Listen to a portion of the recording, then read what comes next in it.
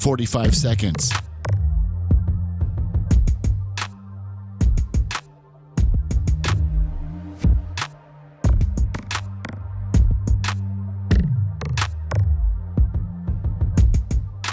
Seconds.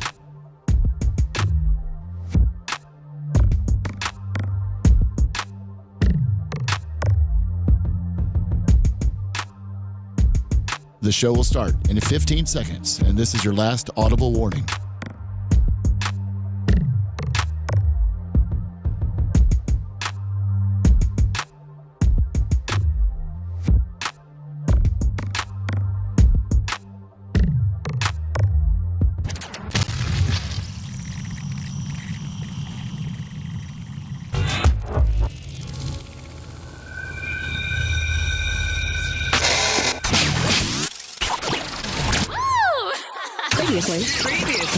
Previously on the Bubba the Love Sponge show. Didn't he pay a ton of money to get it scrubbed from the internet or something? Yes, yeah. And so what's the story here? It's pretty much the mom was coming out saying that she was kind of clearing that who did it and what happened and how it got leaked, because a lot of people thought that the sex tape got leaked by the ex-girlfriend. So she was kind of clearing. Oh, imagine that. A sex tape gets stolen and leaked, but the person that, is part of the sex tape didn't do it. It's a spicy story. Wow. You're listening to the Bubba the Love Sponge show. Broadcast rights for the Bubba the Love Sponge show have been granted to this station by the Bubba Radio Network and is intended solely for the enjoyment of our listening audience. Any rebroadcast, retransmission, or other use of this production without the express written consent of the Bubba Radio Network is prohibited.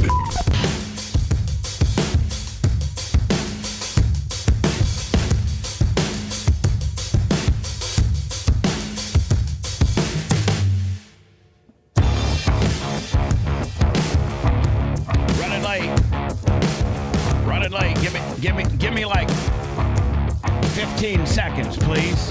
Thank you very much. Hold on. Stand by. Gene Lasker's in the house today, ladies and gentlemen. Good morning. And see, not trying to be a dick or nothing, Gene, but just gonna like if I was at the powder coating shop and I did something. I didn't speak into the microphone better. No. I'm just gonna let me. Do you know the correction I'm gonna make? You may not know. You may not know the. I said something during the music. No, not that either. What was it? See, due to the fact that this show is watched, almost as many people watch it live as to watch it later in the day. It may not be morning for them, so you're instantaneously. I don't care about them. No, well, their mornings, afternoons. Just watch it. Shut up. No, but you need to. Not say good morning. You just see you like someone I say Gene Lasker, like, yo, what's up? Glad to be here. Glad you're getting to see me. I love this place. I love this place. New place is clean. Garage is shaping up. Really like this place. Man, I almost farted Yeah, no. So I cut it off fast. I went to do a problem because it could be solid. You know how. Listen, that won't be our problem. Oh, yes, it would, because I'd have to go over to the house. And we'd be over here in the microphones laughing. And, probably during, I have to go to immediately do commercial and then try to take a 5-minute shower, like a 1-minute shower to wipe the poop off, and put new underwear on and new basketball shorts. So I went to squeeze one out, and then you know how you can tell, isn't it amazing how sensitive and how accurate your butthole is? Yes. You wouldn't, it's like Gene, it's like an oil pressure gauge. It's accurate. You look at your oil pressure gauge. If you're running 60, you're great. If you're running 10, we got problems, right? Yeah. So, and it's very accurate. Oil pressure or a water temp gauge or, a voltage meter. That's what if you have a car that's got a performance car, that you're always looking at that stuff. So what are you saying? You've played with yours so much your bolt gets loose sometimes? I've not played with it so much, but my butthole is so. My butthole has artificial intelligence on it, and it's so. I got like a Chat GPT butthole. So when I go to let a fart out, if it's gonna be just air, a fart, then my butthole lets it go through. But if it's gonna be maybe potentially solid, my butthole, instantaneously recognizes that and cuts it off. And sometimes you don't cut it off. You take the chance and you end up, paying for it. And then you got to cut it off quick. Yeah, I did. I went to kind of squeeze it out right before I opened the microphone up, and it felt. People are drinking their coffee at this moment. It felt solid. So I'm like, man, cut it off. Abort the fart immediately. Does that mean during the break you got to go to the bathroom? No, I'm gonna try to hold it in. Ooh. I'm gonna try to hold it in. But I didn't take my morning. Usually I'm on a little bit of a schedule, although I'm a little bit, not commuting in anymore. And how long was when did I officially move out of living upstairs? Ooh. I think Christmas. Officially a little before Christmas. So I've been driving in from this place for about 4 months. Yeah. Yeah. It was exactly 29 minutes from here. And I used to leave here at 4:10 in the morning, and I'd get there about 4:40. And so now I'm getting an extra hour of sleep. My alarm used to be at 3, now it's at 4, which is cool.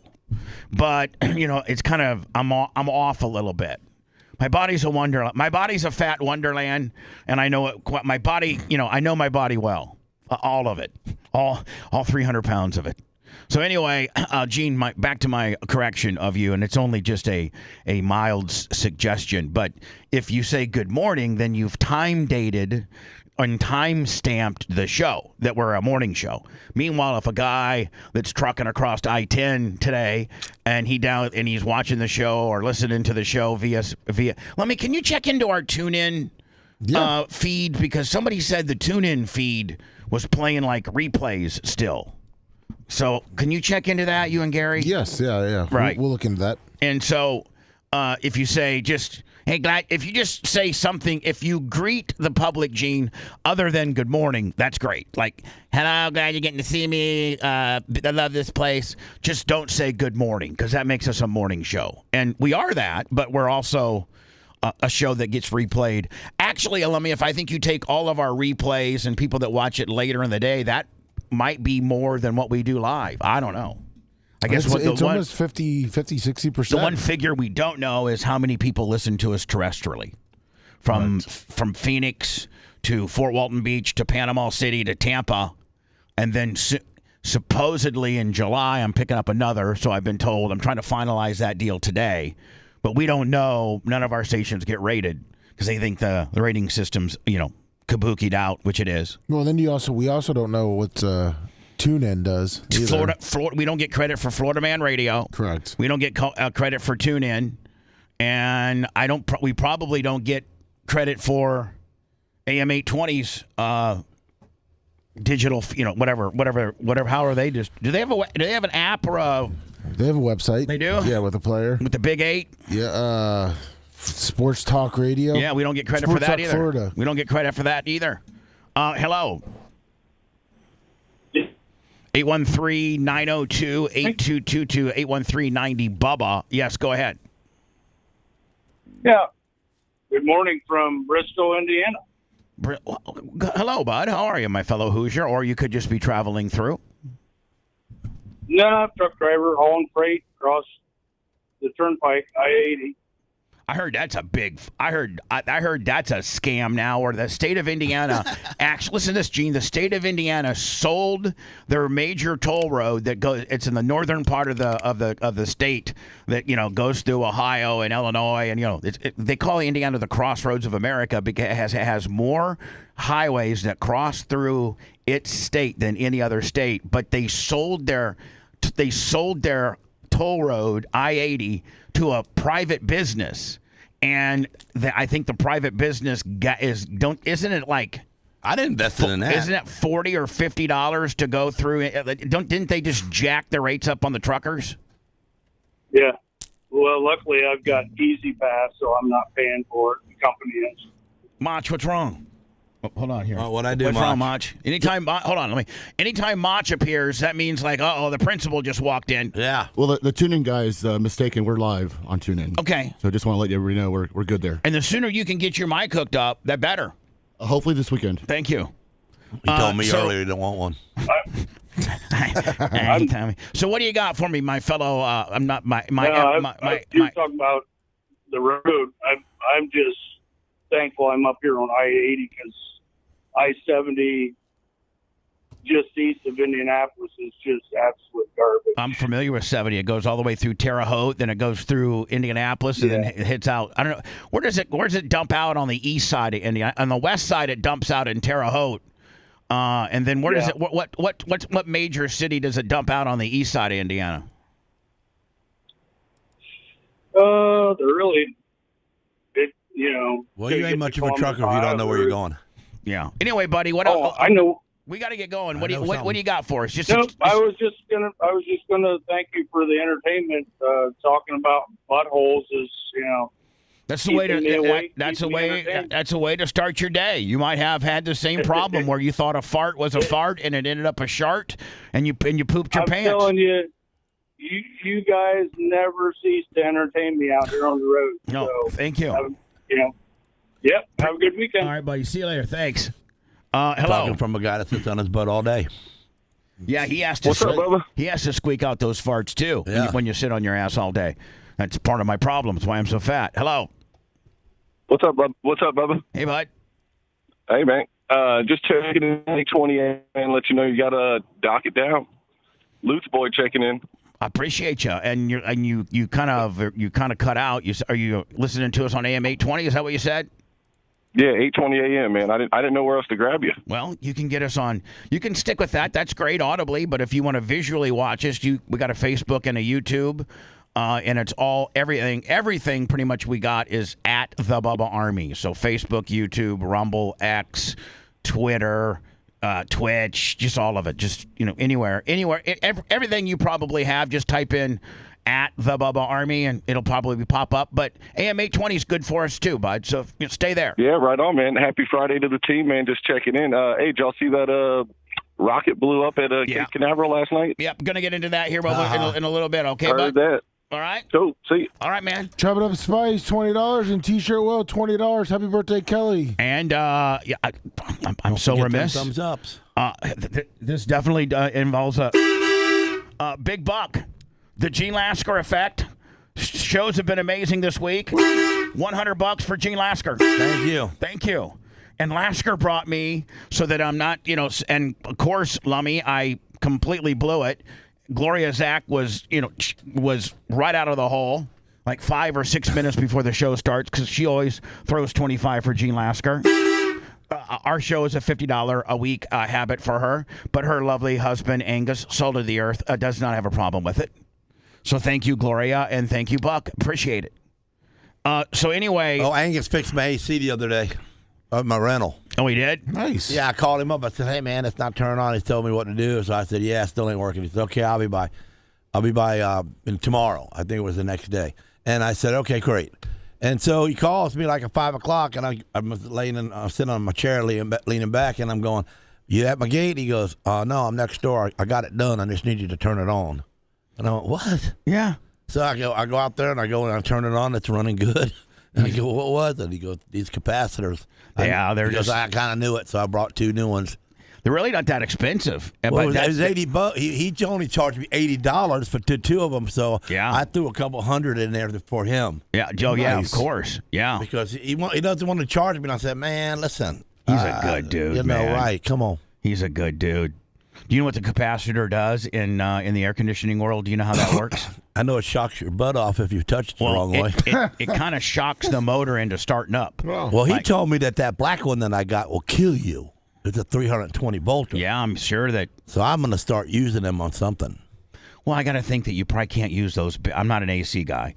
Maybe Creatine can text me or Angus or somebody, or any. You got to be able to charge them up, right? Yeah, and just lay them around in the shop. Somebody touches them. I think you can't get like one of those big black ones that maybe throws out 320. I don't think you can put that on a home jobby. I think that might be for a bigger unit. You can't put that like on a. I don't think you can put that on a smaller unit. Yeah, I got a big unit evidently on the house because I had one there. That'd be like putting a 1150 Holly double pump on top of a 283. Yeah, there you go. You just can't take the fuel. So Yeah, look, but he was showing me how the new capacitors have a top on it, so you can't touch it. Yeah, well, I'd hate to have Sarah call me. Listen, we lost Gene yesterday. What do you mean? He was loading capacitors. Was he doing a wheelie down himself. Del Mabry? And no. Did he get in a shootout? No. Did he? Was he outlawing? No. He was fixing the AC and touched the 320 Willie, and now he's dead. I don't fix nothing that's got electricity. I stay away from it. Burn him down like the Wild Witch from the Wizard of Oz. He's a pile of flesh. Yeah. Here's one thing: I don't screw with electricity. No, me neither. No way. I mean, I'll work on some plumbing if I need to, or I'll fix the switch or fix the socket if it broke something like that. I will not. Plumbing and everything else doesn't kill you. No, electricity will. Get a little poop on you. I'll shut that breaker off myself. Yeah, that's what you think. Right. That's what you think. That's what you think that you shut. That's you got a test light, bro. You stick them in a hole. Probably every weekend warrior that has died from electricity thought they shut the breaker off. I think what you got to do is shut the main one off. And kill everything. That big one. Right. Not just the breaker going to where you think you're fixing. That's if your box is not marked and you're sitting having a test, Yeah, but I still want to try that. Man, I mean, okay, I'm sorry that I got to reset my clocks and everything in the house. I'm fine with that. But you got to take that real big one up top and just put it right down to off, and everything. And sorry, the whole family is going to be without air for about 10 minutes while I mess around with whatever socket you're dealing with. Yeah, because the socket could burn your house down. Yeah, I know. Well, you could also burn yourself down too if you thought you just turned that breaker off and you didn't because it's mislabeled or whatever, and you get into that socket. I don't know if 110 can kill you. I bet it can. Can 110 kill you? If you hold on to it long enough. Hold on to it long enough. Yeah. Sometimes you might have a weak valve or something just going on in your body, and it'll shut you down. Right. So let me. Did you see where a couple different news sources picked up the Brooke Hogan call? Yeah.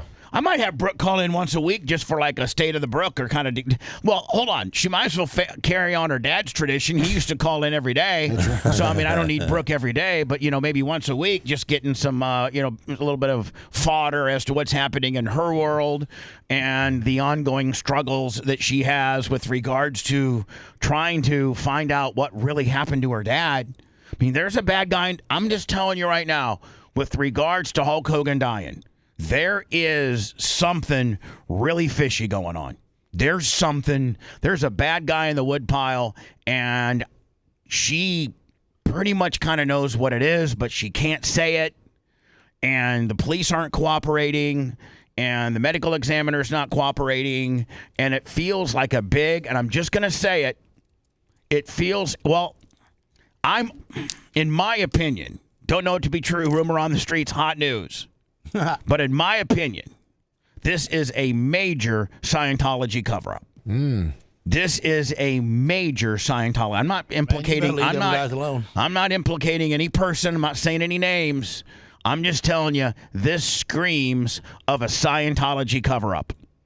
It's my opinion that he got introduced into Scientology. Maybe he got a little too deep into it. Why would they kill him, though? Because the simple fact, now you can't give him no more money. Well, here's the deal. I don't think he was giving him any money. There's a lot of, like, Tom Cruise and John Travolta and stuff that... He was doing their girl.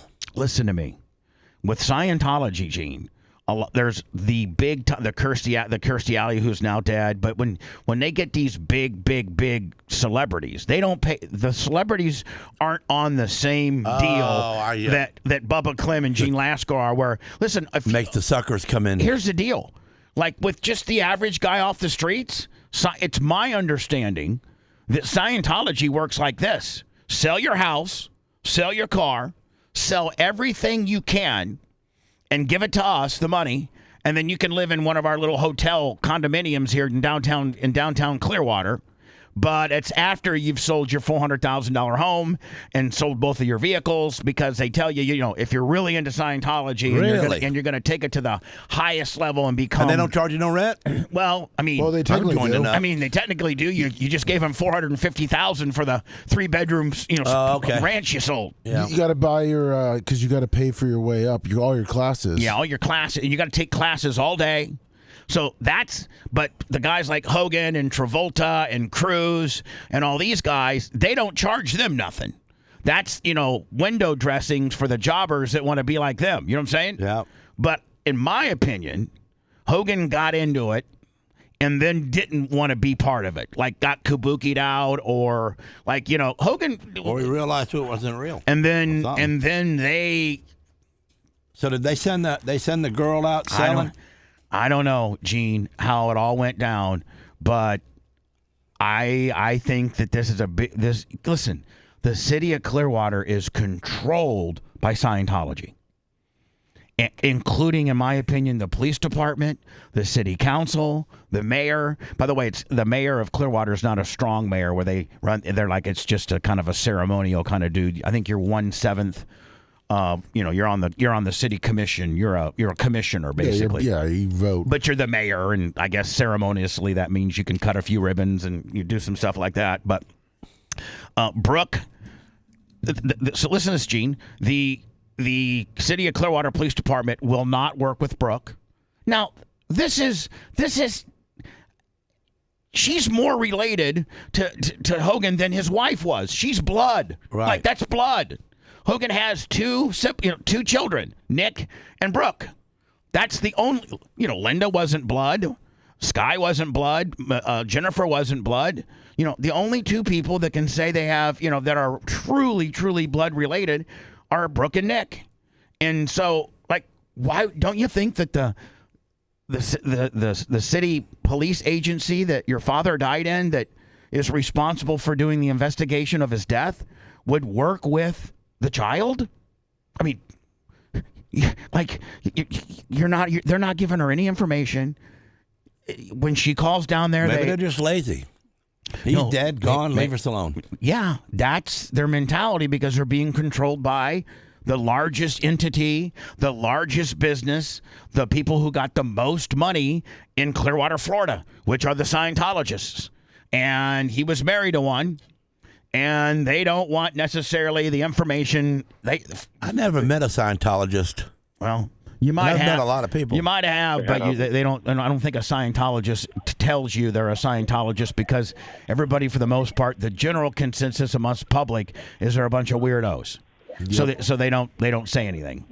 But they're not very social, Gene. They stick in their own little stupid circles. Wow. And chances are you've not met one in your various motorcycle, sprint car, and powder coat. And Gene, you might have done work for them, and you don't even know. I've done a lot of work in Clearwater. Yep. Do a lot for the Parks Division, yeah, too. well, then you might have. Hello, You're on the air. Go ahead, quickly. So, hey, man, I just want to let you guys know that the capacitors that you guys are messing with, it doesn't matter if you flip the switch off. That shit will still. Watch your language. You can't say. We know that's what a capacitor does. It holds the juice. Don't say. Don't. Yeah, man. Don't say the S word. God. You had to kill him? Yeah, because he wouldn't even listen to me. I'm like, don't say the S word. Yeah, he was a Scientologist. He was fixing to tell us all about it. I'm done with the capacitor talk. Okay. So anyway, on AOL on their front page or late last night that Brooke Hogan claims key person in Hulk Hogan's death has disappeared. And then the thing I like about this is they actually put a link appearing on the Bubba the Love Sponge show alongside attorney Jay. Brooke discussed ongoing frustrations about Hogan's autopsy death certificate, estate matters, and the handling of information following his July 2025 passing at the age 71. And then let me with a link to the actual... The short. Yeah, the short. No, I think this is the long form. Oh, yeah, sorry. Yeah, this is just a segment. Yeah, that's already gotten 10,000 views. There's a Gary Cantrell. Man, look at Gene. Look how good Gary's AI is. Look at that. There's a Gary Cantrell. Man, look at Gene. Look how good Gary's AI is. Jesus, God Almighty. Here we go. The 10th degree. If it's so on the up and up, and shut me up. Look at the story that he builds, Gene. Like Gary has gotten so good. Damn you, Gary. I love you, buddy. Picked out a nice looking nurse.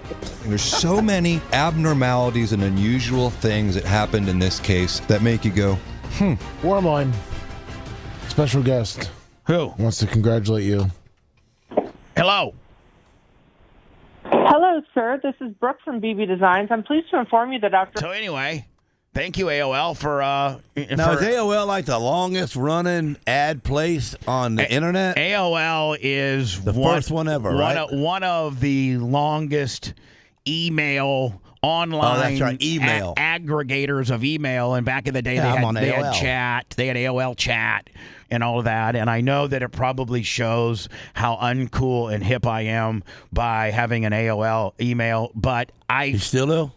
Yeah, I still do. All right. Vincent Calvino, $25. Now, I've been told, and it might be just somebody that told me what I wanted to hear to make me feel better about myself, but I'll take the criticism. I've been told that it's kind of now people having an AOL account is kind of like it's old school and it's kind of cool. Yeah, it's like having a 57 Chevy. Yeah, well, I mean, that's cool in some circles and stupid in the other. Can you set me straight? Is AOL just do I look like, a boomer and I'm stupid when I got AOL? I feel as if it kind of does. Well, we're not going to get away from that, either one of us. For some people, yeah, I would say yes, because you can technically still get an AOL email. You can? You can? Yeah. Oh, that's okay. So it's not like if they had closed it and it's no longer available, then it would maybe be a thing. But, you can go and sign up for Johnny Hollywood, at AOL.com right now. Yes. Okay. So at that point, I think you pretty much answered my question. It makes me look stupid. But I mean, it's cool. No, it's not. It's not cool. What's the difference if you get an email one way or another? Yeah. What's the difference? Well, AOL, Yahoo, what's the matter? Listen, people are real judgy nowadays. They are. They are. They're like, only because we can read it. Well, I mean, people are real judgy. Yeah. They really, really are. So listen, I got something that I have to address, and I've been with Bank of America since they were Barnett Bank. I mean, I've been with Bank of America for the longest time. I had like a personal banker. Her name was Michelle Bain. I think she was like a senior vice president, ended up going like super. She just retired a couple years ago. But if I ever had any type of banking issue, or when I got my jumbo loan for my big house, she walked me through. Like when I had a HELOC, a home line of credit, a home equity line of credit, on my big house, she did it. Like, she was my banker, Michelle Bain. Fabrizi turned me on to her. I dealt with her too. Yeah, you did. She's great. I mean, and if you had any problem, or like they charged you, like, let's say you had a returned check and you had the money in there, but the check hadn't cleared yet, and they nicked you for like $35. I'd get a hold of Michelle. She'd reverse it, and it's so good to have a person at the bank that you have a relationship with, that you can either call or that you can email, because sometimes you got some banking issues, and it sucks to have to go through the voice, like to go online and go to the Bank of America app. And so I don't have Michelle anymore. She retired. But thank God, I called Tom Bean up. He's like, listen, I got a girl named Sarah.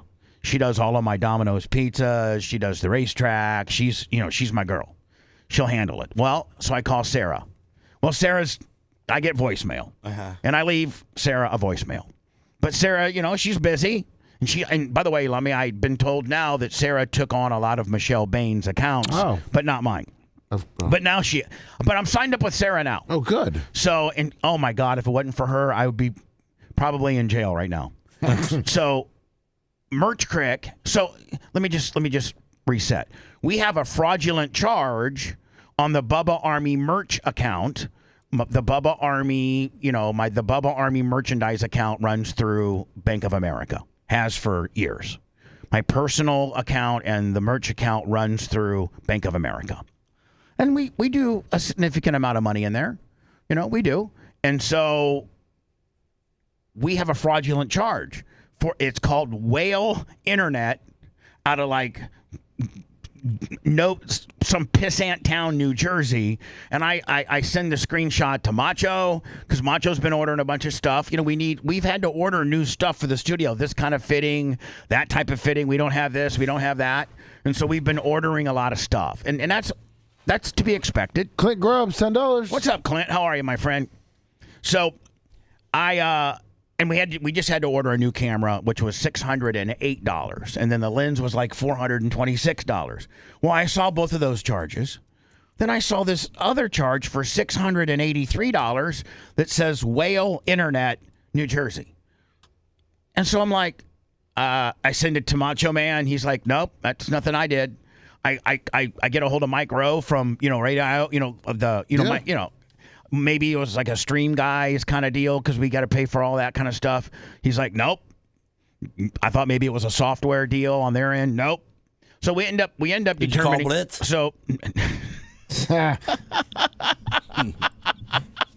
Just saying. He might be trying to do something on the backside. Oh, you know what? I'm going to pick up this story. Yeah. I'm going to pick up this story. So I'm going to really be on time today. And I think I'm going to go long on this particular story. So I had a Bank of America. I mean, the poor Merch Crick. So she goes down to the West Shore Bank of America branch with the card. She has the physical card. I'm here. Because I had to do a couple. Remember, I did a couple break it down Bubbas. Yes. And then also the Merch Crick met a person at the studio, the old studios yesterday, that bought half of the dime bag Daryl amps. Oh, good. And I sold another piece of gym equipment. They're on they were both listed on my marketplace. So she has to meet down there the people to pick up this stuff. So while I got these fraudulent charges, she's like, listen, I'm in the West Shore area. I can just stop down to the Bank of America West Shore branch and tell them, here's the card. And there's a fraudulent account. There's a fraudulent charge on this account. She has a screenshot of that. And can you, one, turn this card off, maybe issue a new card or start the process of getting a new card? And two, can you look into this fraudulent, charge? And man, wait till you hear what happened. I'll get into it next. Deliciously disgusting. You're absolutely right. This is the Bubba the Love Sponge Show.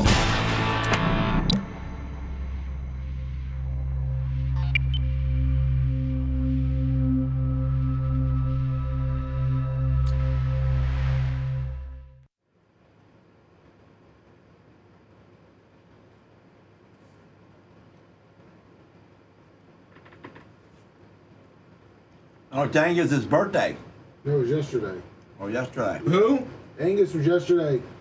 Happy birthday, Angus. Globa, give your husband some oral tonight. Please. That was yesterday. His birthday was yesterday. Well, give him 2 days of oral. Today, too. And Kelly from T-Shirt Will's birthday today. Kelly, thank you. Give your husband another threesome like you always do. Oh, wow. She gives him a what? They do threesomes. Oh. Oh, wow. How do you know? I don't. I bet they always bring this one chick with them. Oh.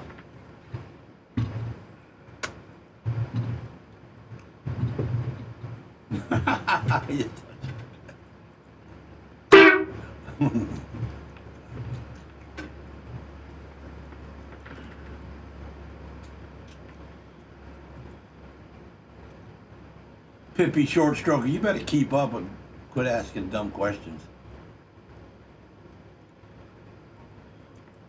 Chat gonna beat you alive.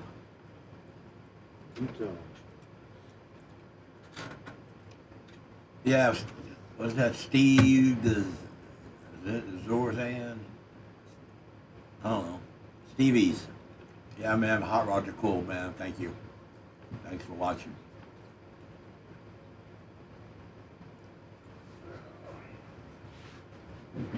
Snook Slayer, good morning.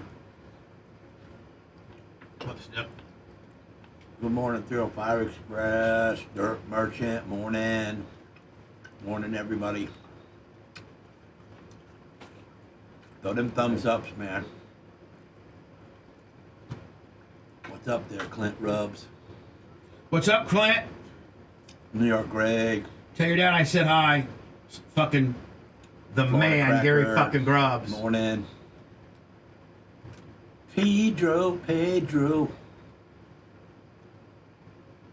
What is that? Piggy McGillicuddy? Oh, Iggy McGillicuddy.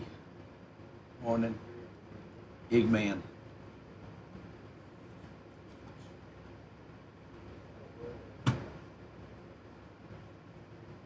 Mike from Mass.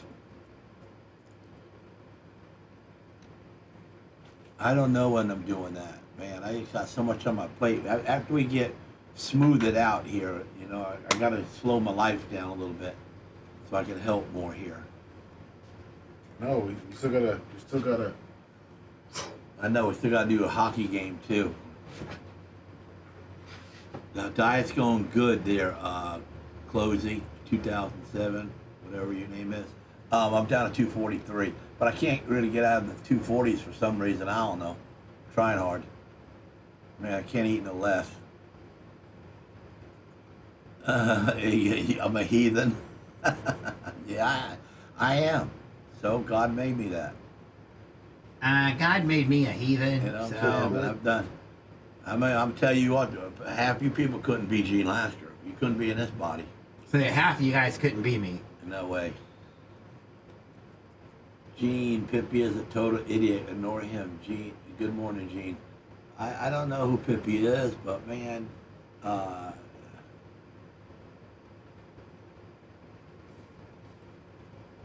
are you so hard on him there, Grouper Lips?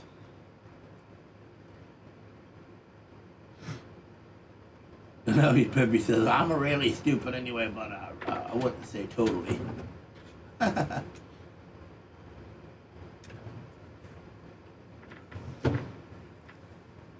So Biggie, Jason.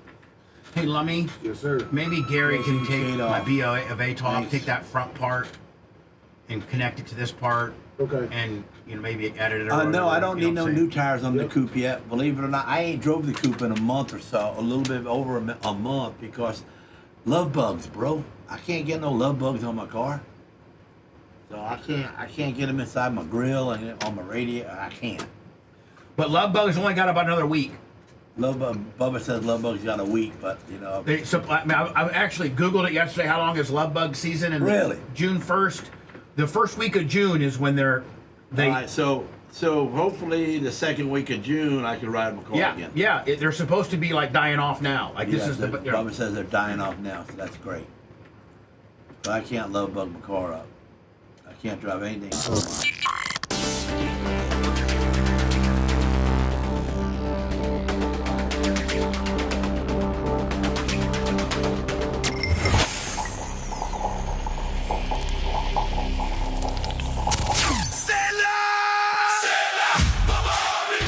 Semi-Auto Glass is a family-owned business ran by the brothers Michael and Travis Hatscombe with over 40 years of combined family experience in the auto glass industry. They bring a wealth of knowledge to every job, whether it's semis, whether it's heavy equipment, or whether it's your fleet. Semi-Auto Glass meets all of your auto and truck glass needs. Windshield, back glass, door glass, and automatic window repair. So easy to get a hold of. 813-245-1936 or semiautoglass.com. Let's get down to business.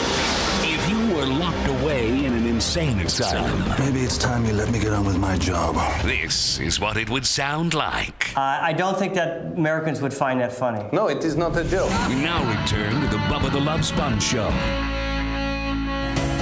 Speaking of semi-auto glass, came out here to the Klim compound yesterday. Completely took care of Macho Man's Hummer, who had a big-ass rock, some dump truck Macho Man's got a Mustang and a Hummer? Well, yes. Damn. He's probably, he's a bad dude. Slinging kilos on the backside, Hard telling where Macho Man gets his millions, but he's got a lot of money. He got a trust fund, baby? He's a trust fund baby. Speaking of trust fund babies, Christopher O'Leary, $100. Thanks. Johnny K, the steel slinging outlaw, Valparaiso, Indiana, fellow Hoosier, really good friend of mine. I'll be seeing him on my August trip. $150 for Gene Lasker. Boom. That's great. Man, I'm gonna tell you something. Yeah, how about it?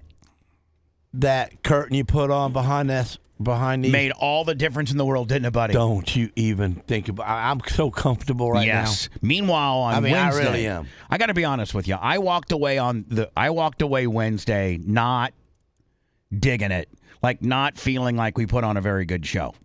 And just like... we put on a good show, but we looked funny all gangstered up and sitting in a ball trying to stay warm. You may have thought we put on a good show, but I'm the coach and the point guard and the general manager and the owner of this whole team, and I just felt as if I was so miserable with the air conditioning. Yeah. I was so miserable. I was my arms on the counter because the counter is so cold. I was so miserable. And I like, well, go get a sweatshirt. Well, then I would have been too hot. We know exactly. Like I think right now it's dialed in perfect. It is. and I know the numbers, and so until we get our tempered glass exactly in a week. So the way we engineered the air conditioning in the new studios here is we put a 3-ton in here with us, and then we put 2.5 tons, 2 different mini split units. I had 2 from the old studios that I can move. Now I can't move because I had installed those, so I can take those as a tenant, but I can't take the big, you can't take the main kind of. I couldn't take the real air conditioning, but if you put a mini split in, you can take those out. And thank God for Creatine Travis.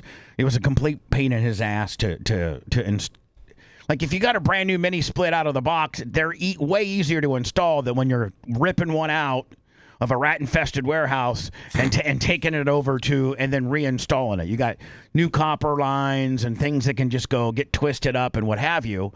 But we put 2 units back in Macho's area. One, it really only needs 1, but the rack, the equipment rack that you see behind Gene, it's got to stay cool. And I mean, there's so many, backup battery. There's so much heat generated from that rack from all the equipment it takes to, we're not just some radio show that zooms our feed to YouTube in a very primitive and horrible. Macho will even tell you we are a full-blown radio station. We're a full-blown radio station along with a full-blown content creator. And we have to have barracks and stream guys, and we have to have a lot of equipment to be able to. Most people are just in either the radio lane or the content lane, but we're in both lanes. So it requires us to have a lot of equipment. We got old school punch boards. We just got, we got a lot of stuff. So I'm like, listen, Macho's in the old studios, the Nassau Street studios. Macho was always hot. The engineering was under-aired. And I'm like, I'm going to put more air than we need in engineering, including a backup unit. So the mini split unit that we had in the old engineering, that would have been enough for back there. And that's what's running most of the time. But then we have, I lived upstairs, and I had a 1-ton mini split put in my bedroom that could get my bed. And same thing that I do here. I can get my bedroom down to 58 degrees at night. When you're a fat ass like me, you got to sleep in cold weather. Gene, everybody's got their number. Where do you sleep at? 72. That's where you're at? Wow. Yeah. Oh, my God. That's a little hot. No kidding. What are you at, Lum? 68. Yeah. Really? Yeah. You're wearing at it. You know what, Lummy? You might want to consider getting a mini split for you and Ashley's bedroom. It'd be easier on your unit, on your whole home unit. Because See, I got 1.5 tons just for my bedroom. Oh, I see. Okay. You got to split that. Yeah. Yeah. Well, I got a 5-ton on the one side of the house, and then a 1.5 Willie for just because my bedroom is 24 by 40. Yeah, I had my own unit in my Tierra Verde place too. I had a 2-ton for my bedroom. I had 6 air conditioners in that place. 6. So anyway, we get that we turn both units on. I keep one unit running all the time in the engineering. I turn this one as soon as the show's off. I turn the one in the studio off. Doesn't need to be running. And then I turn we'll call in engineering we have A and B. I turn B off and I just let A run, and that blows right into the rack, and that's enough to keep the rack at 74 degrees. But during the show, I turn them both on back there. So they're both running wide open, and it was shooting through the rack and coming into here because we don't have the glass up yet. Right under my seat. And so Wednesday, I was miserable. Balls were crazy. I don't think I was in the right mindset to even. I was in a bad mood. I was cold. I'm frustrated of this whole glass situation. Nothing against Nick, the gun guy, but let me that's the last kind of. That's what you get for going with a gun guy on glass. Go with a glass guy on guns. That'd be like you going with a powder coating guy when you wanted to do landscaping work. That's right. Right? Exactly. Like when you want Gene Lasher to come do plumbing. Well, tell me something. All of this light, all this equipment, does this stay on 24/7? Yes. No way. That rack. We got our 24/7 stream on Bubba Army HQ. Bubba. So all that's got to run. Bubba Army HQ. We got a few thousand. We got a couple thousand people at any time listening to BubbaArmyHQ.com. So we're running nonstop, 24 hours a day, 7 days a week, 365, just like Cracker Barrel. So you don't need a night light in here. When you shut all the lights out, you got plenty of lights. But the red Bubba Army neons, they stay on all the time. Right. And then all the TVs come off. Our overhead lighting comes off. And all the it looks kind of cool at night, but everything gets turned off. And then just that one Unit A in engineering, it stays on and it keeps the rack cool. Lummy, that or above your head right there, that piece of tape, is that supposed to be there, or are you going to take that down someday? I didn't even know that, Gene. What? You didn't see it? It's right above your head. There's some painter's tape. Oh. Yeah. Damn, Lummy, you're tall as hell. Look at Lummy. I think actually, Lummy. Did you see that? Yeah, he's the only guy that can touch the ceiling. He touched the ceiling. Well, you can slam a basketball like nobody's business. Not anymore. He used to be. Old. Yeah, I'm he old. used to be. So anyway, Can't jump. Wednesday was. We were freezing. And I was in a bad mood. I don't think I was a very good host that day. And after the show, I was driving back with Gene as he dropped me off to my buddy Terry from Preferred Automotive. And you know what, Gene? That was kind of nice. You and I hanging out, driving somewhere we haven't done that in a while. I know you wouldn't shut up. What do you mean I wouldn't shut up? You usually don't talk after you get off the radio for a long time. You just kept talking the whole time. You kept me from calling Sarah, remember? Because I had somebody I wanted to talk to. most of the time, most of the time I'm talked out. I could off the air. We could talk about stuff we talk about. Yeah. We talked about Stevie Williams a little bit. Talked about Wayne Hammond, Brandon Ford. Yeah. Talked about Sprint Car. Talked about Tyler. Yeah. Talked to how we just caught up on some stuff. That was very cool. It was super cool. On our way driving, Sarah calls. She goes, yeah. I can't even. I guess Gene's ritual is as soon as he gets off the phone, he calls his wife. That minute. By the time. As soon as I hit the truck, I hit her number. It used to be the gate be opening up, he'd be dialing up Sarah. Yeah. So we get damn near halfway to the shop, and all of a sudden the phone rings, and it's on the intercom, and Gene goes, "What's that, baby?" She goes, "I can't even get a phone call after the show." And he goes, Bubba's over here blabbing. And I forgot all about it. And I'm like, "Oh, Sarah, I'm so sorry." She's like, "It's okay." And then Sarah and I had a good conversation. Yeah. Oh, nice. So anyway, I was reflecting on Wednesday's show, and I was like, "Man, I don't think we did a very good show." And it was because everything's so integral. It's almost like a football play, Lummy. Every football play is designed to score a touchdown if all 11 guys do their job. But as soon as one guy misses a block, then it's a domino effect, and the play either doesn't go very far or gets, whatever. But, if all 11 guys block their guy and do their job, every play is designed to score a touchdown. Well, there's a lot of contributing factors as to whether we put on a good show. A lot of it is my mindset, the mindset that I'm in. And if I'm miserable and mad, I think that affects my ability to potentially do what I would consider a decent show. Oh, of course. And so we went, let me those step and repeat banners that we have for we use them for BARP to take pictures in front of. We use them for the documentary Video Killed the Radio Star. They're called step and repeats. And they're basically like a big piece, like a big cloth banner that has, two metal legs that hold it straight up. And so I had the idea, hey, we had it upstairs in storage. I'm like, let's go get the step and repeat and put it in back of the rack, but in front of the air conditioners. That will keep the great idea. That it will keep the. It's very. Have you seen how primitive? Your idea? Yeah, it was my idea. Sweet. Idea with an R. And so at first, New York Greg and Bob Cook were like, that's the stupidest idea ever. No, what? Macho Man will validate that it's now taking about 60 to 70% of the air that was coming onto us and keeping it back there. And he's now, because he was miserable. He was sweating. All of his air was going right past him, right past and into us. And the glass will stop all that. But until then, we got a little makeshift step and repeat, and it made all the difference in the world. You ain't lying. So, in just a little piece of cloth. Have you seen the cloth? Like, it's blowing. Oh, yeah. That air conditioning blowing that cloth. Yeah, I got Macho like a little fan to give him some of the air, too. Yeah. So, let me tell you about what happened at Bank of America. So I got a fraudulent charge on my Bubba Army account for $683, and it says Whale, WHLE, Internet. International. Yeah. And so we all look it up, and it comes back like this is a known fraudulent, kind of deal. So Erica had that card in her possession, and she was headed down to the old studio, so she swung by the West Shore Bank of America. Now, that's a lot of Bank of America brick and mortar stores have closed down just because online banking. Gene, quit messing with your knife when I'm telling a story. God, you're like a kid. Put your knife away and pay attention. I did. Jesus. Let me give him a dirty look. Thank you.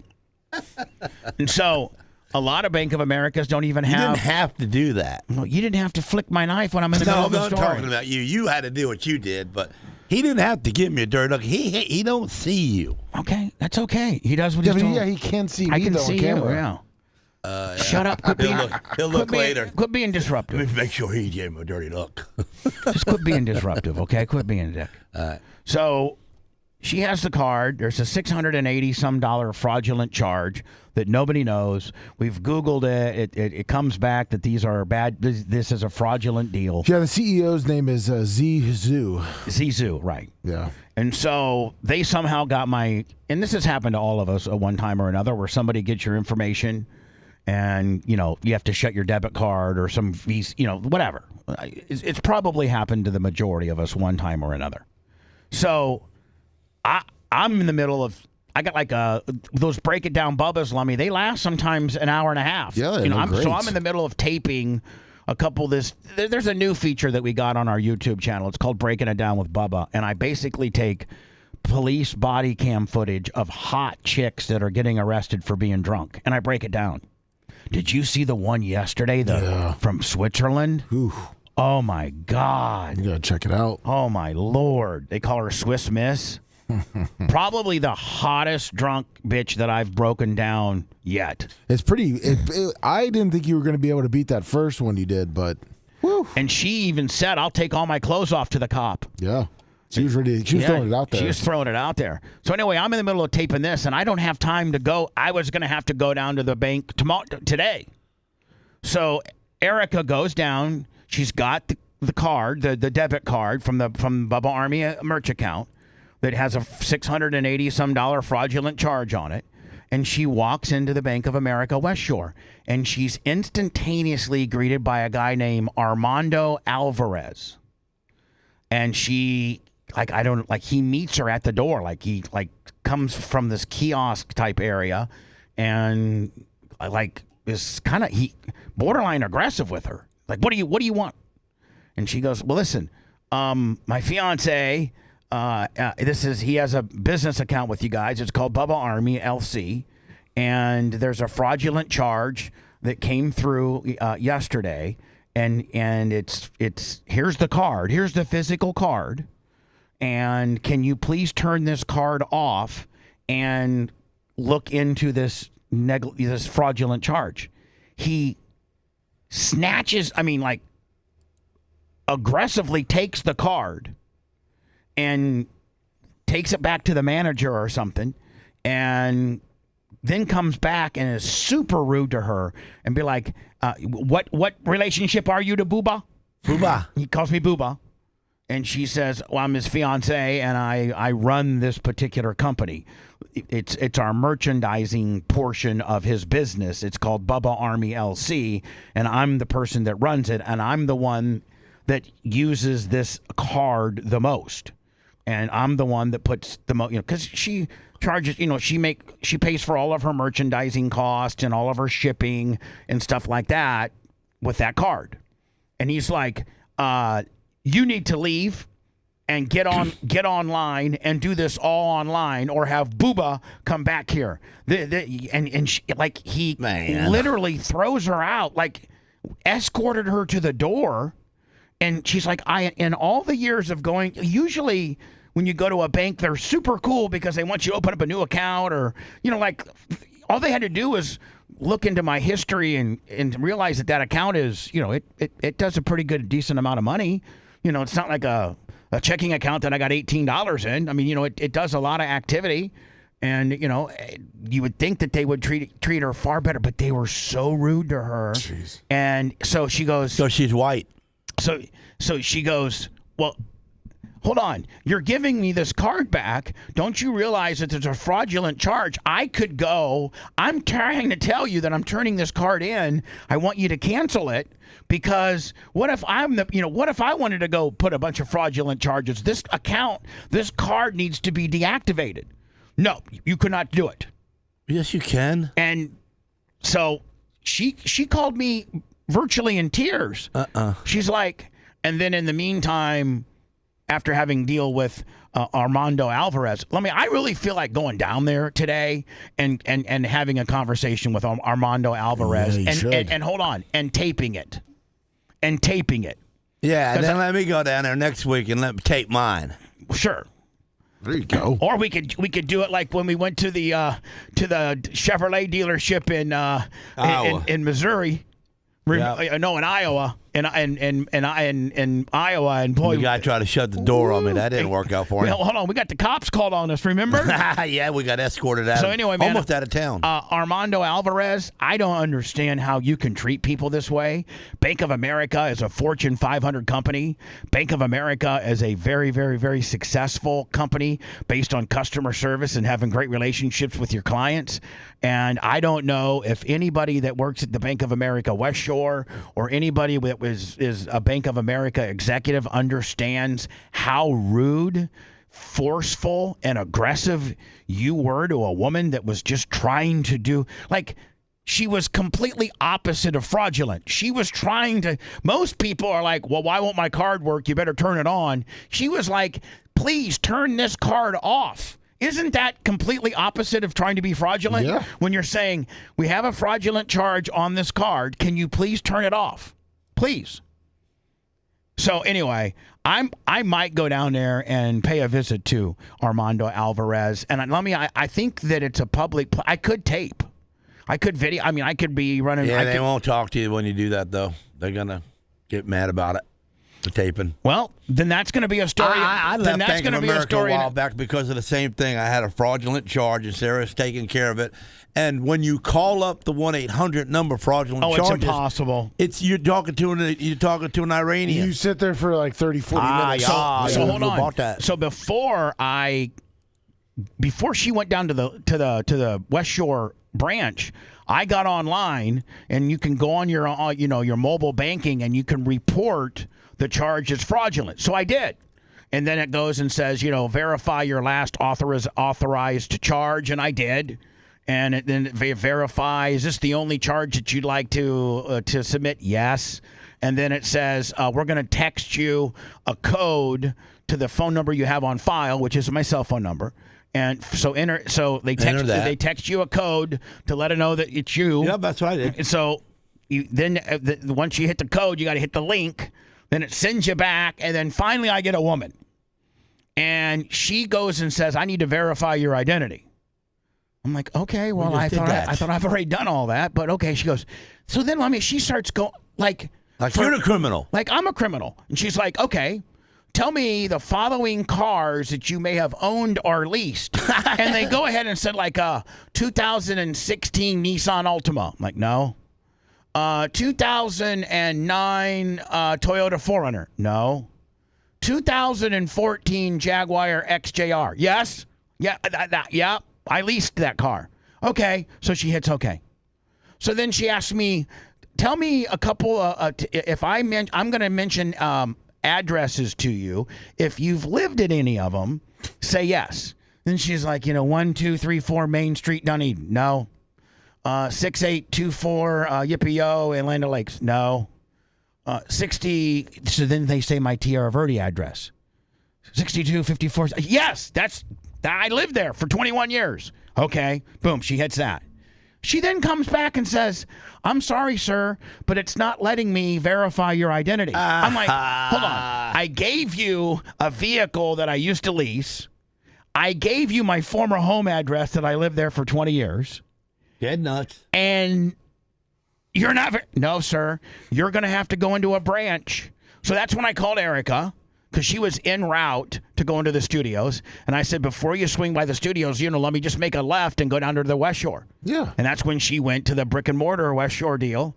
And this Armando Alvarez, listen, I'm coming to see you, Armando Alvarez. Is he about the same size as the Birch Creek? Like I don't know. Tallness? I don't. He's little guy. He's probably a little guy. Very much a heavy. He hates life because all the Puerto Rican girls beat him up. Well, I don't know anything about that at all. Yeah, they're mean. But I'm going down to see Armando Alvarez, and I'm gonna make sure. Oh, but I will tell you this. Sarah, Tom Bean's girl, who I think took over from Michelle Bain, she calls me back because I left a message for her, and she's like, "Listen, send me the screenshot of the fraudulent charge."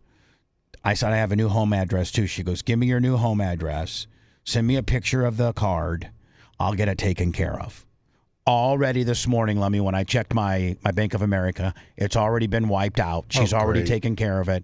And she emailed me about 6:30 last night and said, you will have a new debit card within the next 2 days. Ain't that a shame that you really got to know somebody to get something done? Otherwise, if you're a regular person in the world, you're going to get pooped on. Isn't it a shame that you can't go down to the actual branch, the bank branch that you bank at, and deal with a person that can help you remedy your situation? No, because the lefties done took over and they don't hire white people no more. All right, where's that at, Gene? Where's it at? Let me. I think it's over here. What? Just, White lives matter. The views and opinions made by Gene Lasker are not necessarily those of our advertisers or this radio station. He's hit the rattler. What comes next? We can only guess. The Bubba the Love Sponge Show returns after these words.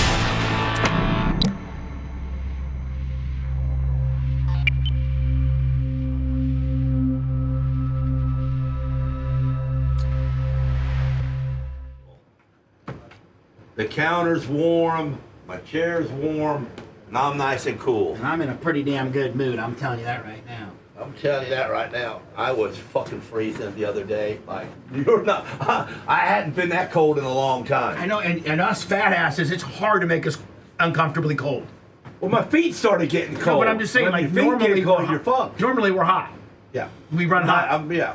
But I couldn't even lay my hands on the counter, bro. I know, I was so fucked up. And then I knew we. And I didn't want to bitch about it, I thought the fucking show was horrible. No, show wasn't horrible. Yeah. Nobody's saying that on chat. I didn't think it was horrible. I just maybe didn't speak up enough because my wife says, you looked like you were miserable. I go, I was miserable. I was freezing my ass off. Well, why did you fix it? I said, well, we couldn't fix it because that's the way, there was no glass yet, so we had to put up it. But I didn't want to complain. Which usually you do. This is the best hangout you've ever had. What's that? Then wait till I get my gym done. I walked in the door and I went, oh, did I go through the wrong door there, Macho Man? And he goes, no. I go, oh, because I forgot that I came through 2 doors. And I said, so we got to bug you every time we come in? He goes, yeah. Yeah, how about it? Yeah.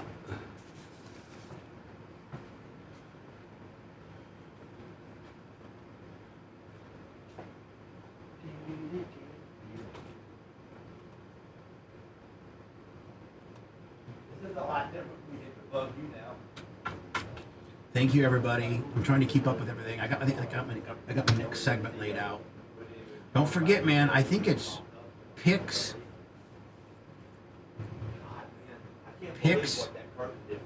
We need pictures. We're getting some new ones, but we need more pictures. So if you got any Bubba Army pictures, can you send them to us?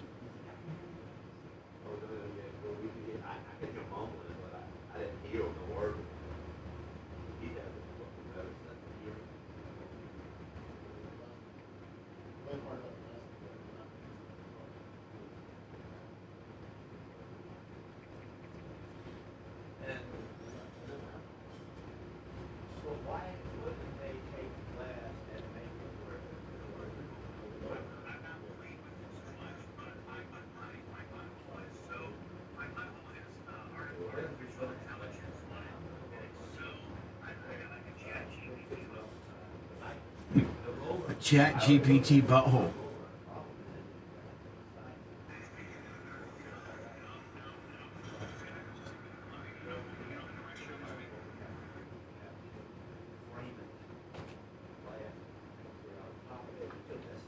Yeah, Jimmy Clevis, I switched to Truist. And I'm gonna probably end up switching. You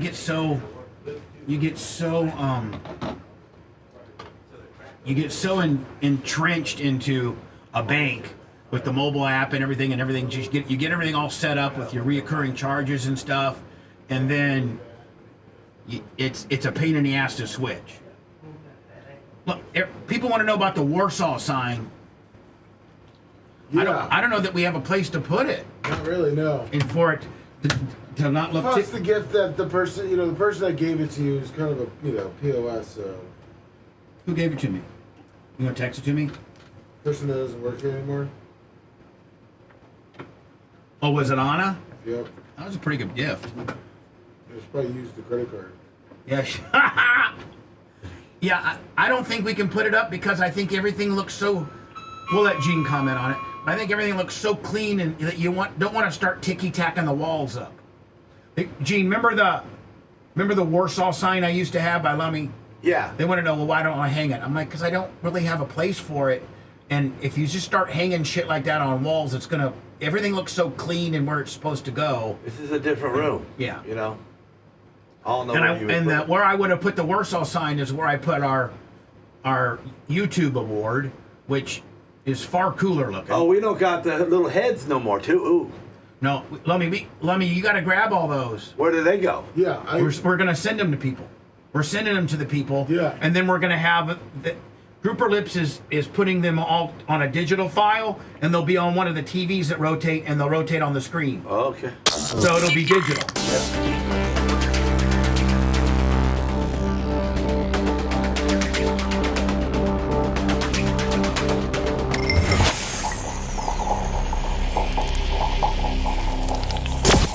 Throw up your rock fist when I drop this. Bubba's back to tell it like it really is. Back to the sponge. Bubba the Love Sponge.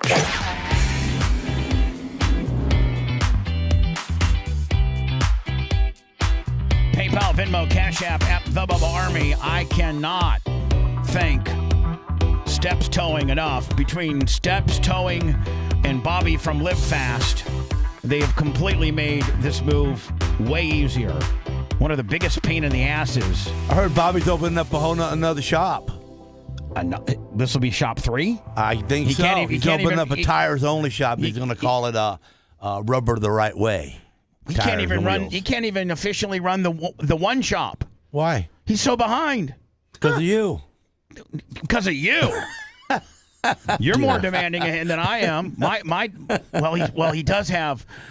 But listen, I've taken care of Bobby. No, and he knows it, and I know it too, and that's cool. And he's still. He didn't give me nothing, but that's cool. I'm going to get on Bobby a little bit now. Bobby's a great guy. Bobby's moving that box today. Okay, he keeps saying that. The rain's been messing him up. I understand. Yeah, but he's moving that today. I need my cream machine. I need my Cadillac Packer. Iggy, I need my $20. Thank you, Iggy. Hold on here. I need my mopeds. I need my. What else has he got? He's got my mopeds. He's got my cream machine. He's got. I gave him the smart car. Yeah. For free. And if you look at those things, are bringing about $5,000. Really? Yeah. I wouldn't give $5,000 for a smart car. Would you, Lummy? No. Yes. Yeah, you would. Yeah, well, I mean, with that one, all the lights on it, and if the I low forgot profile about that. tires. Yeah. Why didn't you give me the damn thing? Because I thought it would be nice to give to Bobby. He's doing a lot of things. So the cream machine. Can Bobby fit in it being 5'7"? I mean, being 6'7"? No, it's really comfortable. He can fit in it. He specifically wanted it. And he goes, just tell me how much. And I was going to charge him like $2,500 for it, but I'm like, I could get $5,000 for it, but I'd rather give it to Bobby because Bobby's doing a lot of things for me, including taking Sumo's old Cadillac and turning it into a Packer car. Now, the last real Packer car I ever had, you gave me. I gave that old LTD. Yep. Which it ran forever, right? Oh, it ran for about 7 years. and it had race tires on it. But that was the last real Packer car I had, and I miss it because, listen, Nothing can pack a racetrack better than the tires that are going to be racing on the surface. It's a dirt track with a 3,500-pound car. It's a dirt track prep thing. Not most people can even understand what I'm saying. But the final stages, the finishing touches to when you're preparing a dirt track is after you get it all graded, then you rolled in. Then you open it back up with the tiller, light little till to open it up. Then you lay water down on it to get water down in the track so you don't rubber up. And then you start packing that loose till wet. The wet, loose till, you start packing it with vehicles. Now, a lot of times I'll take the water truck and I'll fully load it with 4,000 gallons of water. But don't that put ruts in it? Yes. Yeah. It does.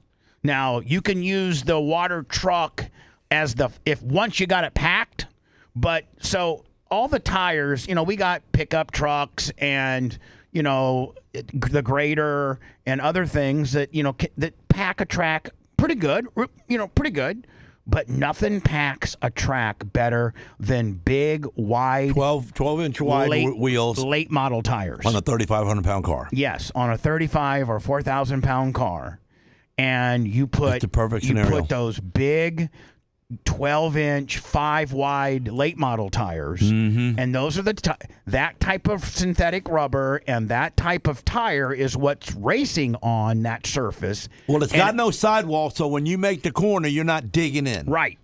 It rolls. It's got a sidewall that flexes and doesn't. So I had Sumo's old Cadillac that still runs, but listen, in order to make a Packer car, you got to cut the wheel wells out.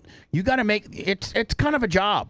Yeah. And Bobby said, he loaded up my Cadillac and said and I gave him 4 brand new tires. No. I gave him 55s and 21s. I said put the 21s on the front because it's front wheel drive and put the 55s on the back. Because I want the tire that's digging Gene to have more grip. Yeah, a little bit softer. Right.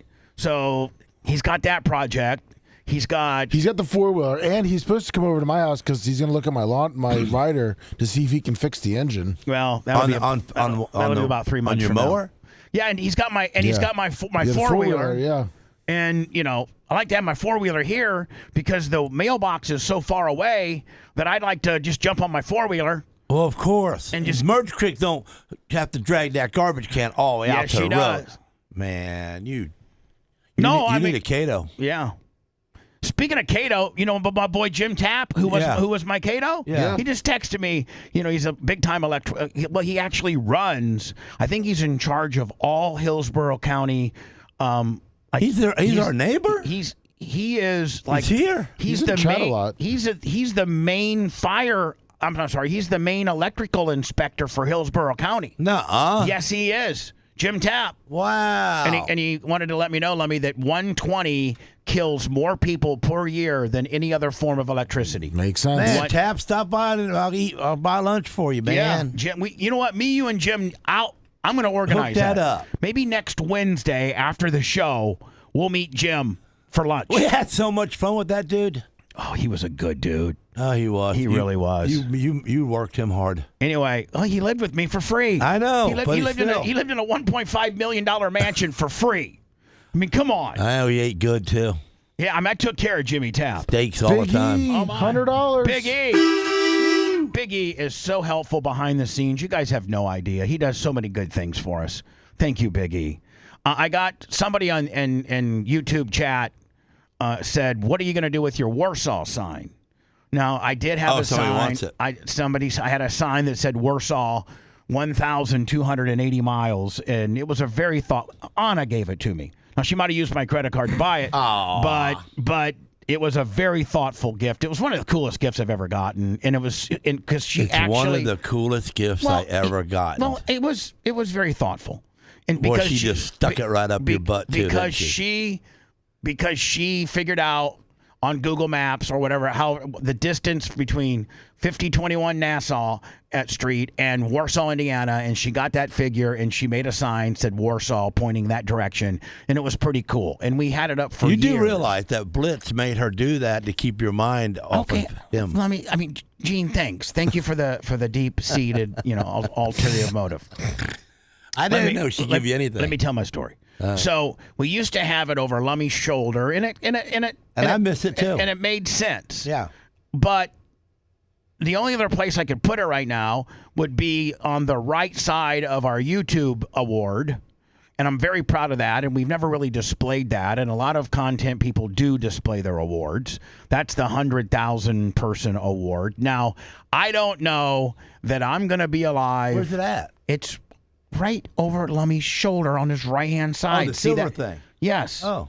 Why don't you go ahead and read it, Gene, so you know what it is? I thought it was a mirror. What's it say? I can't read it from here. Well, let's go over and read it so that you know what it is, because you need to be proud of that as well. And I got to thank each and every person that has contributed and subscribed. It says the Bubba the Love Sponge Airways Armies. You're so stupid. For what? For passing 100,000 subscriptions. You are a YouTube specialist. Yep. So that's kind of a neat award. Do you know? Let me it'd be interesting to Google or maybe Chat GTP, whatever the hell, what's the percentage of YouTube content creators that have passed that get 100,000 subscribers? Probably 10% or less. I don't know. I could be wrong, but I was saying I'm not going to be alive, and the show will not be on the air. It'll be over by the time we hit 1 million. I don't think we'll ever hit 1 million. No, you never know. Now, Gene, now in messing around, you just messed up your microphone. Now it looks like crap. It looks like a limp D. Well, I can't see myself. Hold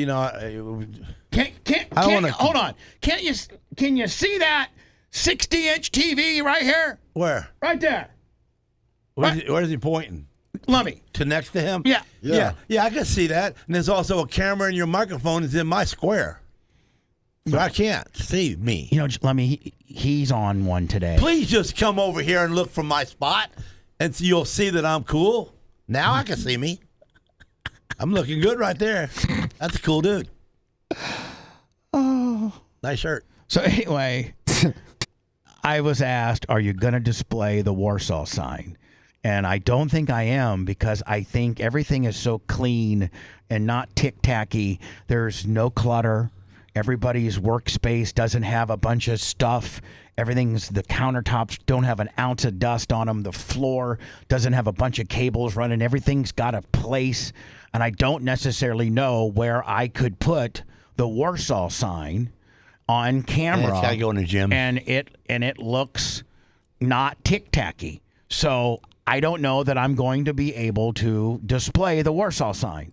I think, Lummy, if I put it, right of lower, right directly underneath the Bubba Army sign, which would, tie right into the YouTube 100,000 sign, I think that would look tick-tacky. Yeah, the color doesn't match. It just doesn't match the studio. Yeah, like that. It ain't going in here. The 100,000 subscriber award that flows nicely into the Bubba Army sign that is just over your right shoulder, that all works. That all is, aesthetically, if you put another little tic-tac Warsaw sign on there, I think it's going to look stupid. So to answer your question, it probably will end up in the gym. So according to this, it says estimates suggest 0.5% of all YouTube channels have reached. What? 0.5%. It's that rare? Yes. Wow. Now, since we've gotten Gary Cantrell dialed in, or since he's dialed us in, we've made some. What was our YouTube before Gary? Like 55 or 60,000?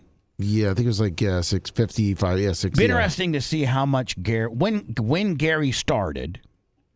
And full time? Yeah, when he started full time, what the number was and how long it's been and how many he's added. And I wonder if... I know Facebook, he's definitely... Well, Facebook is just on fire. He is killing it. We're going to hit 300,000 over there. But YouTube, do you ever think we'll hit 1 million? I mean, here, let me be honest with you. I got 10 years left in me. I got 10 years left. Now, I'm not going to say that's going to be 10 years of 5 days a week, but, we're going to be doing 10 years worth of shows from these studios. I'm going to die in this house. This house here that I live in, this is my last destination in life. Oh, nice. This is where I'll die. Gene, probably just like you. You know, you got your place dialed in with all your shops. Yeah, I'm not going nowhere. Like you're not. I'm never moving ever again. No, me ever neither. again. This is where they'll. I built that to when forever Merch home. Crick calls 911 because I've had a massive heart attack, they'll be coming to this address when I'm 72 years old. Well, get the driveway a little bit better out front so they can get up here quick enough. I'm working on that, but God, that long of a driveway is nice. It's so cool. I priced out concrete. Oh no, you can't do that. You're not you. You're not there yet. $88,000 for a concreted driveway clear to the road. Wow. You do it little at a time. No, I don't know, man. Yeah, just do it a little at a time. You know, do 20 feet at a time. I don't know. You know, maybe blacktop. Yeah, blacktop. Blacktop would be. I think blacktop is half as much. I think it's 40. So. Anyway, you got to be like a redneck like me. Do you think, Lummy, that before I die, we'll hit 1 million subscribers on YouTube? You know, if you're saying 10 years, yeah, yes. Yeah, we will. But do you think it's going to take all 10? Like, I want it to happen in like 3. I want it to happen, you know, soon, faster than it's happening. So, I mean, I think I also have some other long-term goals that I've not ever shared. I can't share with people right now as far as my intentions of what we're doing with the show. I'm not going to necessarily get into all that. It might hurt some feelings. Firing me? No, I'm not. No, I'm not firing you, buddy. I'm not firing you. No. Just different situations. One of which is, I like to scale back, maybe in 2 years, scale back to, 4 days a week. Oh. I thought maybe you having less lawyers on the team. No. So, Lummy, at 9:15, we got Alex Stein. Yes, we do. Now, I guess he's kind of a little bit in a little bit of a viral gimmick where he can you give me the back? Well, I guess I could probably read it from James O'Keefe, right? Oh yeah, well James O'Keefe runs. He's huge. James O'Keefe. He's the guy that always finds out the Google people and all those different people. He's an undercover journalist. Okay, now is him and Alex got heat? No, James O'Keefe brought Stein on for this. Oh, okay. So yeah. James O'Keefe he's on the Alex Stein bandwagon like we are. Yeah. Okay. So James O'Keefe reports Stein confronts Nationals director Sean Hudson, the Washington Nationals director of communication relations. We're talking about the Washington Nationals baseball team that's based out of Washington, D.C., right? Yes. Well, I guess the director of community relations spoke to Alex Stein about his comments regarding religious discrimination and Google data collection made to an OMG undercover journalists. Yeah, they did an undercover sting on this guy. So that's what James O'Keefe does. I mean, he's got 3.5 million subscribers. So all right, he's a big deal. Alex go and bond? No, they had someone. Now, will this lay it all out? If I play this, yes. Will it lay it all out? Yeah. Okay. Because me and most of our audience don't have any idea what we're talking about, but this lays it out. And by the way, Alex today at 9:15. Lummy, did he catch any crap about his girlfriend? He did not tell me that. No. I think he might be kayfabe. Hey, Sean, this is Alex Stein. How you doing, my friend? Again, Sean, this guy that he's talking to, they got it up on the screen. Sean Hudson, the director of community relations for the Washington Nationals. Now, why did Stein how did he even know to sniff around this? Was like, did people is this a thing? Yeah. How are you? Well, the Nationals are doing okay this year, but I had a question. Do you know when Trevor Williams is going to be back on the field? Great question. He is rehabbing right now. He's throwing bullpen sessions, which is really exciting. Do you think it'd be realistic when he's back and he's playing? Would you be willing to share him on the social media in the future? Because we know that there's a team directive right now where you said that he's not allowed to be shared because he's a Christian. Is that correct? Now, let me. What's this all about? So that's where he brings it in is what they undercover with Sean Hudson. Pretty much this guy saying that pretty much they don't want to promote Christianity and they'd rather promote LGBTQ. So and all this other stuff. this picture that's currently injured and probably due back soon, and he's rehabbing. He's a Christian. Yes. And he's probably an outspoken Christian, meaning he lets it be known that he's a Christian. Yeah. He's proud of being a Christian. And I'm assuming his social medias and whatever, skew Christianly. And you're saying the Washington Nationals kind of keep him off their social media spectrum because they don't want to offend people that may not be Christians? Well, the What's guy wrong breaks with it being down. a Christian? Well, but the guy breaks it down when that's what the undercover thing's all about. I hear He said that you can't share him because he was against a transgender nun group for the Dodgers or something. That doesn't sound like something I would say. He went on like a social media this is. So by the way, Lummy, this is undercover footage of this Sean Hudson. Yes. He's gay, right? I don't know. I don't know that that's in play. And so this is kind of like undercover grainy footage of this guy, Sean Hudson, talking smack about Trevor Williams, correct? Yes. Okay. Wrong, this is my religion, you all are mocking it. So we don't use him because of that, we don't use him on social. He's gay. No, I don't. The players each are kind of up to their own discretion on how widely they want to be shared on social. Oh, so the players choose to be shared on social? You don't choose that?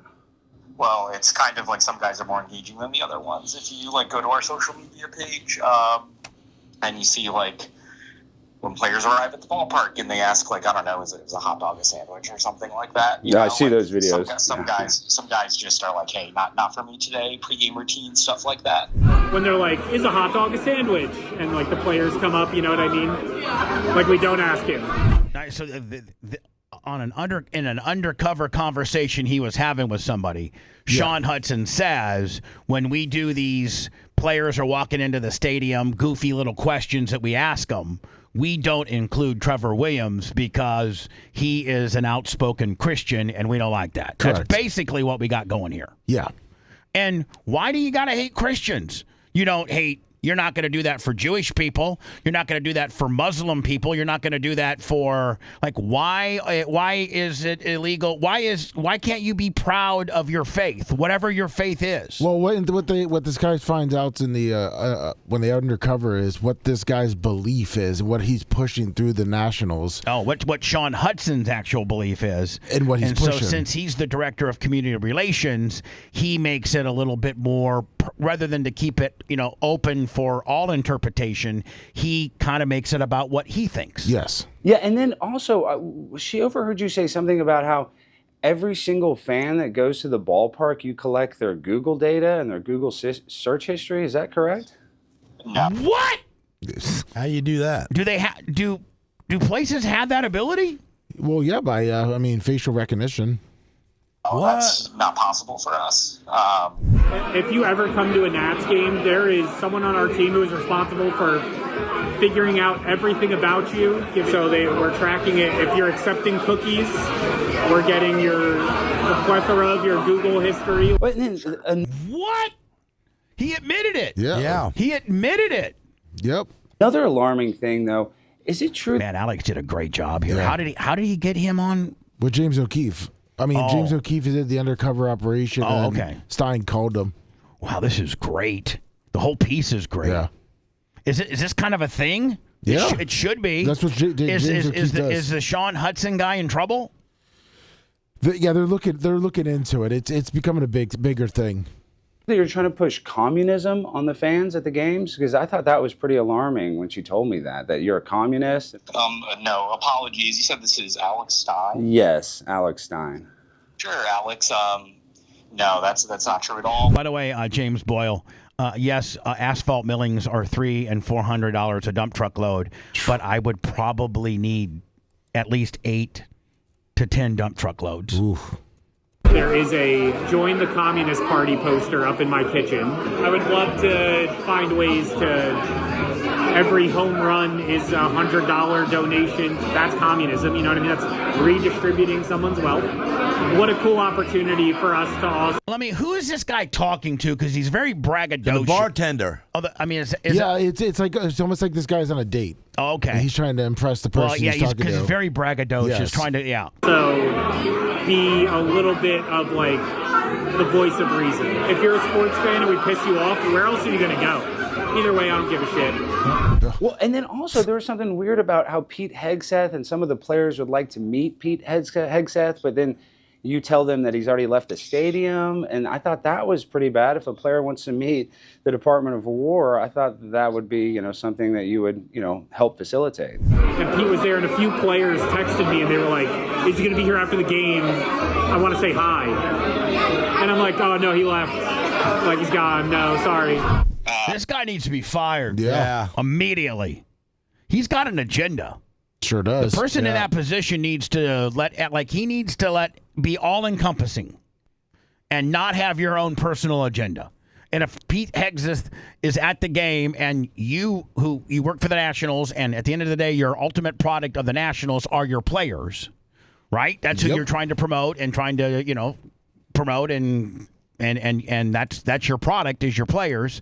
And if your players who you work for want to meet a person that works for our U.S. government or a celebrity that's at the game or anybody for that matter, and you have the ability to facilitate that, you need to take your personal beliefs and throw them out the window and do what the players want you to do.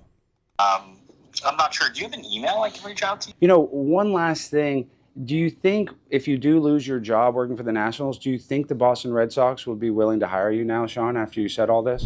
My moral compass is really challenged. And damn, it would be nice to just go work for the fucking Sox. Damn it. Damn it. If I hear that, everybody else did too?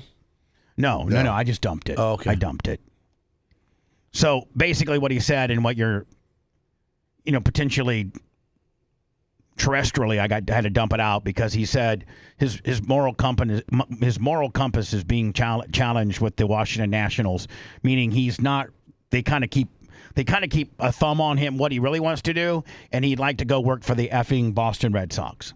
And Alex asked him, if you think you get fired from the Nationals, do you think you're going to be able to work for the Red Sox? He's cool. Well, you did say you'd rather work for the Red Sox. Remember that? We got him. Busted. Yeah. Oh, Big time. Alex Stein is cool. I'm going to keep this, Lummy, because we'll probably bring it back up. Yeah. When Alex calls in at 9:15 today. Quite simply, you're listening to pure filth. And he's damn proud of it. The Bubba the Love Sponge Show returns after these words.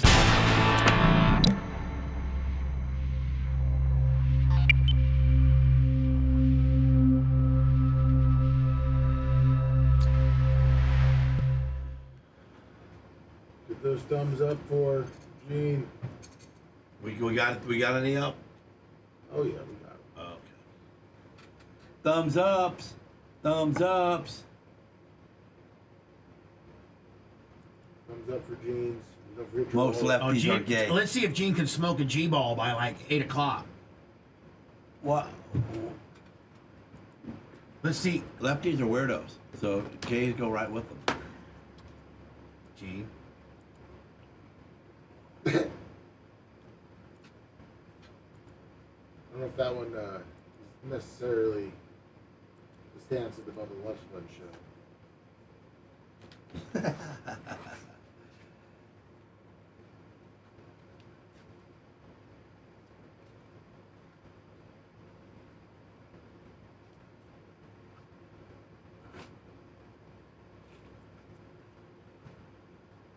Morning there, glow bugs. J-Fish. Dirt Merchant, thumbs up to you, brother. Keep them thumbs up going.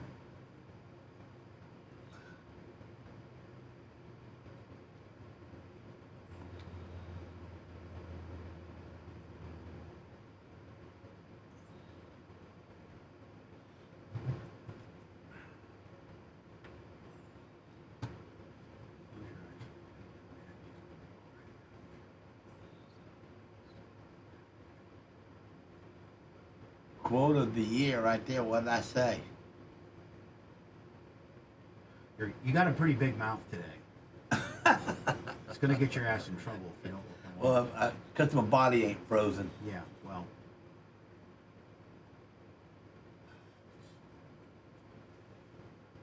Good morning there, Pappy Jasper.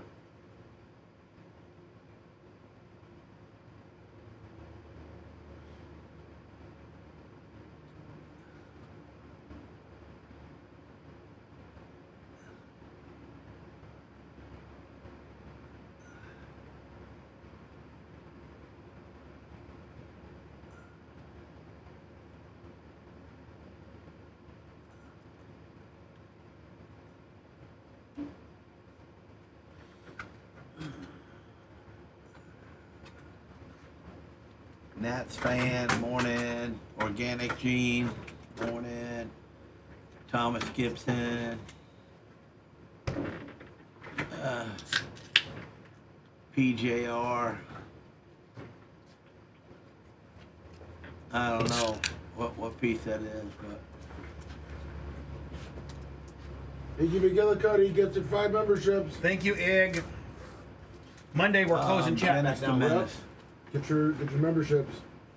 Chat. Erwin Fletcher, Leave It to Beaver, or Dennis the Menace. Dennis the Menace. He took a lot more bruises.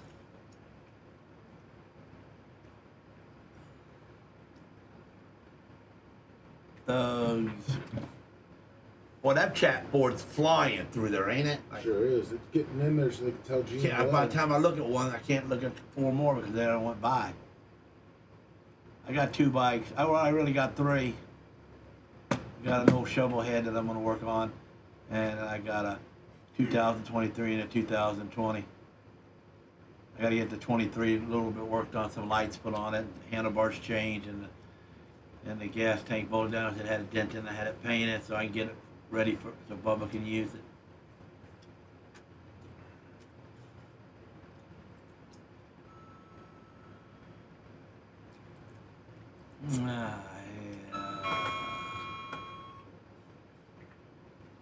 Yeah, there was a lot of outlaws right into Columbus, Ohio. It was they were burying David Allen Coe.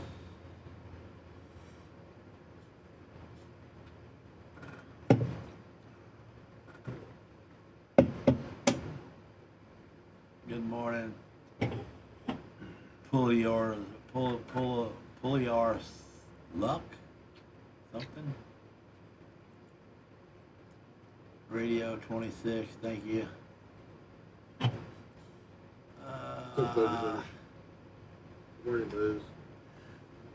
Over here, Big Lunger, Cracking Chris.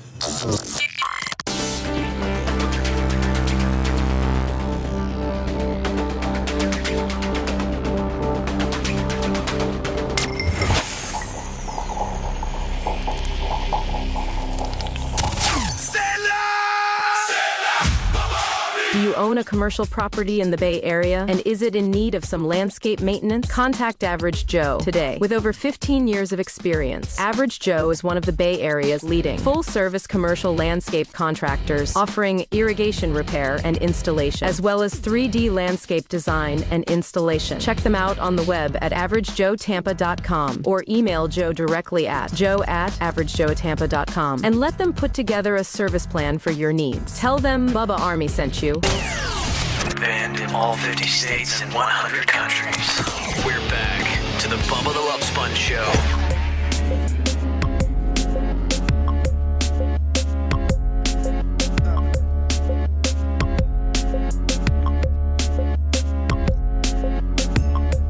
I gotta thank Davis and Jared from Rent Pro Ocala.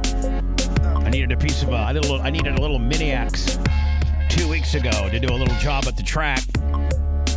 They actually gave me one a size bigger than I needed, but it was well appreciated, the additional horsepower. Thank you. And really specifically, you know what the hardest thing to find is a tractor. You can find a skid steer, you can find a high reach, you can find, a log splitter, a pressure, any place, whether it's Sunbelt Rental or United Rentals or just, wherever. But tractors are really hard to find. I guess maybe there's not. Does Skag make a tractor? No, Skag doesn't, but I bet you Randy, the CEO of Skag, I wouldn't be surprised that they, now they're in they have the Jackal, that mini skid steer. They got into that. I wouldn't be surprised that Skag graduates maybe to full-size skid steers and then maybe a tractor. Oh. Maybe, eventually. I mean, that's down the road. But finding a tractor to rent is virtually impossible. I mean, every rental place has everything but tractors. Let's say you need a big tractor, you got a big implement. Wonder why? Because people abuse them? No, it's just that I think most people that need a tractor buy a tractor. Right. But so anyway, if you need a tractor specifically, like they got those 9,000 series John Deeres that have 4 big wheels on it that are made to pull like big, 100-foot. I don't know anybody that needs it. Maybe Alexander might for the strawberry fields. Yeah, for irrigation booms and things like that. Yeah. Anyway, rentpro.com. Rentpro.com. 5 locations. They got any kind of tractor you need. They got. You could use that out in your back 40. Yeah, maybe. I'm just going to let that back 40 grow. Just get thick. Get thick. And that front 40, too, get thick. So anyway, thank you to Jared and to Davis. At rentpro.com. You saved my ass a few different times, and they also helped me in February for the Winter Nationals. So thank you so very much. They got an Ocala location that's brand new. They just built it. It's great. Thank you. Rentpro.com. By the way, $20. Thank you, by the way. That's worth a little gimmick. Oh. I don't even know. I don't even know that I need. Well, but it's a sponsor in Horn Blasters. Yeah. So I think I want to hook up the OG horn. Listen, what if someone hits like a 500 or 1,000? You give them the big horn. Yeah. But Gene's temporary horn is good. Oh, of course. It'd be even louder if you sprayed it into the mic. That's now. See, yeah. that directly goes on me though too. Oh yeah, it does. Yeah. So. Can you imagine if you'd probably burst their eardrums if you went and put this against a person's head? No, you can't do that. No, that's what I'm saying. Like, let's say, Gene, you catch somebody stealing from you, and you don't want to shoot them, and you don't want to knife them. Oh, there you go. But you put that would give some damage. Now, if you take like the biggest one. Yeah, just take it right on that ear. It might get your eardrum. Yeah. Does it got pressure coming out? Yeah. Yeah. I mean, if you put that right on a feller's eardrum, woo! I'm thinking you blow his eardrum.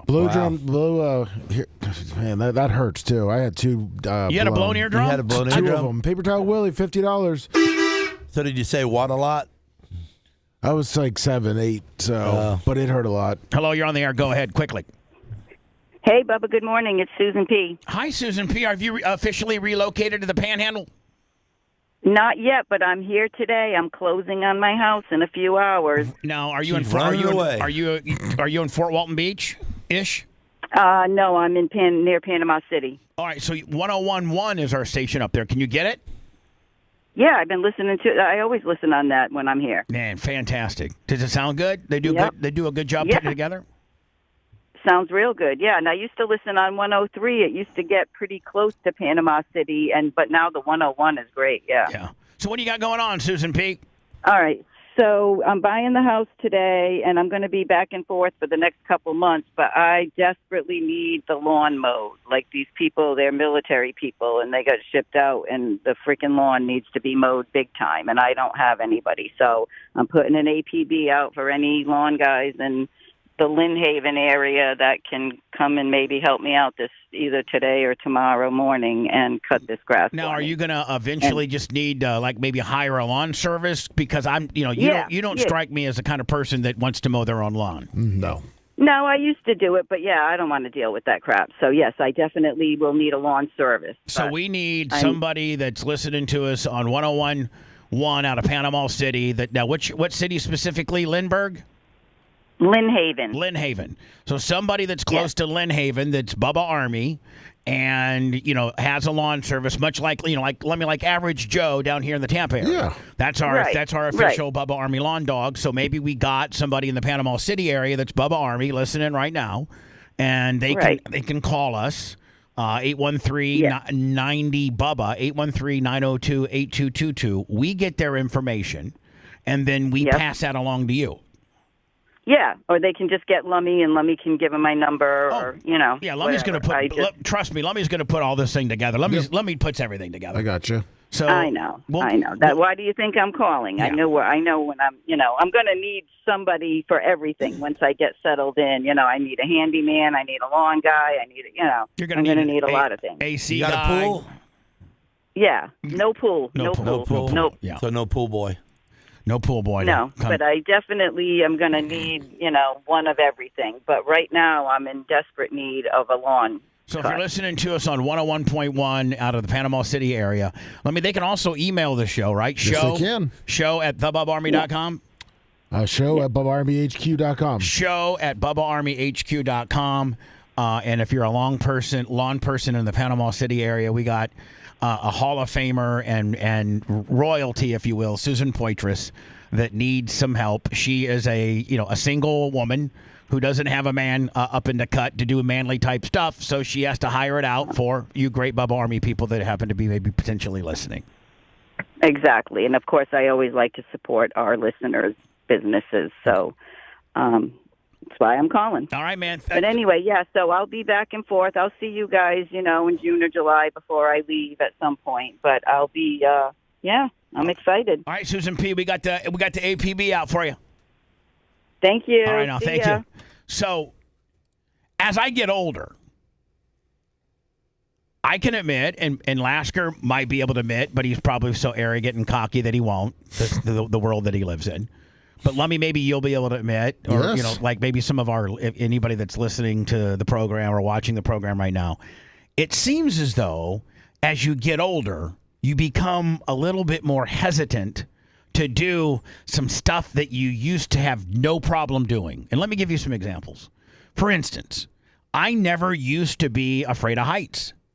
I'd get on an 80-foot high reach, and like when Tom Bean and I first bought the track in 2011, we had some of the Musco lighting had some dead bulbs, and we had replacement bulbs, but and we didn't want to hire an electrician or Musco to do it. When I could get a hold of Sunbelt Rental. Let me get a. So you did it. 85-foot high reach, wow. And so Gene, in 2011, I got an 85-foot high reach, and crazy. And I got up, and me and Tom Bean wasn't afraid. Tom Bean did it too.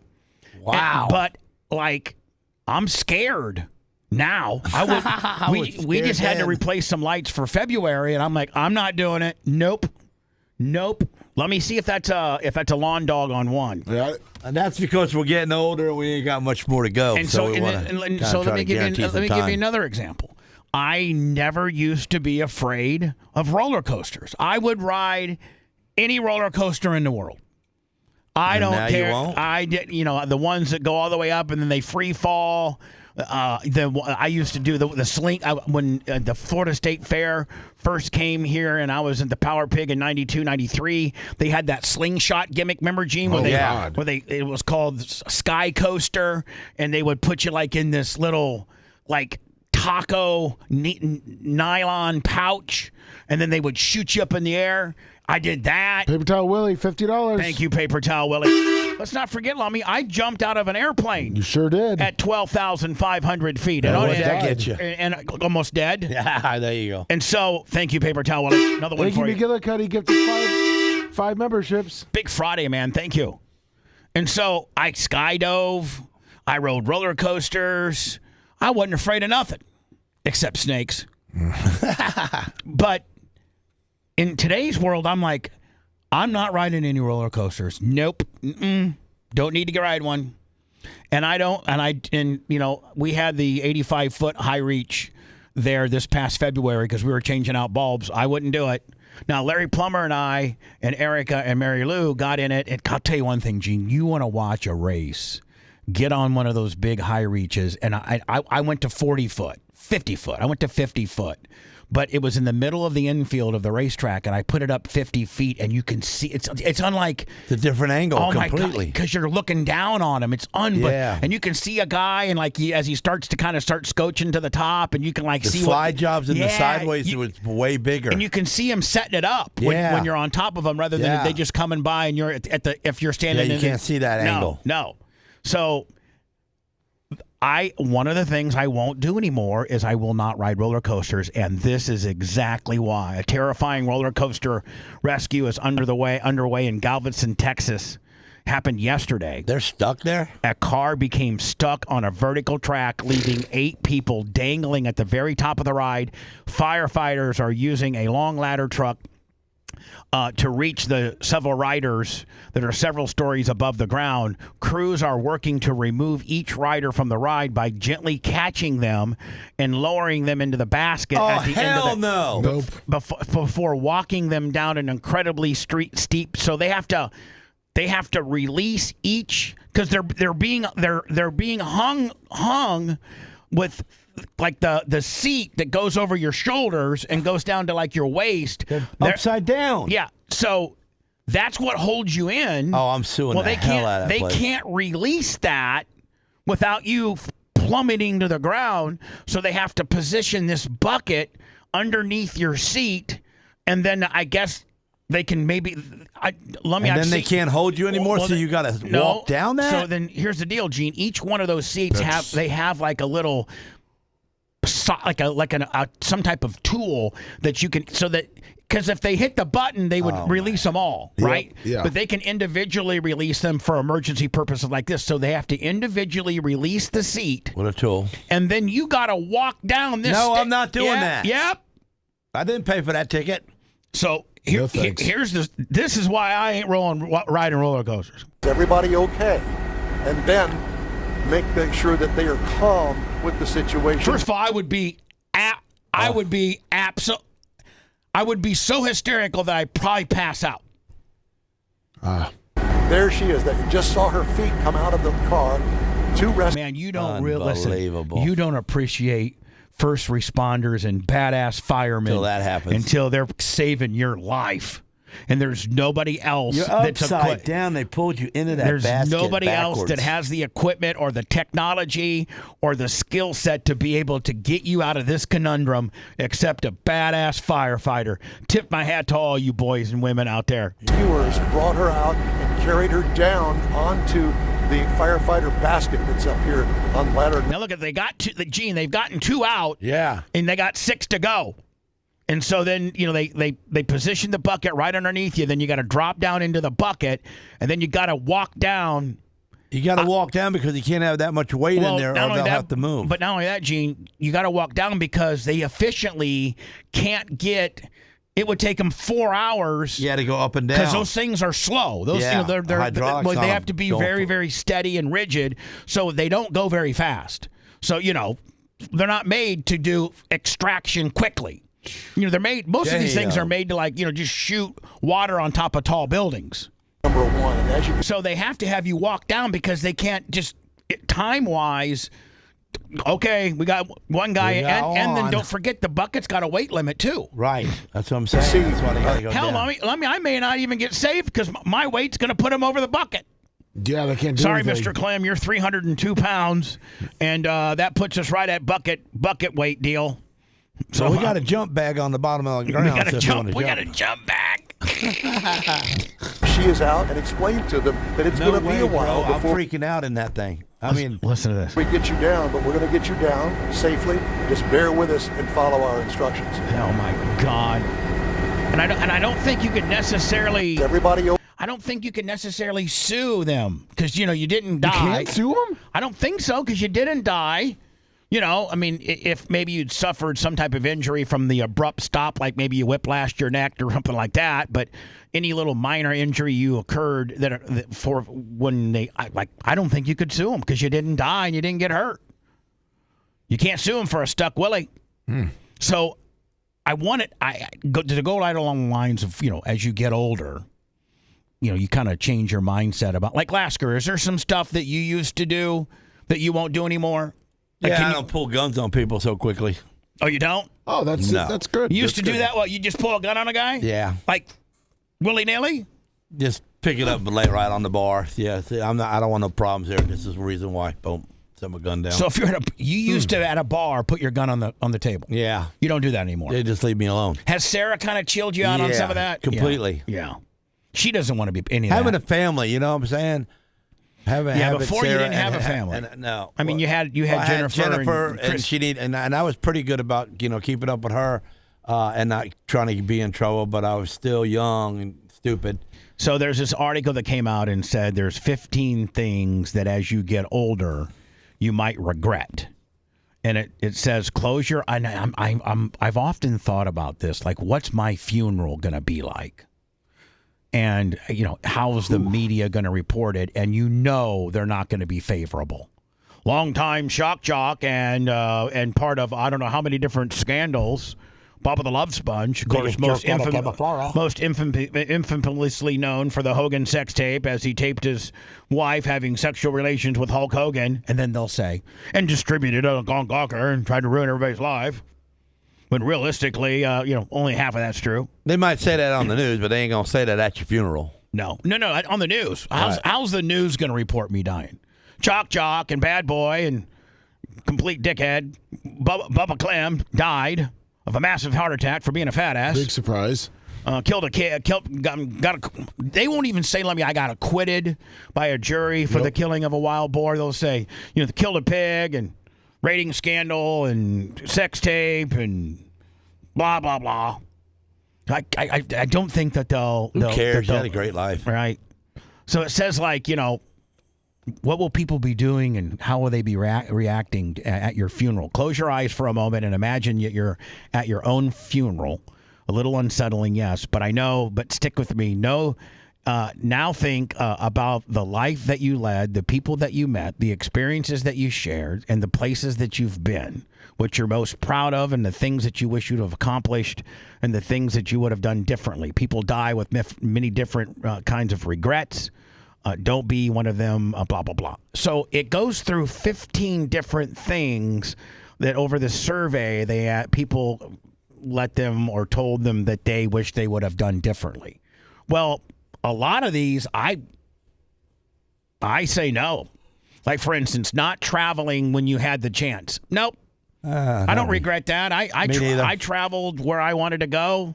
A lot of people are like, well, you've never been, outside of, I've been to Jamaica, I've been to the Bahamas, and I've been to Canada. I've seen all that on TV. But that's the only places that I've traveled abroad with regards to being out of the country, and I'm good. Had a great time in all three places. I don't need to go to France. Like, my sister's like, don't you want to go to Paris? No.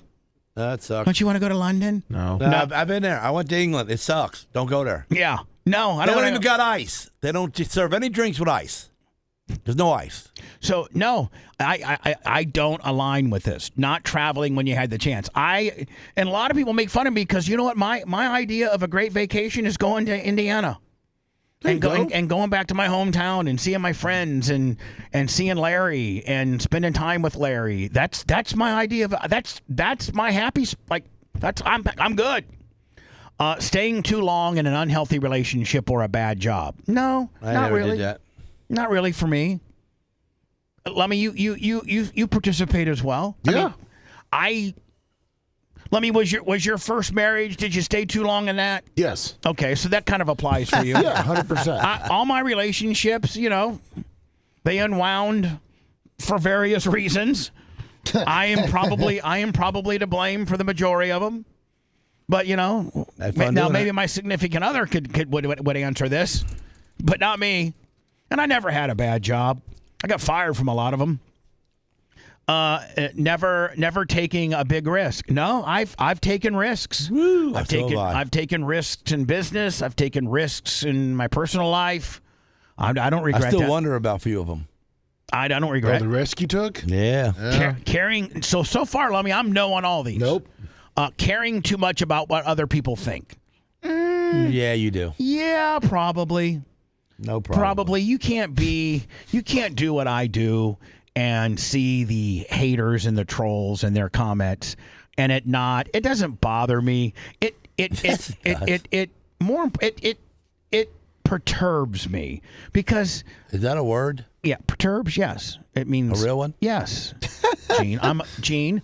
I never heard it before. Gene, I'm not more accomplished in the English language for most people. I'm the bottom half of. I know, but I'm down there too. But if there's one person that I'm smarter than with regards to the English language, it's you. Gruber Lips, $50. You proud of that? Yeah, I am. I'm more. Is it eloquent? It's still going to get you off the bottom. So I don't really care too much about what people think. I get discouraged because most of your theories are wrong, and are personally driven by what you think and not what the truth is. And you craft your troll-like opinion to satisfy your inner hate towards me. And I just can't understand because I'm not part of any forum anywhere that is about a topic that I hate. Like I hate the Chicago Bears. I hate soccer. But I'm not on a Reddit page about how much the Bears suck and how much soccer sucks. I don't have the time. And then, the trolls that troll us, Lummy, they watch and listen to every second of the show so that they can go jump on these various boards and recount what we did, how bad we did it, how much we suck, how much we're past our prime, and the things that we should do differently to fix the program. But in order to have that opinion, you have had to listen to every minute of the show. I don't watch soccer, so I cannot go on a board and tell you how much soccer sucks because I don't have the time. I have a life. I'm getting ass. There you go. I think that's what all you guys, and there's a lot of them that are obsessed with the show. I don't think you're getting any ass. Well, no. I mean, you can't listen to this program for 4 hours a day, take copious mental and or physical notes about everything that you don't like, go to a particular forum, write all that down on your phone, type it all out, post it, monitor that thing all day, and answer people that agree with you. You can't be getting any ass. That or you're not working very well at your job or doing anything that of any significance that is worthwhile if you're going to be that obsessed about a radio or content show that you absolutely hate. I just don't. I can't wrap my mind around it. Other than you're not getting any ass. Because when you get ass, you're tired and you don't have the energy to hate anything for the most part. Well, some of you guys might be 2 or 3 minute guy, like 2 pump jumpers, so you got all the world. I can go an hour. Whoa. I can. Huh? I can go an hour if I want, or I can go 5 minutes. Impressive. I mean, if you've had that much practice, as probably all of us have had, you can go. I mean, Gene, can you regulate how long you go? You can have a quickie if you need to, or you can go long form, can't you? You can do a 6-lap dash, or you can do a 30-lap feature, can't you? Yep. Yeah. Working too much. No. Yeah. Yeah. You know what? Yeah, Yes. yeah. You know what? If I had an opportunity to talk to Heather, I was not a very good husband in a lot of different ways. And one of the reasons was I literally left the house at 4:30 or about 4:30 in the morning. I got to the Lemon Street Studios. I did a morning show syndicated throughout 15, 16 different affiliates through Cox and other places. And then I built the Clem Gym for us guys to have, a place to do, because we did afternoons for Sirius. So there was 2 years where I left my house at 4:30 and didn't get home till 8. and she had to raise the kids and do everything without me. I wasn't very present. I was making a lot of money. She loved the money I was making. Trust me. She had an American Express black card with no limit. But I was not present with regards to some things I should have been. And I would apologize to her for that. But I did. But let me. It was something that I had. It was an opportunity that I could not. Yeah, it was a huge opportunity. I had to do it. And it's a reason, one of the reasons why we were able to carry on, after the fact. Listen, all of the Bubba Army, for the most part. Now, there's a portion of people that watch and or listen that have been with us since the Power Pig days. Maybe people have stumbled upon me at B96 or XL 106.7, but the majority of people, like Dirt Merchant, I think Snook Slayer might be an old 98 Rock guy. Yeah. But for the most part, the majority of our income and the majority of the way we make a living are people that were exposed to us on Sirius XM from circa 2006 till 2012. And because of that global thumbprint, we were able to take that and turn it into what we have today. So I needed to I didn't necessarily need to do the Cox morning show, but the money was so good. I mean, Lummy. Oh, I was making $2.5 million a year from Cox. And I'm like, I'm fairly young. I got to do it. So yeah, I am guilty of that, but I had to do it.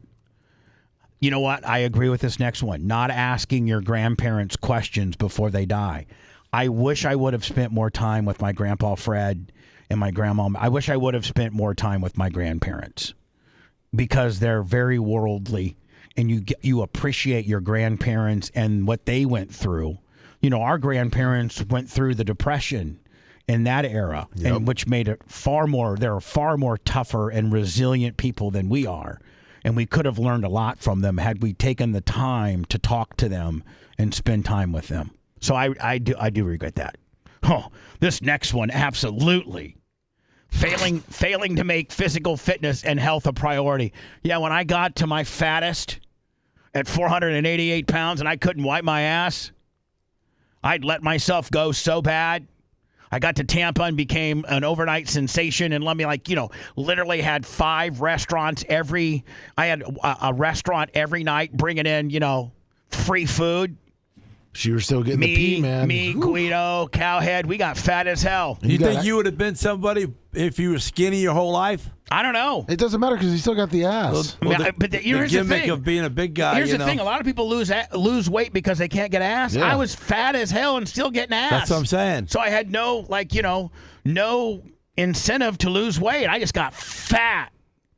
I'm fat now, man, but I look like a rail compared to when I was at my heaviest. Yeah. Ignoring the beauty. I am so guilty of this. Ignoring the beauty of the present moment. So like all the Bubba Paloozas and just all the Sirius XM days. And when we would go out and there would be, 4,000 people in Calgary to come see our show, or, people lined up for your autograph after you won the feature. Hogan sitting in the pits with us. All the sprint car time. Gene, you and I have actually talked about how we didn't stop. We did not stop and enjoy ourselves enough during. We kind of took it for granted. We took it for granted, and it was just part of our life, and we just. And nobody else.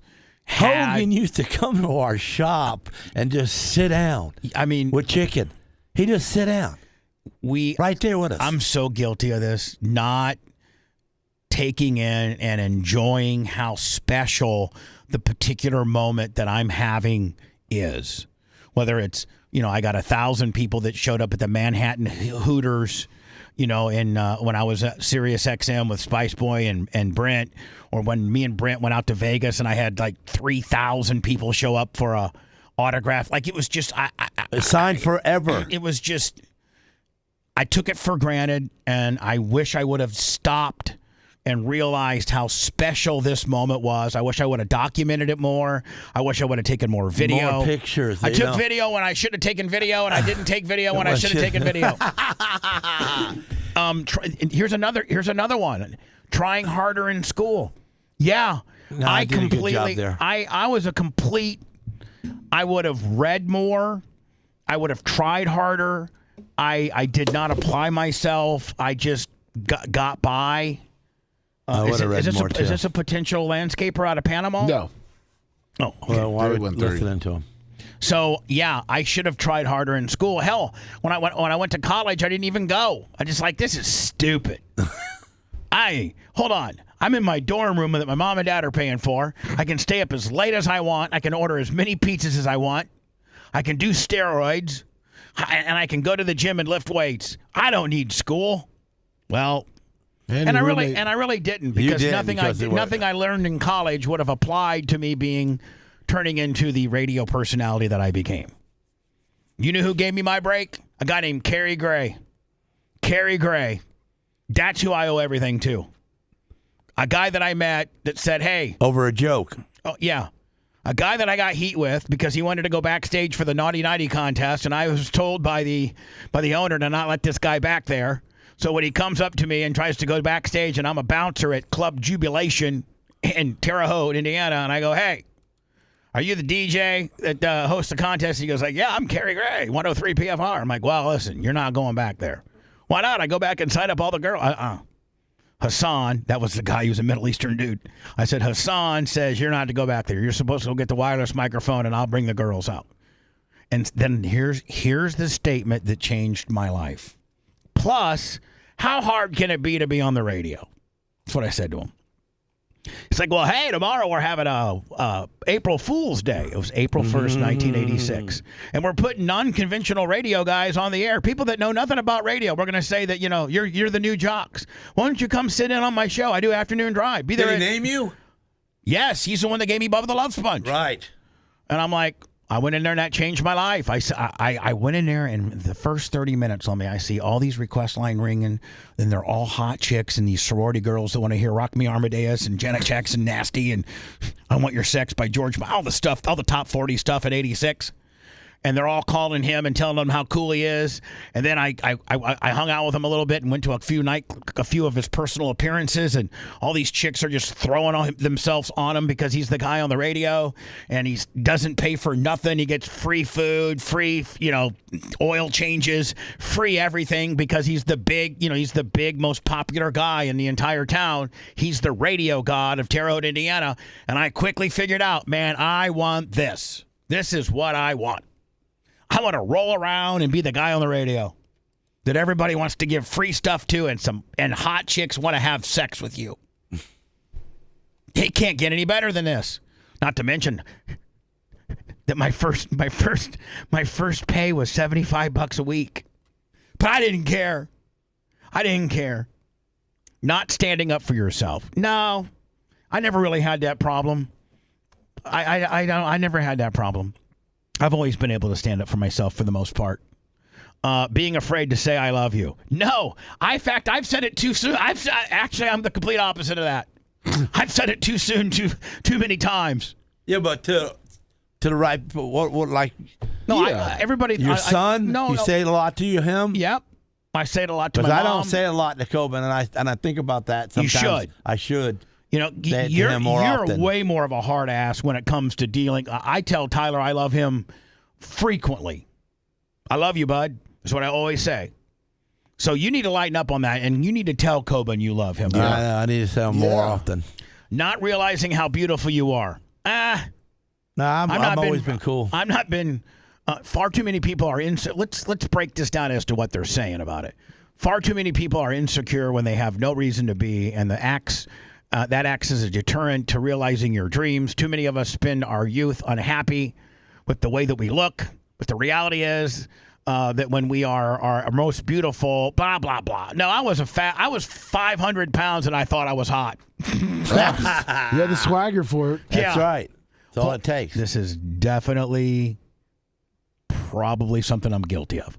Holding grudges, especially towards those you love. Yeah, like me. Yeah, well, that me to you, and you to me, and me to you, and me to my sister. It had no good reason, and me to yes, absolutely. You know what? I think almost all of humanity would say that has to agree. Yeah, they have to say yeah. Not playing with your kids enough. Nope. Listen, my son will tell you, I don't know if I was a good dad, but I spent as much time as I could with my little guy. We traveled from San Bernardino, California to Kalamazoo, Michigan to Milwaukee, Wisconsin to Maryland, racing all over the country. In the USAC division you ran in that time, you went to more racetracks than any other kid has ever went to in a single year. So, no, I cannot. I played with my kids a lot. And I can't say that. And then finally, not spending more time with your loved ones. Yes, absolutely. I need, and even to this day, I need to spend more time with my mom. My sister's busy. She doesn't want to see me. She's so busy. She doesn't even want to. I think I bring her party right down to zero. Do you? No, I don't know. No, I think she loves hanging out with you. I love her. The 1-2 times I a love month, my sister so much. I love her so much. She's my angel. She is everything. Her and my mom. So did Spice Boy. And Merch Crick. They're my rocks. What a dick. They really are. Yes, sir. Go ahead. Where'd that come from? I don't know. It's a guy on the phone. Hello, you're on the air. Go ahead. Hey, Bubba. How's it going, boss? Good. Good. Yeah, long time listener. I've been listening to you since probably late I know, Mach. I know. Yeah. So what do you early 98 rock days? So what do you got for me, bud? I'm way late. I was doing so good on time. Yeah. Now I'm way late. But go ahead, buddy. Sorry, just wanted to let you know that I got my wife who works for Chase. She works from home, and we listen to you guys every morning. And I remember the Scary Gary story, and you telling him, nope, you're not going back there, and you were trying to find the other people that were inspirational in your life I think this was on your birthday or your anniversary. Your show is fantastic. The new studio looks great. We love Gene. We love everybody that you have on your show. And I'm so glad to see that you're still on the show and still producing content. And thank a little bit. Thank you for turning your wife on to us. Most women don't like us, but cool chicks do. How do you know she didn't turn him on? Yeah, maybe now. That's true. He's the one that found us. Yeah. Yeah, I've been listening since the 90s. Yep. All right. Looked at it. You say supermarket. I was in eBay. All right, bud. Well, listen, I appreciate you. I hate to cut you short, but I'm way late. Thank you so much for the accolades. I love you, bud. And I appreciate you sticking with us, sir. Absolutely. All right, bud. Thank you, buddy. And just so you know, hot dog. There's not enough soap in the world to make him clean up his act. Get out of my sight! You're listening to the Bubba the Love Sponge Show. Put yourself over.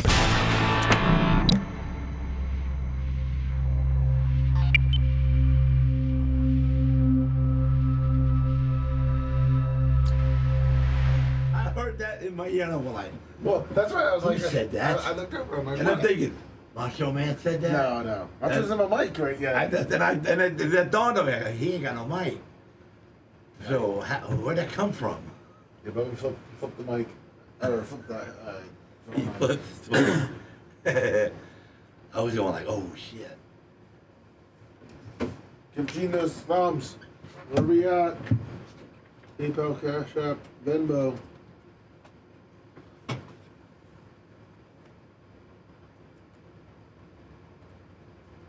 Where are we at?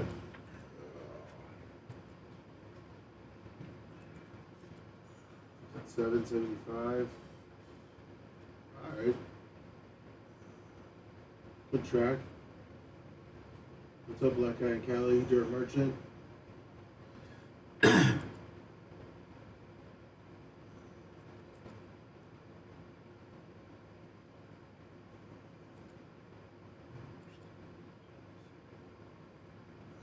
Oh my God! Fish on the J, $100. Let me Fish on the J. All right. I'll come back with fish on the J. Get you out here, buddy. Fish on the J. Fish on the J hook. Thank you, grouper lips, and your $50.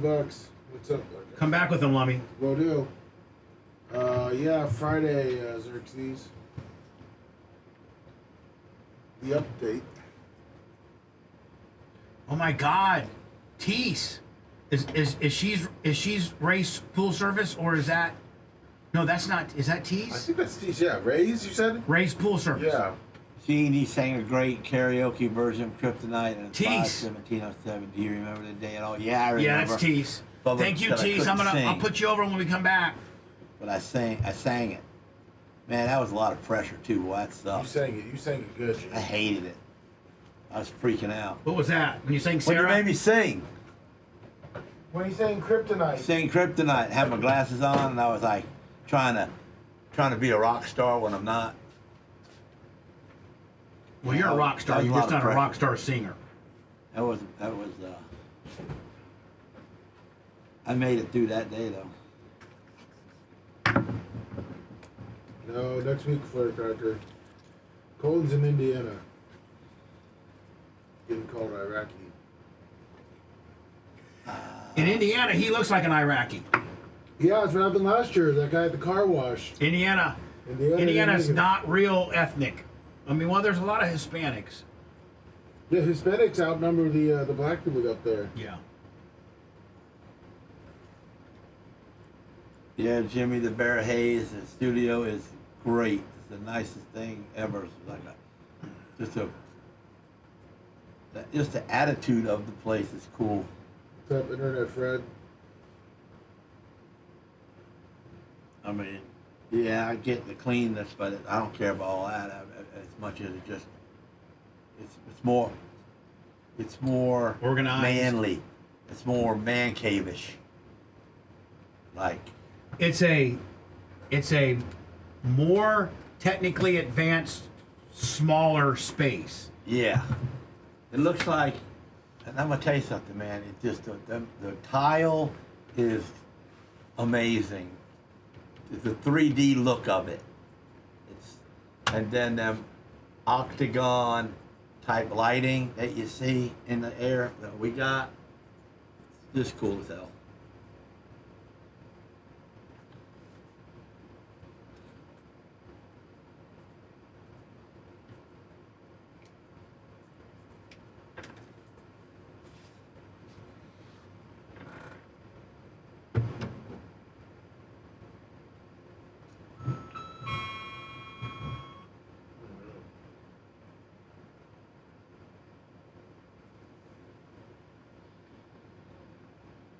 It looks like the Nationals placed that guy on leave last night. Aha, ready.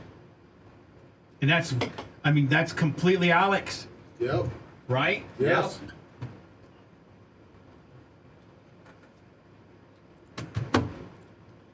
For you.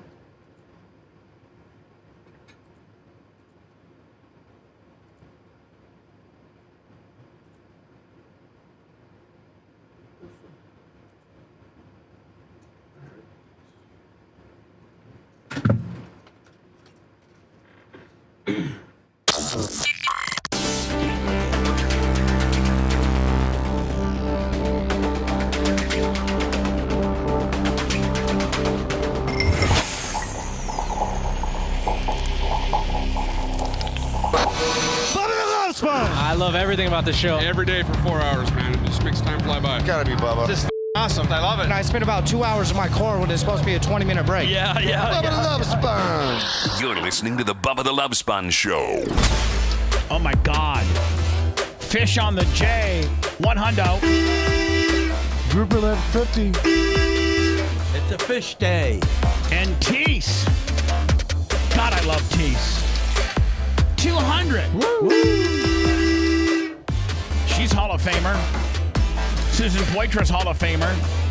Heather Wiz, Hall of Famer. Scout and Big Gulp, Hall of Famers. Trying to think of all the girls in the Hall of Fame. So I think it would be Heather Wiz. What's the percentage of Hall of Famers that's girls to guys? I don't know. Lemmy would know that more than me. Under 10%. So, yeah. So let me see. We got that many Hall of Famers? Wizzy, Scout and Big Gulp, Teese, Susan Poitras. Am I Melissa Carpenter? Oh, and Melissa Carpenter is Rainey in? Yes. Rainey, 6. I think that's it. You're the keeper of all that. Brooke Hogan. Is she in the Hall of Fame? Yeah, she's in the Hall of Fame. Did we she get went her in last year? Did we get her bust and everything? Yeah. Oh, okay. Brooke Hogan, 7. Yeah, Caitlin Bust Hatley. over too? Who's that, Lemmy? Caitlin Hatley. Caitlin Hatley, 8. She's a healthcare hero by giving Brandon. I mean, listen. She listen. You can say what you want about Caitlin Hatley. First of all, have you seen Caitlin Hatley lately?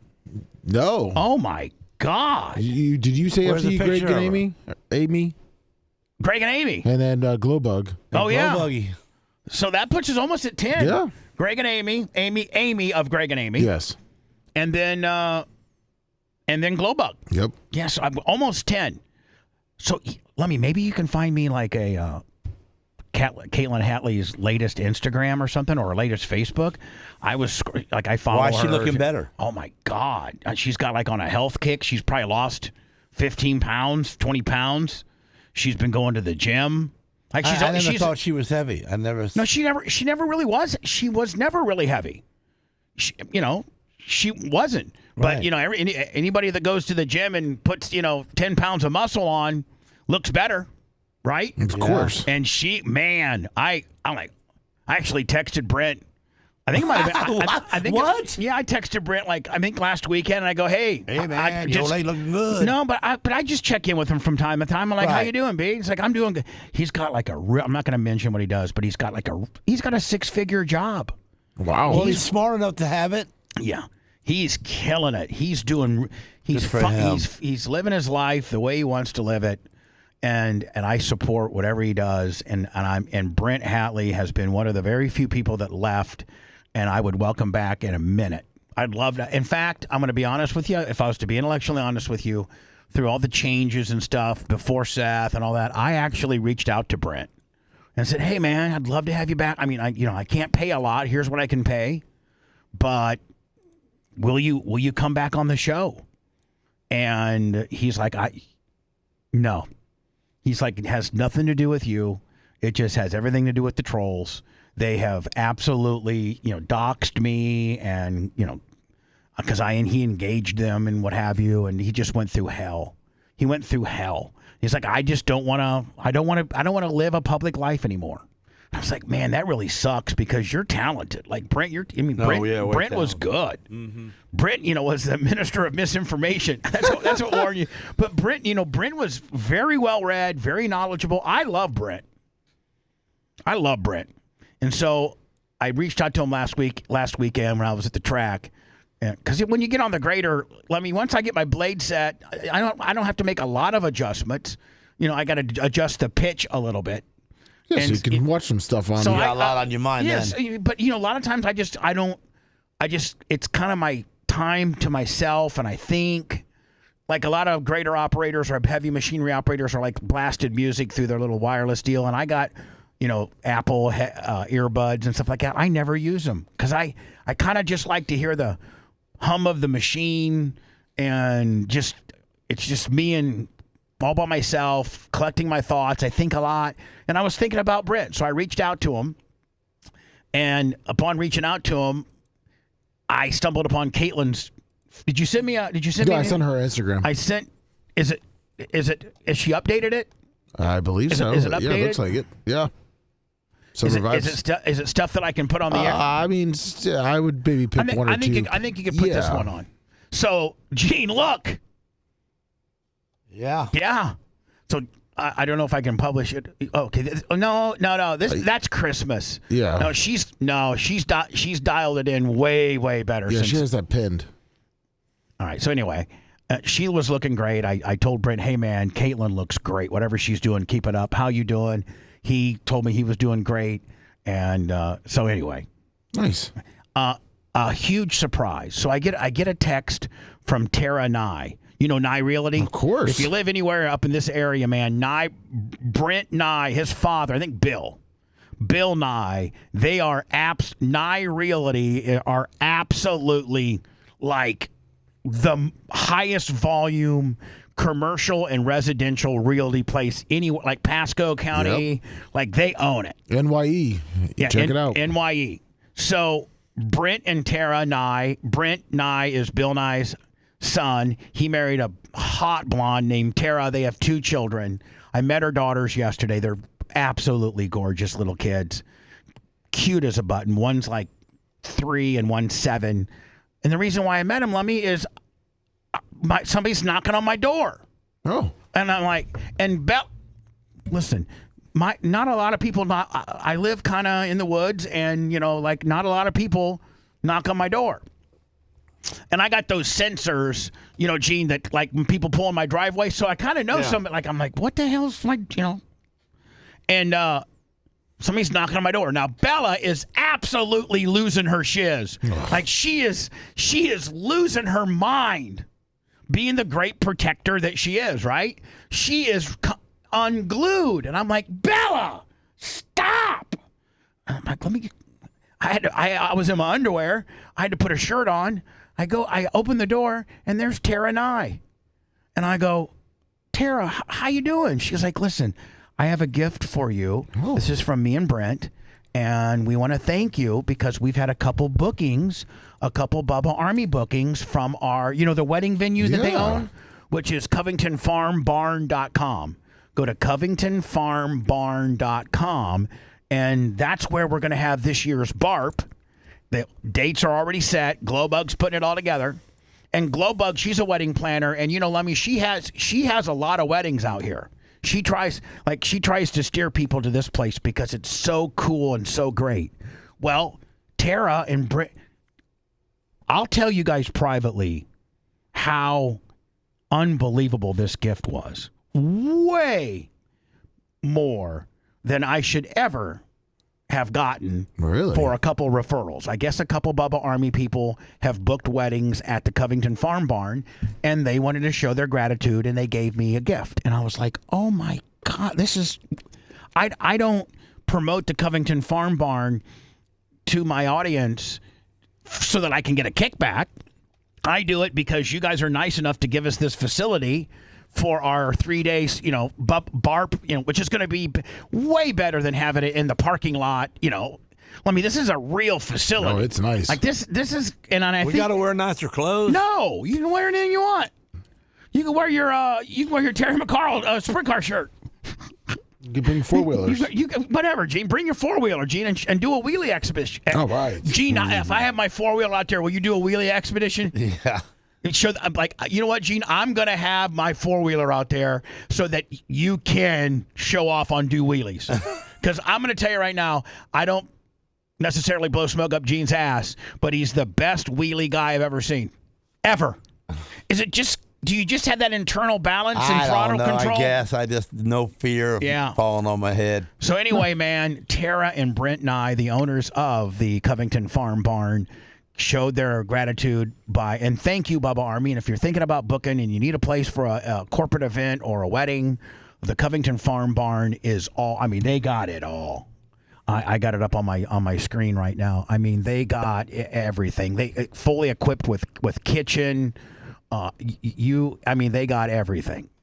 Kitchen, the sound system, the DJ booth, they got it. So if you need to book them, go to their website, CovingtonFarmBarn.com.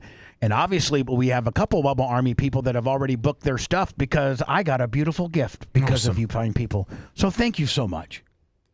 And thank you to Brent and Tara and I. And your kids are just absolutely adorable. So I think the big story is they're saying another 60 days.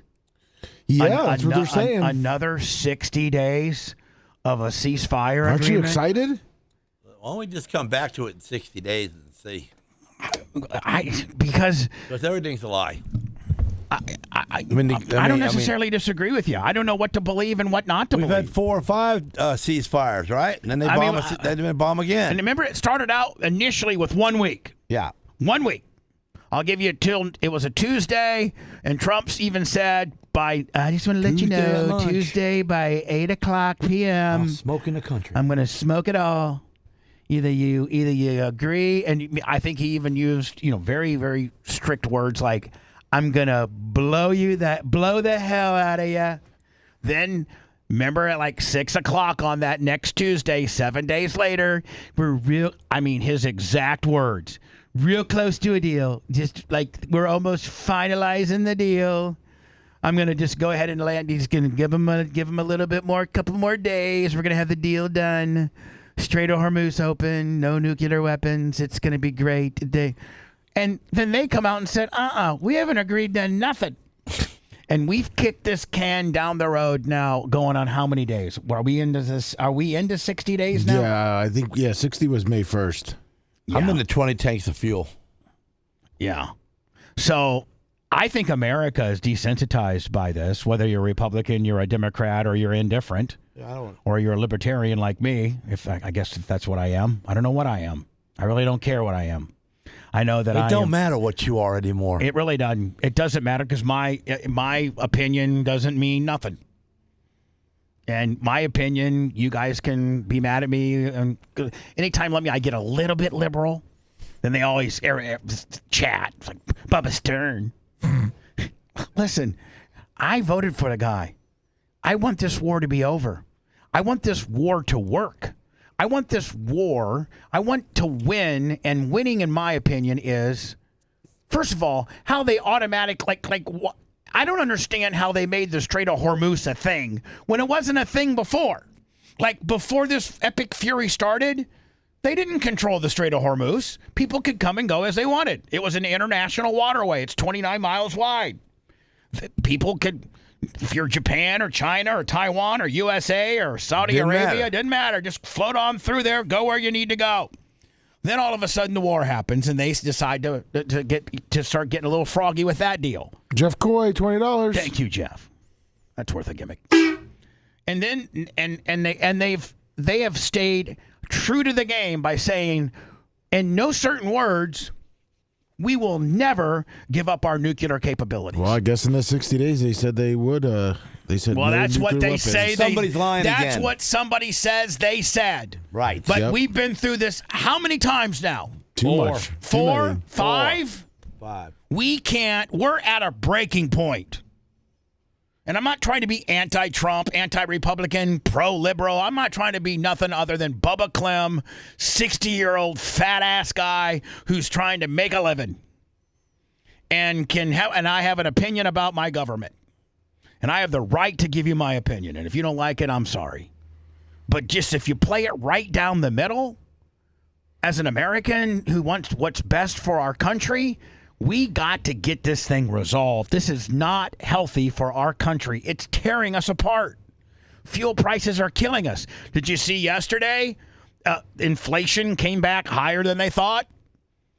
Of course. Inflation. Well, how can it not be? Inflation, and it's almost as bad. Can't deliver the food because you got so much gas. Yeah, your food prices, everything is going to be higher based on the cost of fuel. That's the barometer as to what things cost, because the majority of stuff is trucked to where it needs to go. There is rail involved, but don't think that those big choo-choo trains run on coal anymore or solar. They run on diesel. Right, Gene? They run on those are big diesel locomotives. So rail's more expensive, jet fuel's more expensive. Diesel fuel's more expensive. Your 87 octane's more expensive. Oh, you got an electric car? That's okay, because the wall that you plug it into, that power now costs more too. Because that's run on oil. Yep. Coal, fuel, fossil fuels. Trump needs to stop and get this thing handled. America is starting to say, I'm starting to think that he's cried wolf how many times now? 4? It's to the point where I got Republicans that say, oh, yeah, whatever, another ceasefire. Woo. Okay. I'm going to actually break down. There's 3 different stories I'll get into next. I began to hallucinate and thought a houseplant was talking to me. Prescription medication. Oh, man. Prescription medication. Rare delicacy. It takes a lot of great prescription medication to make the show sound this mediocre. The Bubba the Love Sponge Show returns after these words.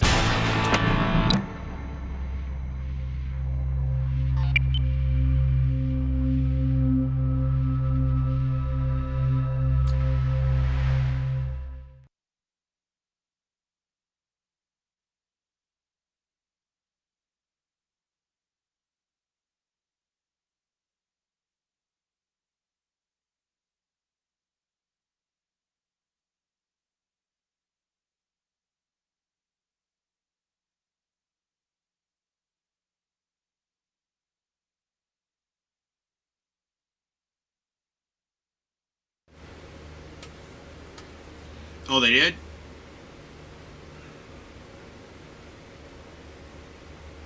I did not know that. All right, all right, buddy. I'm gonna look that up. Okay. Thank you. That guy says that they were charging $2 million a ship before the war. Really?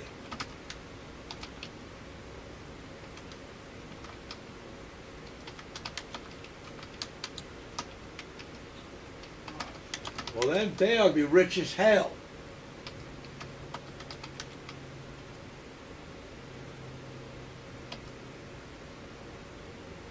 Because didn't we say something about there was like 160 ships go there every year?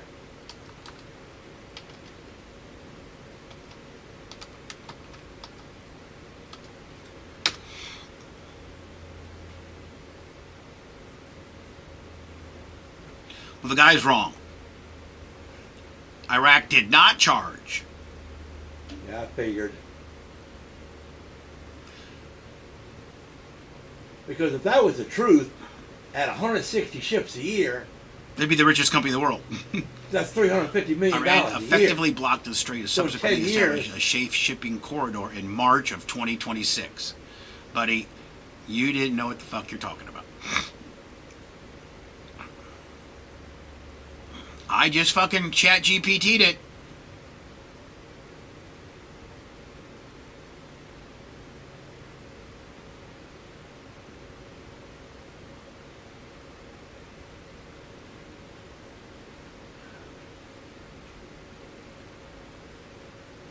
Joey the Wall, no, I didn't hear that. And I can't believe they can do that because that will tear up your vehicle, especially anything that sits for any length of time. You know, anything that sits for any length of time, I buy the good gas, and then I got a drum of 107, and I mix it 50-50.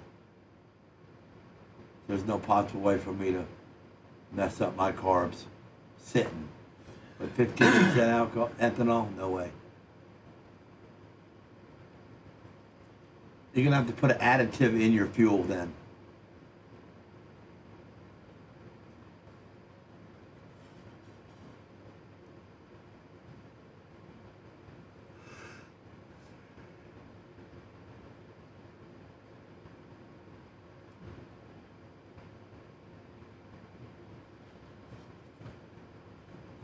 How's Total doing? Good, I think.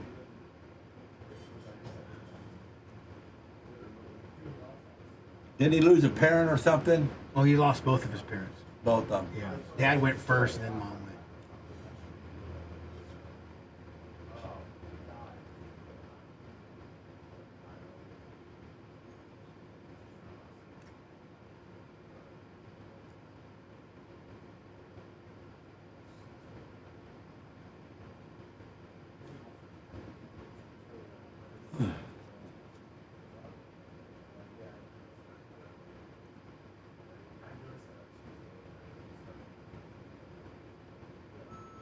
Iggy McGillicuddy, it's like $600.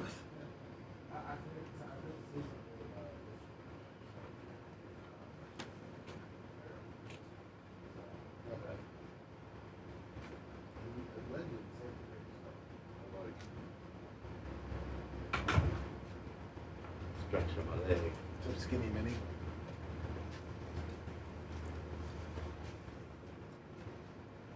Beefing up too, Junior. I can tell you, you're working out now. Huh? Getting bulky. See that? You're working out, huh? No. Muscles you're losing weight and you're getting. I'm losing weight, so I'm not so flabby looking, I guess. Yeah. I'm ready to start getting back in the gym. Good morning, Bubba Loves One Show. All right.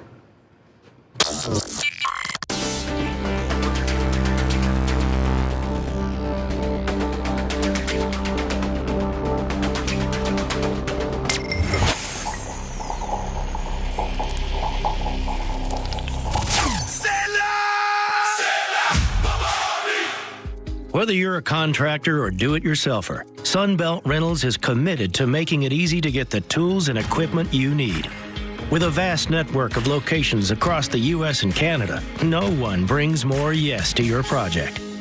Our broad inventory and dedicated team of experts makes equipment rental absolutely available, positively reliable, and unquestionably easy. Visit sunbeltrentals.com to reserve your equipment or find a location near you. There's nowhere to run and nowhere to hide. Trust me, I've been looking. We're back.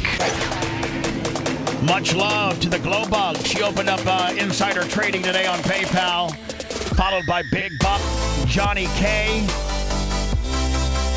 Christopher O'Leary, which that sounds like new money. Good. Dana Crest, $25. And then, of course, Fish on the J, and then Big T's comes in, Sligan D at 200. PayPal, Venmo, Cash App at the Bubba Army. Thank you to all. That's how we keep it on. That's how we keep this thing going. I think that Dana Crest was new money, too. Dana Crest, new money. Thank you. A couple new monies. New monies. The Christopher O'Leary and the the Dana Crest. Dana Crest. So, when you left, the phone was ringing, so I answered it. Yeah. And this guy, Bubba Army, he's like, "Hey, I just want to let you know, Bubba. I just wanted to correct you. No big deal." I'm like, "Okay, what?" He goes like, "Before Epic Fury, Iran was charging $2 million a ship to go through the Strait of Hormuz before the Epic Fury." And I go, are you sure, bud? He's like, "Yeah." Really? So I looked it up. Sir, you're wrong. Iraq.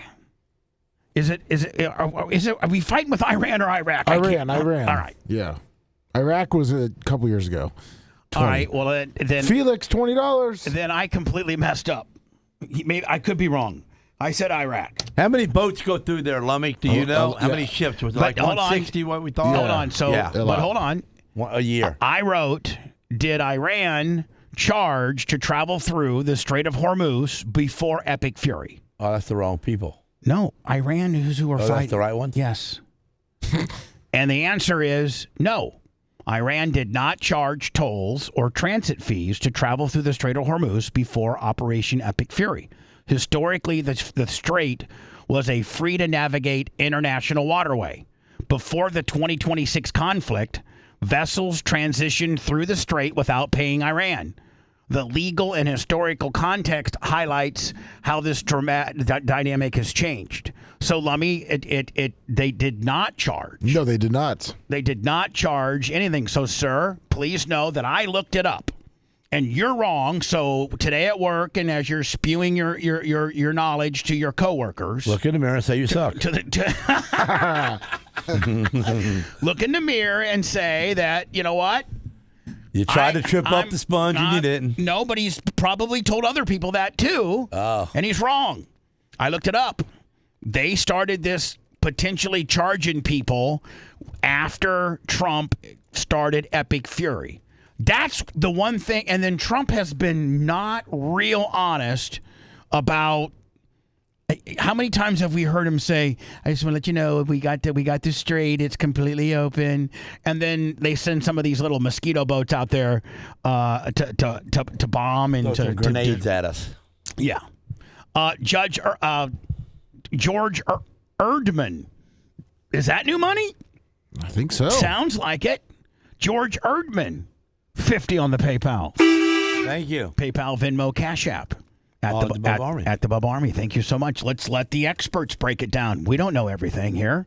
They know more than we do. The White House is confirming that they've reached this deal with Iran. Obviously, big breaking news. What more do we know? Yes, still awaiting the president's signature on all of this. But if that signature is granted, it would be a highly significant diplomatic. Hold on. If.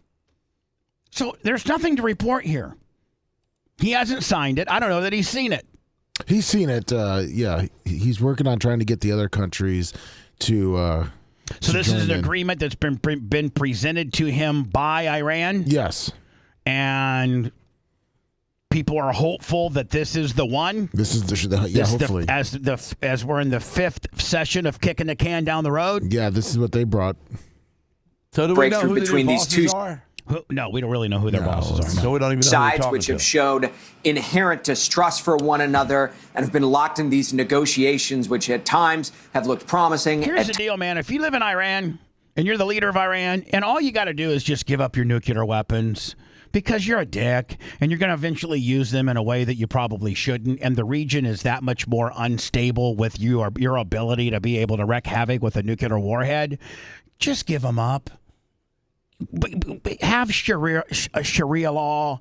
Be the ass-kicking Muslim praising Muhammad. Have whatever religion you want to do. Do you. Do however you want to do it.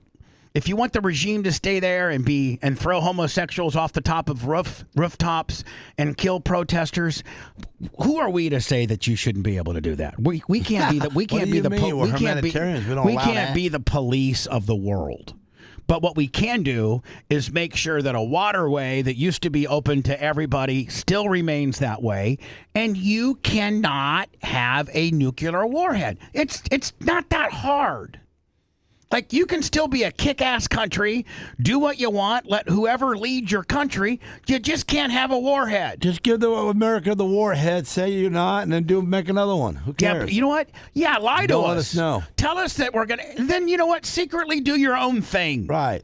It's going to take us... Listen, it took us 10 presidents to get on you this time. Right. It's going to be another... More. We're all going to be dead by the time the next person calls you out. Y'all can't reach America anyway, so what do we care? Yeah. Times have looked like... Well, because we have to stick up for Saudi Arabia and Israel. Saudis got more money than we do. Yeah. Stick up for yourself. They're stalling. This would put us on a diplomatic pathway over a 60-day period, a memorandum of... 60 more days. days just to talk about it. That's August 1st.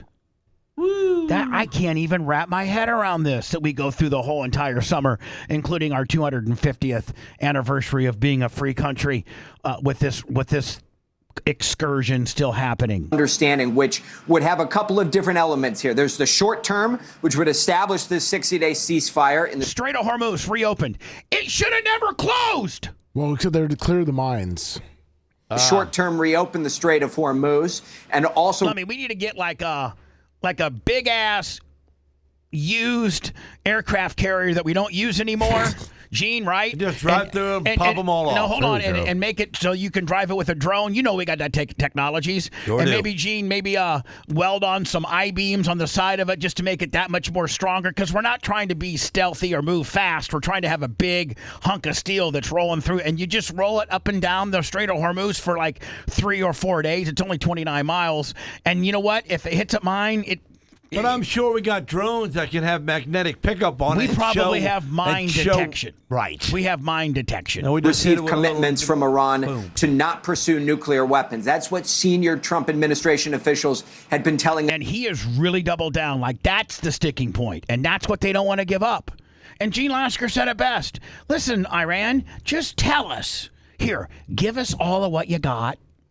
But you can make more. Make more. You made this much. Right. I guess you got 900 pounds or something of whatever, of plutonium or uranium, whatever the hell it is. That country makes the uranium, so they're going to make more tomorrow. Yeah. Tell us what we want to hear so we can go about our business, and the world can feel a lot safer and just quit being a dick. Yeah, we'll quit shooting your legs off. Throughout the week, this deal would entail. On the flip side of it, the expectation would be that you would be seeing a lifting of the U.S. naval blockade, possibly staggered, and longer conversations about the easing of sanctions on Iran itself. Again, it's still requiring that one next hurdle here, which would be the president to sign off on it. So negotiators have been working up to this point, but now it would come down to the senior level in all of this here. So still more to come. The 60-day window that would open up would set the stage for more long-term. If he does do a 60-day window, that bitch better make it closer to 15 or 20 days instead of going all 60.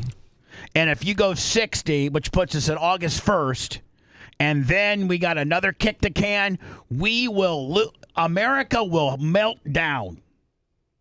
Term conversations, namely about Iran's nuclear ambitions, what becomes... And he'll get his ass kicked in the midterms, and Lummy may be impeached. Oh, he'll get impeached, especially if they lose. Comes to the rich uranium inside of Iran. Those are the more difficult conversations. Thank you, buddy. A couple more people's perspectives that's far more intellectually more intellectual. They say the same thing, though. Yeah, kind of. Good evening, I'm Bill Malugin, and this is your Fox News report. Oh, Fox, they're going to give it to us fair and balanced. That's right. The U.S. and Iran reaching a tentative agreement to extend... See, as much as whoever wants to think that this is good, this is bad. Oh, we got a 60-day truce. That's just 60 more days, and we got to worry about this bullshit. We're still sending people over there. Supposedly, it's just waiting on Trump to sign it, and it's a deal. Yeah, well, I mean, what type of trickery do they put in there? And do they put the nukes in there? Yeah, the nukes are in there. The nukes are in there. Yeah, all right. The ongoing ceasefire. And hello, dear Iran, just tell Trump you're taking the nukes out. Let him have them. Make more, right? Yeah, make more. For 60 days. That's despite exchanging some strikes this week. Let's stop being the watchdog and have to be everybody's big brother in the region. And because of us, there's stability in the region. How about everybody be on their own? How about you guys handle it? Qatar and Lebanon and Saudi Arabia and Israel. And how about my name's Bennett and I ain't in it? I just sent you what came out 30 minutes ago. Okay, well, hold on. The potential. Should I go through this or should I? Probably. They would go to this because it lays it out. This does right here? No, but the deal would also open what you sent. Negotiations. Okay. So yours is probably more up to date. That's from yesterday night. Yeah, this is from. This is 30 minutes ago. About that, yeah. Okay. Maybe Trump got up and in his PJs he and hit the button. I just want to let you know. Restored in the Strait of Hormuz without restricted by Axios. Just want to let you know I was in my PJs and I had the document in the Oval Office. I went down there and I signed it. Yeah, he's staying there all weekend to work on the end of the deal. By Axios. He needs to. Yep. Because here's the deal. I would love to Monday to say, you know what? This is over. Donald Trump, thank you. You kicked ass. You got what you needed, and that is their inability or their ability to be able to have a nuclear warhead. You got that taken away from these bad guys. The Strait of Hormuz is open. Good job. Kudos to you, Donald Trump. You're the first president out of the last 10 presidents. The last person to hold them responsible was Ronald Reagan, and so. Thank you. Everybody else has kicked the can down the road. Both Bushes, Clinton, Obama, Sleepy Joe. You the first time, and you put it into this. And the world is a better place because of you, Donald Trump. You had the balls to put him on the line, and you did. All my critical, analyzation of how he's handling this will be completely thrown out the window, and I'll be singing his praises. I want him to get a W on this. But he starts to get an L the longer this thing continues to go. 60-day agreement pending Trump's final approval. Strait of Hormuz, unrestricted. Mines removed within 30 days. Check. That's great. Good. U.S. blockade lifted. Iran allowed to sell oil freely. It's their oil. They can sell it. Yep. They have these big refineries, right on their coast. And they're full. And they're full, and Iran has a lot of oil that China and Russia and a lot of places buy, and we've crippled them by not allowing them to sell it anymore. I don't have any problem with that. Iran agrees not to pursue a nuclear weapon. Maybe that in itself is the key. It doesn't say that they're going to give up their uranium. No, it just says they're not going to pursue. Yeah. That doesn't mean that you don't throw away what you got. You know what I'm saying? Yeah. But they start talking about disposal. Talks begin on uranium disposal and enrichment. U.S. to discuss sanctions relief and frozen funds, discuss humanitarian and aid and goods for Iran. Israel Hezbollah war in Lebanon would end. Here's right here. This is probably the key. How much money are we going to give them for them to rebuild based on the havoc we've... Come on, Oh, yeah, man. Gene, that's going to be the final... That's going to be it. A lot of people don't know. Why is my gas high? Why is my eggs high over these 6 problems? Oh, eggs are cheap nowadays. Yeah, eggs are cheap. Okay, but why? First of all, you don't even... Hold on. You got your own chickens. You don't buy eggs. I know, but I'm just saying, why is everything higher and gas is higher over these problems with the yellow dots? That's got nothing to do with us. States shipping will be restored in the Strait of Hormuz without restrictions, and this includes. Now, see, I could live with this deal. Yeah. I think all of America could live with this deal, including but not limited how much money we got to give them to rebuild. If it means that you can't have nuclear weapons, we're going to end up taking them eventually from the uranium disposal, and you stop screwing with people in the Strait of Hormuz, sell all the oil you want, and stop the war in Lebanon with Hezbollah and Israel. And yes, we will help you. We'll give you $1 zillion to rebuild your sandcastles. No problem. Iran removing mines from the waterway within 30 days. The U.S. would also lift its blockade and some sanctions to allow Iran to sell oil. Iran would also commit to not pursuing a nuclear weapon. It's still unclear, though, what would happen to Iran's stockpile of highly enriched uranium, and that's one of the issues that will continue to be hashed out within this 60-day window. And here's the deal. We don't really know. Like, Trump can lie to us, and we'll believe him, right? Yeah. You know, he could just say, yeah, I just want to let you know that all the uranium's going to be gone. We're going to, like, we are not going to remember 6 months from now that he said that we need to have that uranium all rounded up. Right? No, we're Treasury Secretary Scott Bessent. Just you know what? Optically, make this go away. I could care what deal you cut. Just make it go away. Let's pull our soldiers back. Let's stop screwing with them. Let's open the Strait of Hormuz, and let's get to it. Whatever. Let's just get back to normal so that my gas, like Gene says, he's not paying $6 a gallon for diesel. Is not ruling out military action if a deal is not reached. It is a multifaceted agreement, and nothing is going to be on the table until we see the Strait of Hormuz open and the Iranians agree that they have to turn over the highly enriched uranium and that they can't have a nuclear program. But if President Trump doesn't think he can get a peace deal, then kinetic is back. So this comes as the U.S. continues to squeeze Iran's economy. The Treasury Department has issued new sanctions targeting Iran's military oil trade. And according to Iran state media, Iran says if a draft deal is completed, it would be announced by Pakistani mediators. So one good upside, though, guys. Hold on. So they can't, if we reach a deal, they can't even, hi, we're Iran, and I'm the leader, or I'm the supreme leader, or I'm the head of the IRG, whatever the hell. They're not even going to announce. They're going to. Pakistan announces it?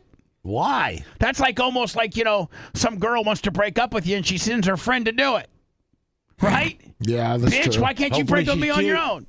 Prices did drop on the news that a possible ceasefire extension is at hand. And you know that will be a relief for a lot of Americans. By the way, I will tell you, man, gas is dropping. It's $87 a barrel. All right. At its highest, it was $115. It's $87 Are we now. seeing that at the pumps? Yeah, well, we will. It takes about a week. It's under $4 now for prices unleaded. will come down. Now we'll wait to see if this actually does come into. Yeah, diesel, they continue to screw you. Man. So, I mean, Lummy, the best news of all would be Trump stays at the Oval Office all weekend long, gets this thing done, rolls it out.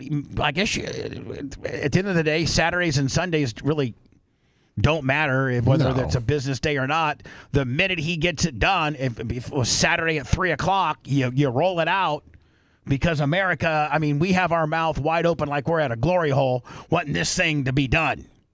The best thing, man, would be to get this thing done by Monday, and we can just, everybody start seeing relief at the pump. We can start bringing all of our military back.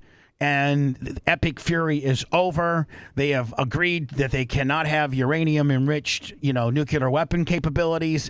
The Strait of Hormuz is open, and we're going to give them a lot of money to rebuild. America doesn't care about how much money we give them. No, just give it to them. America cares about how much it costs to fill up your effing truck, and how much it costs for that banana, orange, milk, eggs, beef, chicken, fish, groceries. Diet fudgesicles.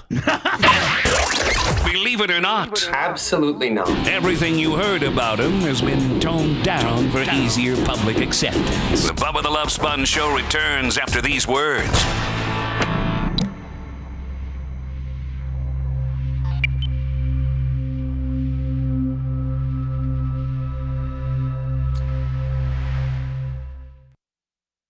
You cooking food back there? You got your little barbecue going? Yeah, he's got him a little barbecue. Chicken and rice? I think I got ground beef and rice, bodybuilder, 150 grams of protein.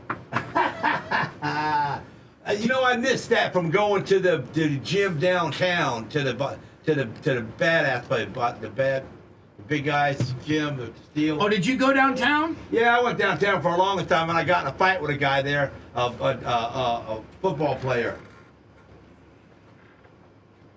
And they throw you out? Yeah, they threw me out. You got thrown out? Yeah, I got thrown out. They sent me my money back too, because I told you know what? That should be a country song. I got thrown out because every redneck a Buccaneer, man. I don't know who he was. He was just a smartass. I heard him say Whitey. I got thrown out. And so I commented to him. Hold on, he said Whitey? Yeah, he was talking to another black guy, and he said Whitey. You know, in the conversation, I heard it. And what did your big mouth say?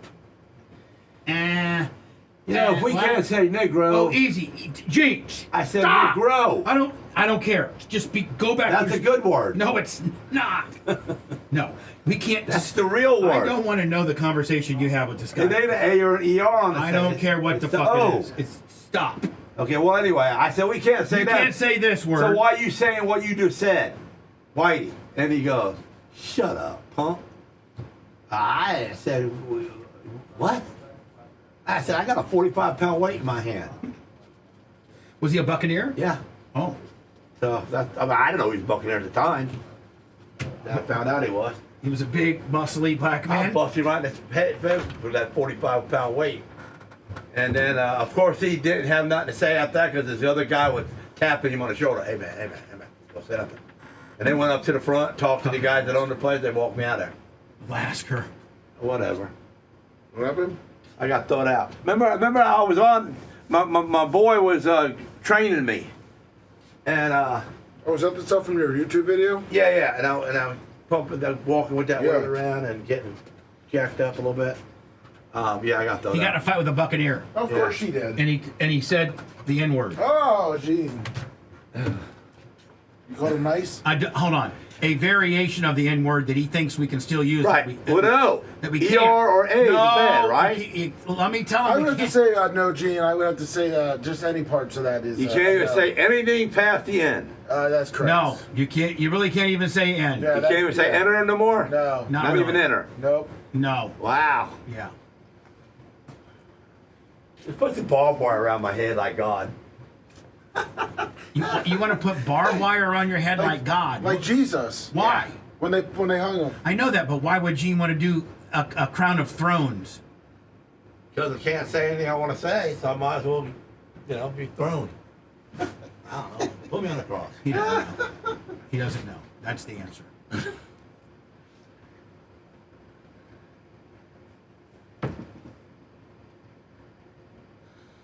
I drove a long way to go there too, you know what I'm saying? All out of my way to go there.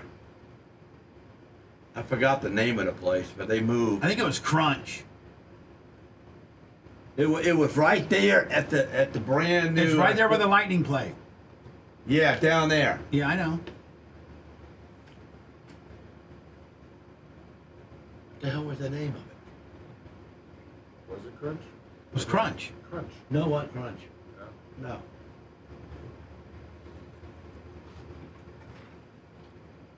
I forget it. I know it if I heard it, but it was.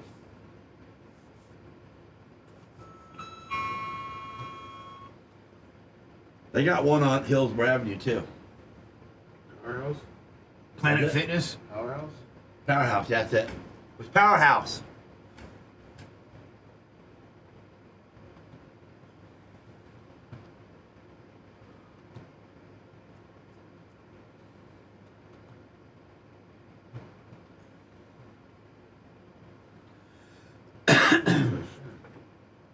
I got him back a little bit though. Yeah, because when Powerhouse come on Hillsborough, they needed some powder coating done. So they came to me. They were shopping, you know.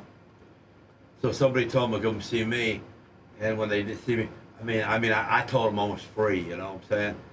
It was like $25,000 job. I told them $4,000. They were going to store. I told them, let me give you a call back on the weekend. It's so raining, and then they'll call me back, and then they call me every day. I decided I don't want to do it.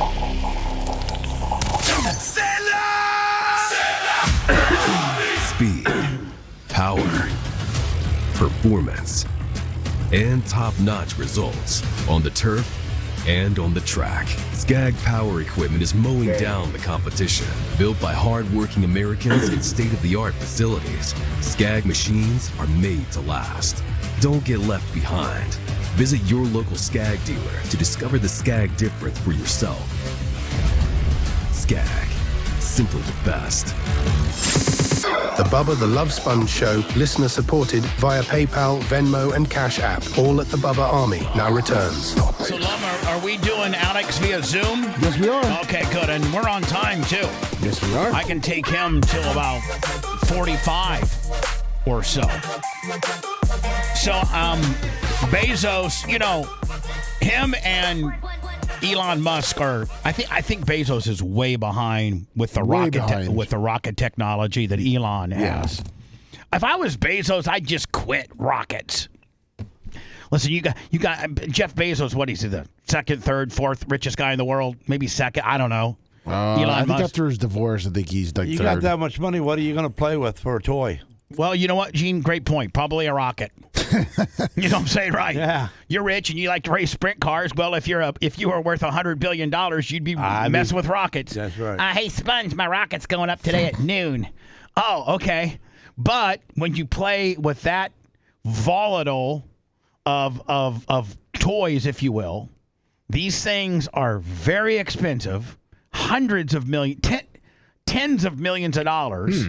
And when ain't nothing to him, though, you know. And here's the deal. It's such a finite equation to be able to propel something into space, and the amount of propulsion and jet-powered rockets that you need, that, you know, like, for instance, the space shuttle mishap was over a $3 O-ring. So there's so many things that can go wrong when you have to have that violent of a propulsion. And you probably know what can go wrong. It'd be like me going like, "Hey, Sponge, watch this rocket. I'm going to shoot up, and I change the left rear shock to a tie down. I wonder if it's going to work or not. Let's try it." Yeah. And here's the thing, but there is data to show you what that left rear tie down will do. Other people have done it, so you have a general idea of what it might do. Right. But when you're doing stuff that no people have ever done before, right, you're really looking potentially for a bad outcome. And it would be, maybe, Lummy, you could research how much did this cost Jeff Bezos. So he was blowing off one of his new rockets into space to test it for whatever, and it blew up right at the launch pad. Here it is. Let me see if there's a cost analysis on this. Looks like between 68 to 110 million. Well, ain't nothing for that guy. $110 million. And there it all goes. So here it is. It was, it didn't even. Oh, that's spectacular. I'd have did that on purpose. I would have done that on 4th of July and given everybody the ultimate fireworks. That's right. You think the city of Los Angeles could do a better fireworks than this? Hell no. Look at my bonfire. Look at that. That's great. Oh, my God. Ooh, mushroom clouder. Ooh, Hiroshima. That is, it's not Hiroshima. It's Hiroshima. Do you know the other Japan city? There's two. Taiwan? Nope. It was Hiroshima. We bombed it twice? Yeah. Nagasaki. Oh, yeah, that's right. Nagasaki and Hiroshima. It was Fat Boy and Little. I forget what the bombs actually had names. They were Fat Boy and something else. This cost Jeff Bezos $110 million. You know how many Vegas hookers and private how many? I mean, you could buy 2 Gulfstream 650s. You could buy 2 of the most expensive private jets they make for what you just did here. Sorry, it was Fat Man and Little Boy. Yeah, Fat Man and Little Boy. Fat Man and Little Boy. Fat Man and Little Boy. One went to Nagasaki and one went to Hiroshima, and I think 2 days later, Japan surrendered. So did we get in trouble for smoking all the babies? Nope. Because they didn't have a sanctioning war crime at the time. There was not a What's the name of that Warsaw. It was not a the Warsaw Pact, or there's some type of war rules that we. Yeah, who polices that now? What's the name of Probably it? NATO. NATO. I don't know if NATO polices that or not. NATO's. But I think now, Truman didn't have to worry. Harry S. Truman, who is the one that dropped Fat Boy and Little Guy or whatever. You might be happy that I am not a filthy millionaire like this guy. I sent that rocket to Iran. You what? Whoops. He got off course, folks. Sorry. Let me tell you something. Hold on, let me get my insurance card out. Let me tell you something. I'm the president of the United States. My name's Gene Lasker, and I did not mean to hit the button, but I did, and it blowed up. It blowed up all of Iran. So I'm gonna get thrown out. There he is. You Is there? that a make-believe jersey? No, it's LSU. No, this is the LSU. Oh. Wait, are we already live on the air right now? We're live. Yeah, you're drinking and spitting and doing all kinds of crazy stuff live. I am, dude. I'm very much on time today. I made it a point Look at his face. not to be make you hold, and when you are ready, we're live. So put that. Oh, you're gonna eat gum in front of us? No, that's it. I got to put in my nicotine pouches to get my I just got out of bed. I had a long smoker? night. No, he's a smoker. Yeah, he'll. I'm a smoker. I'm a drinker. I'm a banger. I'm a hanger. I do this. You're a disruptor. Good for you. You get disruptor. Something that Gene, she gets thrown out of a lot of places. That's. I'm wide open, Gene. I know, as man. wide You're my open hero. as it can Believe get. me, I love watching you. I love listening to you, and you're a real good diplomat. No, he's not a very good diplomat at all. He actually is a disruptor, is what he is. So what do you got? Bubba, did you see the story? Yes. We broke the story, but listen. Hold on. I played the story, and I played the 4-minute version of it because you guys made it a little bit more manageable. One was like 32 minutes, and then one was like 4:50, and I just got right to all of it. And we played it like at the 7 o'clock hour because I wanted to set up. I didn't want it to be cumbersome and play it now and eat up any of your time. I want to have already played it, get people up to speed as to what your latest effery is. And Lummy just said that the Nationals announced this morning that guy's been suspended. Yes, he's been suspended, but listen to this, Bubba, that's frustrating. But I do have some respect for Trevor Williams. So just to recap, Trevor Williams is an outspoken Christian for the Washington Nationals starting pitcher.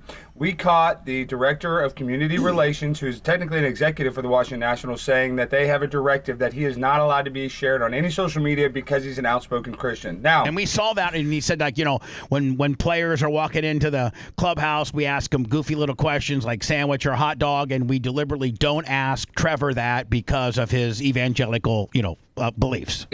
Exactly right. So I'm friends with a guy by the name of Derek Holland. He played in the majors for 13 seasons. I was just actually on his on his podcast yesterday. So Derek calls Trevor, and this is what's frustrating. Now we've have a line out to Trevor. Trevor is livid, so mad, wants to say something. His agents told him he's allowed to. It's nothing to do with agents. The only reason Trevor Williams has not blown this thing up is that Trevor Williams is such a good moral Christian, he doesn't want to divide the team right now. He doesn't want to disrupt the team. Does not want to disrupt the team. But at the end of the day, the director of communications, the guy that's in charge of how the Washington Nationals are promoted and sociably positioned, and the players how they're promoted, and just there's a lot that goes with that job. You can make or break a player, meaning you can give him a push or you can bury him like they did Trevor. But the bottom line is that's just fundamentally wrong. It may even be against the players' union. I don't know. It's technically what they call a Title VII violation because they're actually stopping him. Guys, imagine if they said, "Oh, we're not going to share him on the social media because he's a Jewish, because he's Mexican, or he's black, because he's black." Yeah. I mean, it would be the biggest story in mainstream news. But what is good about this, and at the end of the day, they're in a collective bargaining period right now. So I was talking to Derek Hall, and they said this story will actually blow up even more in the summer because the players are going to want to get, they're trying to put a salary cap, and the players are going to be able to have concrete evidence that some people within these, clubhouses try to keep them down. Literally discriminating. So you need to pay us more because you're giving us Title VII violations. Because Derek Holland said, even if it might sound stupid to be on the social media, but every time a company or brand sees that, they're going to be more interested in sponsoring that athlete. So it closes doors by not letting him be on the social media. It equates to a lot of different things: more jersey sales, more fan base, more public recognition, more potential endorsements. I mean, you want your team to position you in a good place, and your religious beliefs should have nothing to do with how they promote you, and instead they're penalizing you for, like, they're making it almost a bad thing to be a Christian. When you it is a bad thing. When you couldn't subsect any other part of humanity and get away with it. Like you said, you mentioned a couple other, like if you were Jewish, you're like, listen, guy's Jewish. We're not gonna promote a Jew. That would be the biggest story in the world. Oh, that would be on the front page of every newspaper. But this is what is actually really alarming about all this.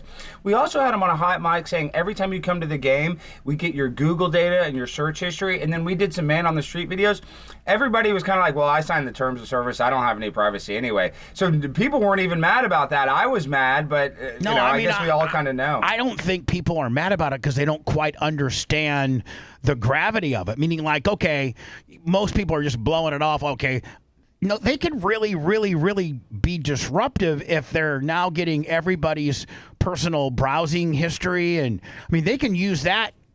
Targeted ads, all kinds of stuff. So, and then on top of it, though, the guy at the very end, and Bubba, even though this guy's terrible, I don't like ruining somebody's life. I mean, I'm happy he lost his job because in the video he said, oh, I should go work for the Boston Red Sox.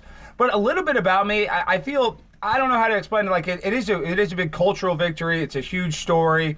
Everybody's talking about it. But at the same time, I don't like seeing a guy's life get ruined. I mean, he ruined his own life, but I do have a little bit of a moral conundrum. But hold on. You didn't ask him anything that he didn't say. You were just kind of just flanking him on things that he'd already publicly told somebody, and you caught him in a lie. You caught the guy. Caught him in 4 big lies. Nobody ever got mad at Chris Hansen when he told somebody to take a seat because that scumbag had done something bad.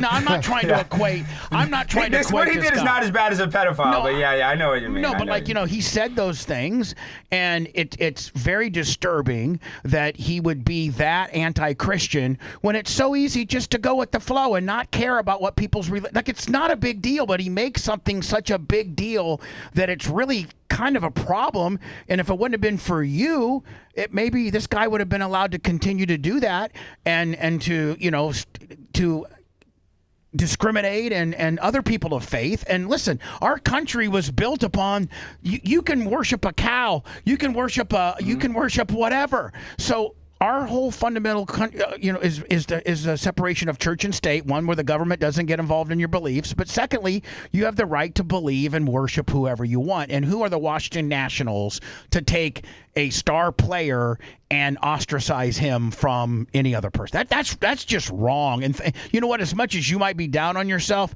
I applaud you, because if it wouldn't have been for you, this guy would have been continued. How many years has he been at the Nationals, and what would have ever got him fired? I think he's worked in pro baseball for almost 20 years. Moving up the ranks. But this is the other thing. We got him on a hot mic. Jaden Ivey for the Bulls. He got cut because he was anti-LGBTQ. So, and then I got a message from somebody that works in the Mets. He's a lower organization. He's like, I think this is happening in our organization. I was like, well, try to give me some evidence. Show me who's been shared on social media, XYZ. And so this is a league thing. This is not just, it's multiple leagues. It's happening probably in the NFL, probably in the NBA with Jaden Ivey. It's happening with Trevor Williams.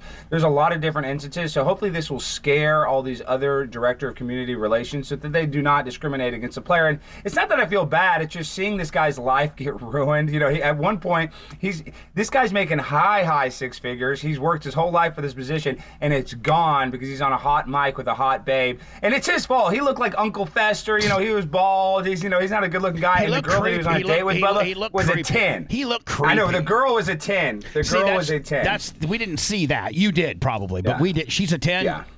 Yeah, we can't expose that. Yeah, was he young, trying, hot. To me, it looks like he was just trying to show off and be Johnny Big Pants and just be like, look how powerful I am, and I can make these type of decisions, and we got protocols in place where we can get your browsing information, and look at me, look how powerful I am. It was a big braggadocious session for me, I thought.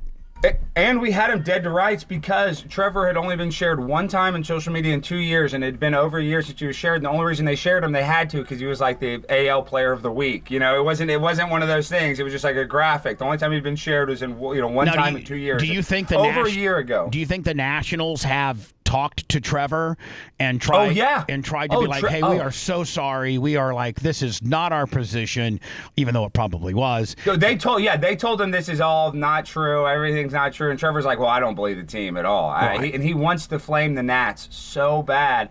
He just doesn't want to disrupt the team chemistry. He doesn't want to become a team cancer. How good is he as a player? Really good. He's in the starting rotation. He's made, hundreds. I don't know. I think over $100 million in his career. So he's a serious player. And then on top of all of this, he leads a team Bible study. So Derek Holland was his teammate when they played at the Pittsburgh Pirates together. So Trevor's not just outspoken publicly. He's actually he's a big leader in the clubhouse. He does a Bible study every week. He brings players to Christ. He's not a show. He's not LARPing. He's not role playing. He's a real deal. Genuinely lives this Christian lifestyle. He makes $7 million a year. Yeah, and so he's not, like you said. This isn't trying to be somebody that I'm not. This is truly who he is. Yes, this is what he's most. And think about this, like you just said. How many pro organizations have some type of really screwed up initiative or rule where they're ostracizing a certain subsect of people, whether it's Christians, Jews, blacks, whites, Hispanics, fat, skinny, I'm sure they all have protocols on how they promote and who they promote. And this could just have your busting this guy could just be the start of a whole bunch of we know the NFL did it to Colin Kaepernick. He won $75 million in a collusion lawsuit. We know that. Well, Tim Tebow. Tim Tebow, he played good his rookie year. I mean, I know he had that weird left-hand delivery, but he won a playoff game with the Broncos because he was taking a kneel every time he scored a touchdown. These teams didn't want to touch him. And it's like, the guy was a good football player. I don't know if he's the best quarterback ever, but he was arguably the best college football player of all time. Hey, listen, he's and certainly I think he worthy. Probably could have fit in. He was worthy of being a backup, a clipboard, all day. He stepped in. He stepped in for the Broncos and beat the Steelers in a playoff game. As the other guy got. Who was the Broncos starting quarterback at the time? Lemmy, was it Manning? Was it Peyton Manning? No, it wasn't Peyton Manning. It was Jay Cutler. And he got hurt, and Tebow came in and led him on the game-winning drive. And then the rap on him was, well, he's so much a Christian and he's so into God that the cameras gravitate to him in the locker room, and he's a disruption. And it's not even a bad, like he's some thug or something like that. How can you be religious and a good dude? He is as clean as the wind-driven snow. You know how many people have tried to find dirt on Tim Tebow? There's none. He truly is. And how can you be blackballed from a particular professional sport for being a good guy? A really good guy. And Bubba, you're friends with Dion, and Dion's a good guy. I'm just saying, think about how many other players in the league, though, which Dion knows about, hit their wife, drink and drive, get arrested. They don't ever get penalized. They'll sign a new big contract, but because you're an outspoken Christian like Tim Tebow, you can't even be the third-string quarterback. You can't even be, the backup quarterback. I don't know if I've ever said this on the air, and I don't know if I should be saying it, but I talked to Dion one time right at COVID, when COVID was happening. And the NFL got a hold of Dion, and he won the NFL. No, it might have been during it was during something that the NFL was kind of had a bad public rap on. I think it might have been the national anthem. So Kaepernick, pretty much. It was like the Kaepernick national anthem deal, and the NFL came to Dion and said, can you get Michael Irvin and Mean Joe Green and some of these other African-American Hall of Famers to do a round table and kind of toe our line, the NFL's position on this particular aspect, and and get about 4 or 5 African-American Hall of Famers and kind of toe the NFL corporate line on this deal without really doing it, but just kind of in a really loosely knit podcast. You guys all talk about the NFL's position on this particular matter. How much did they offer? And well, I don't know what they offered, but Dion told me that he called every one of the players they had in mind and said, we are stupid to do this because we are automatically drawing a line in the sand and polarizing half of the people that don't feel this way. It's better for us to stay out of this situation because there's no upside for us, and outside of our pensions, that we've earned, the NFL doesn't do anything for us. And so Dion told his other fellow African American players who the NFL wanted to do this big warm and fuzzy PR deal, no, we're not. Don't do it, and none of the guys did it. Well, it got weird. I mean, even Jerry Jones, I think it was against the Arizona Cardinals, went out with the whole Dallas Cowboys because, they were struggling because no Cowboys were kneeling. And so they did one game where they all kneeled. And even Jerry Jones went on the 50-yard line and took a knee.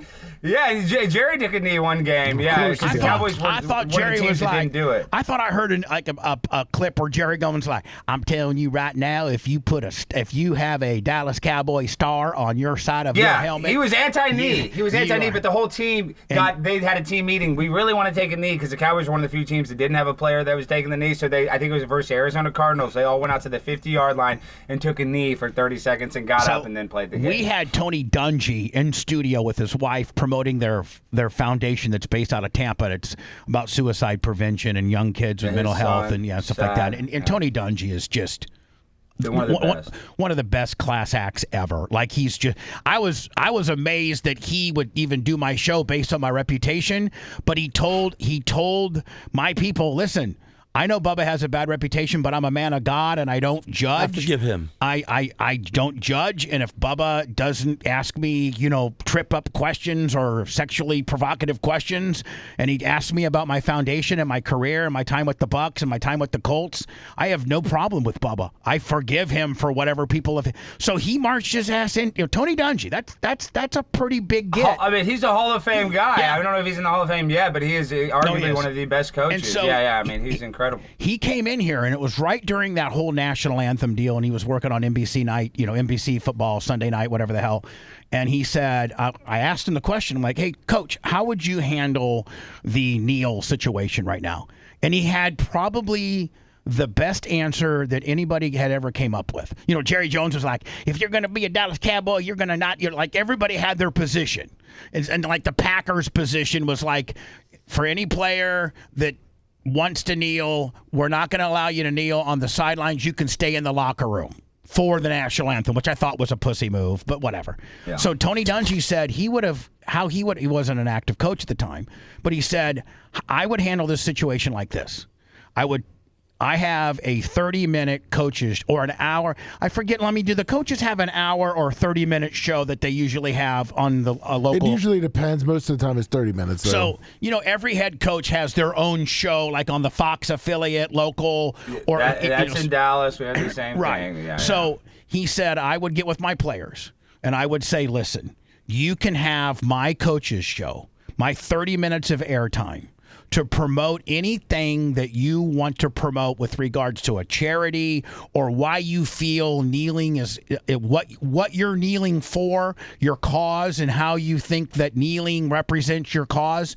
You can have my 30 minutes on my coach's show to completely go through why you think kneeling is important, but you're not going to do it on the sidelines to distract our team. But you can have 30 minutes and nobody would probably have the balls to actually go do the 30 minutes. They would just, toe the line. But I thought that was a pretty good I thought that was a pretty good, in between, so to speak.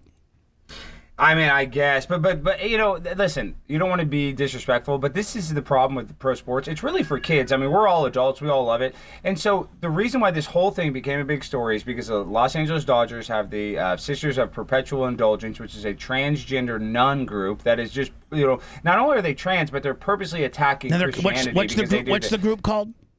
It's called the Nuns of Perpetual Indulgence, and it's a transgender nun group that it's not like that they're trying to be super trans. It's that they're anti-Christ. They do a fake crucifixion. They use the cross that Jesus died on. They put a fake Jesus on, and then they have transgender strippers that dance on it, like while a guy's getting crucified.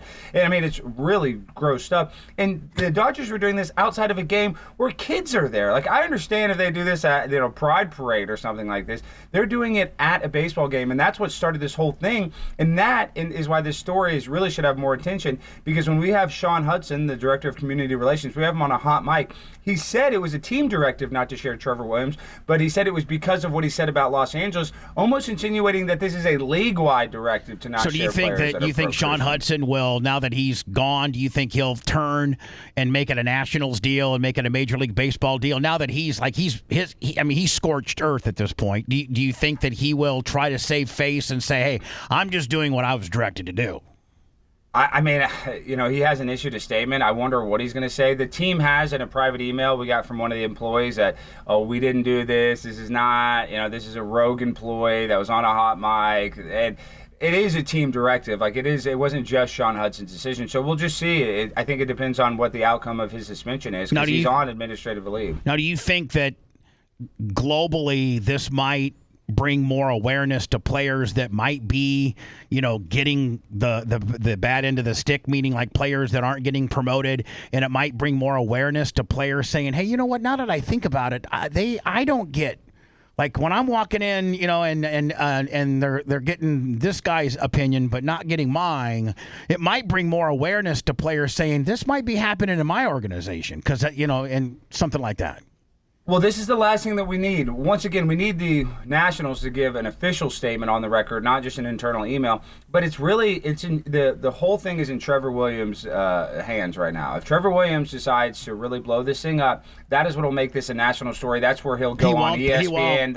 He won't. I know, because he's a team first guy, which I respect. I respect having that integrity and having high moral character. But at the same time, if he was a piece of crap player, he's not. I'm saying he could make this the biggest deal in the world and this story wouldn't go away. So a lot of this has to do with how Trevor Williams handles it, and if he wants to, be a victim, or if he wants to try to just move on from it. But I know personally that he is very upset, mad, but because he cares about the team, he doesn't. They're 28 and 28 right now. They're in the Braves division, so they're not going to beat the Braves. They're not going to win the division. Might get a wild card. Yeah, that's what I'm saying. They're in the hunt for the wild card, so they're still in the mix. So that's why. If they were 7-40, he might.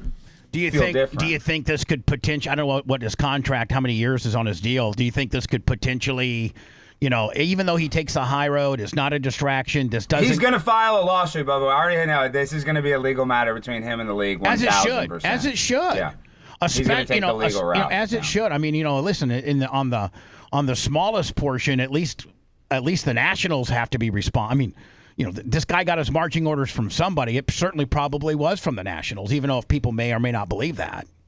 Yeah, well, we'll see. And once Trevor really gets in the weeds with the Nats, that's when I think a lot of this. So this story's not going away. We got him on the hot mic. He is technically what they call a, executive personnel guy. Hold on, is this the story that you were teasing last week with me? Yes. This is the story. Listen, I got to tell you, you didn't disappoint, because when I was watching it, when Lummy had it ready for me to go, I'm like, oh my God, this is huge. And Lummy's like, this is what he was talking about. Like, oh my, I forgot that he teased. He had a huge story, and it didn't disappoint, man. This was huge. And you know what made the story was his hot mic, because he could not. You had him dead to rights, dead, just running his mouth. And there is a thing, Bubba, where you're on a date with a hot girl, you're embellishing things, but every single thing he said was actually true. And one of the worst things, he goes, well, working in the majors is kind of hard because there's a lot of white players from the South, so they tend to be conservative. And when Pete Hegseth comes to the game, because we got a lot of military industrial complex companies, when the players ask to meet him, we'll just tell him he left the game. And that's literally this guy's job. He's the director of community relations. He's supposed to connect high-profile people that come to the game, that get invited to the game. If they want to go in the locker room and meet the players, if it was Lil Wayne, if it was Snoop Dogg, they let him smoke weed in the clubhouse. But because it's Pete Hegseth, because he's a Trump supporter, a Trump's administration, he doesn't let the players meet him. So this guy, and who's this guy? Who's this guy to play God? And he's supposed to be working for the players. That's who he's promoting. The product of the Nationals are your talent. That's your product. Your product is your players. That's who you're promoting. And who are you to play God? And who that, I don't care if it's Taylor Swift or Pete Hegseth or it's, Barack Obama. If somebody of name value is at the game and players would like to meet them, you make that person available, period. 1,000%. Like, you're in charge of community relations. Who owns the Nationals? Who owns the Nationals? Here, let me look that up. I don't know who. Let's see who owns the. That would be interesting, to understand who that might be. So it's the Lerner family, Mark D. Lerner, and they are arguably one of the wokest teams in Major League Baseball. Not just because they're in D.C. Also, their manager is like a 33-year-old guy, Batura, and supposedly they purposely hire a young guy that they can kind of control. If you got like a Ron Washington, if you got one of these older general managers, they might not go for all this, but that's why they have the youngest manager in baseball. So they're definitely trying to trend young and woke. Now, what about the owner? Is he a big Democratic? Is he a big donor? Oh yeah. They're the Lerner family. Are they like the Kochs in Colorado? Remember the Koch family? I just know that they're left leaning. I don't know. I'm looking up his Wikipedia now, but he owns a bunch of real estate. Yeah. Real estate development. Yeah, he's a real estate mogul. But he went to George Washington University. His parents were really rich. He purchased a team for $450 million in 2006. It doesn't really say his political leanings, but I'm just telling you that whole team is left leaning. And you know what's crazy? I hadn't even told this story much. I was dating a girl, and things were going good. I was living in L.A. We got an opportunity to go. I was working for a production company to go to Japan and do a game show run through. It was like a big opportunity. They're going to pay us like $20,000, put business class tickets to Japan for 2 weeks. It's a really cool opportunity. And right before we're supposed to go, like 5 days we're supposed to go, I just got my expedited passport. This girl's like, "Yeah, I can't go. I can't go anymore." I'm like, "What?" Like, there's nothing wrong with the relationship. She's like, "I just can't go." So then I don't talk to her. Then I see on, on Twitter, like 6 months later, she's dating this guy by the name of Sean Doolittle, who's like the most liberal guy in the world.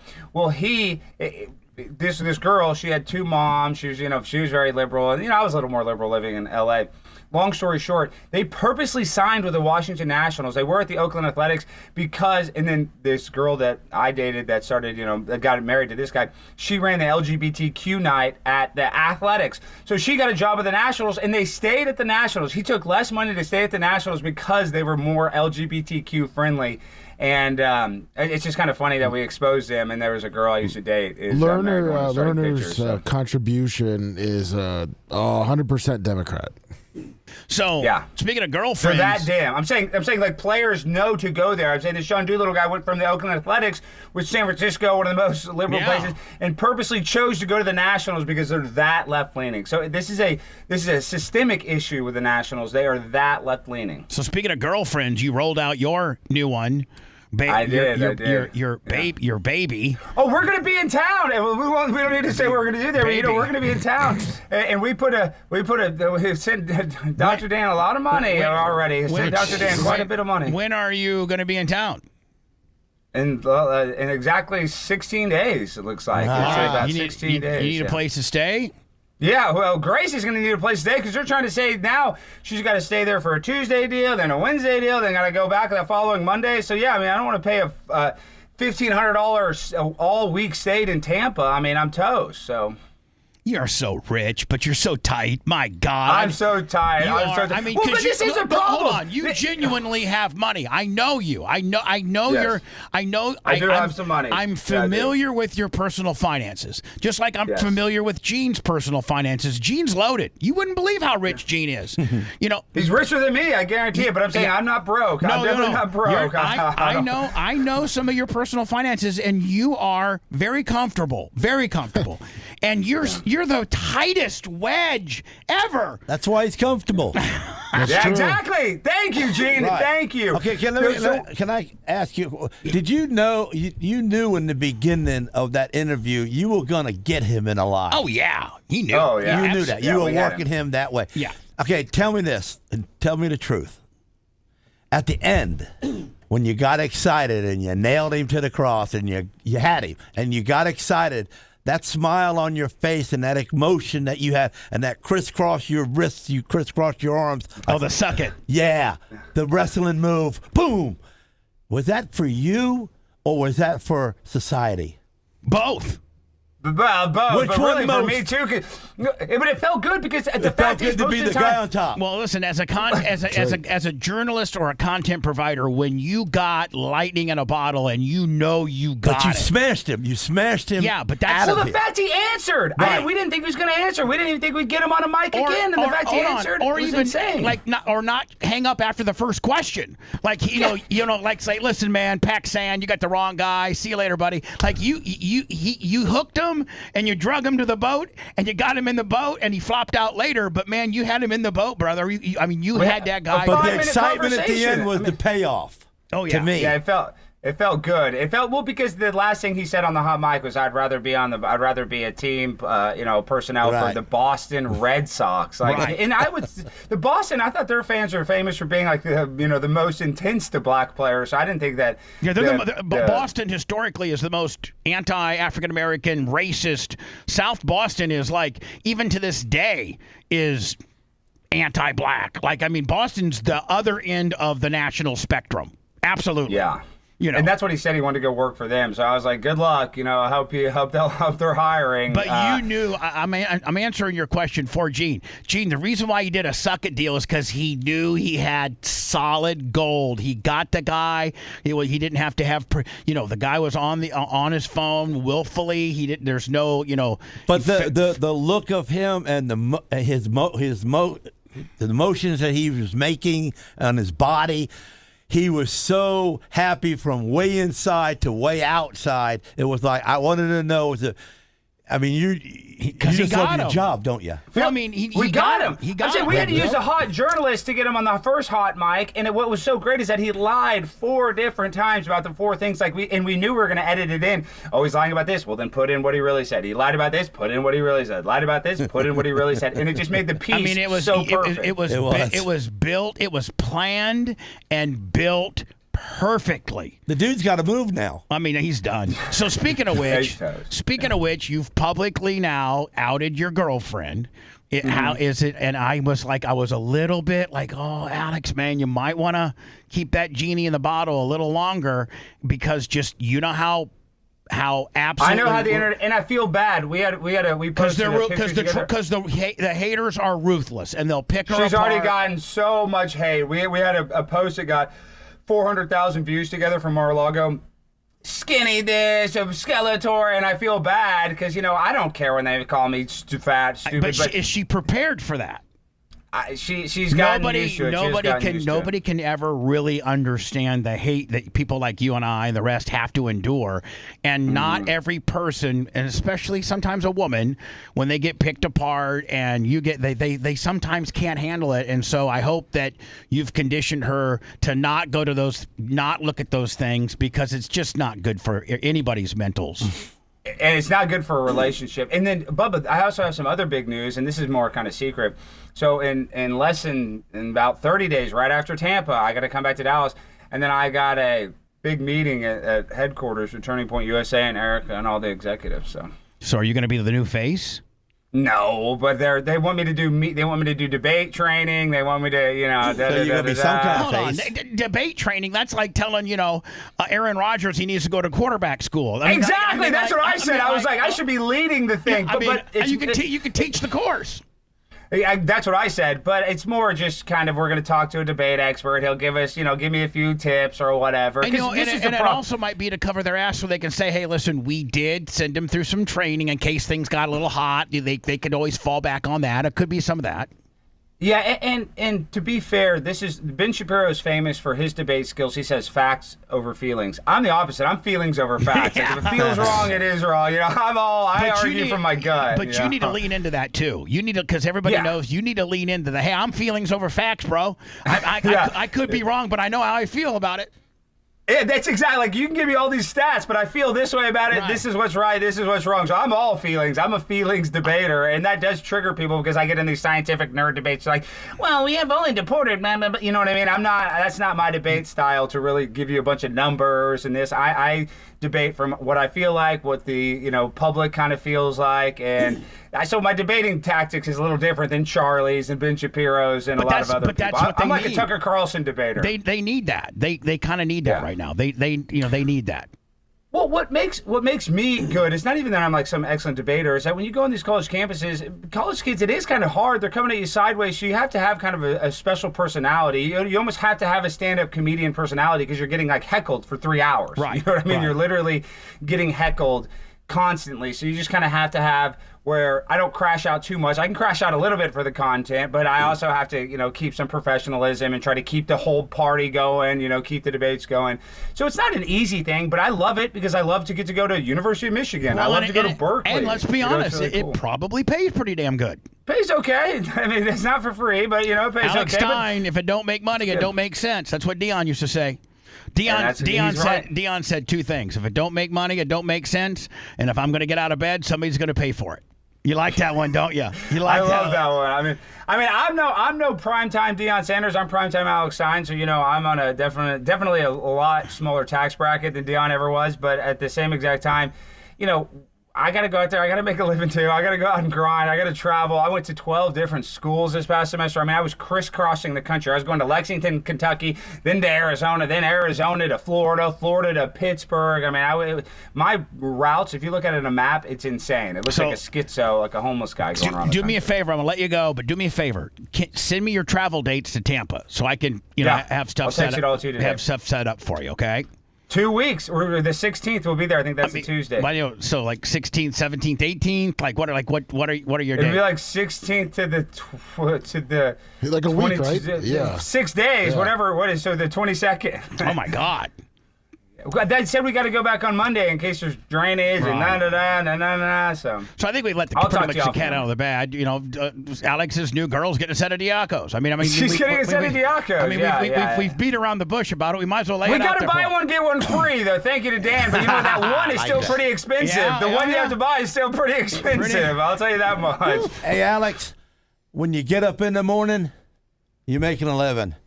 When you talk, you're making savings.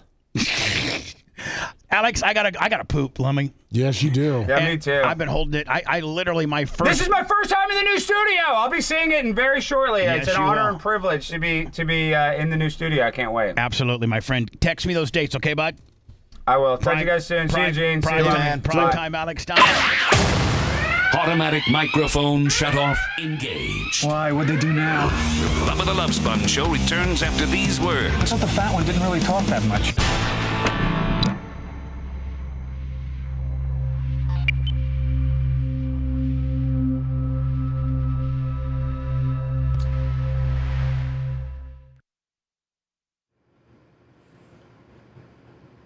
Lummy, I'm basically saying goodbye, and I'm about ready to poop my pants.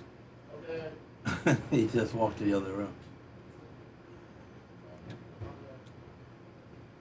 Yes, 9:50. Gene, you have a good weekend because as soon as I say goodbye, I'm trying to hold my ass together and not shit my pants. I literally feel like I'm going to shit my pants. Well, go.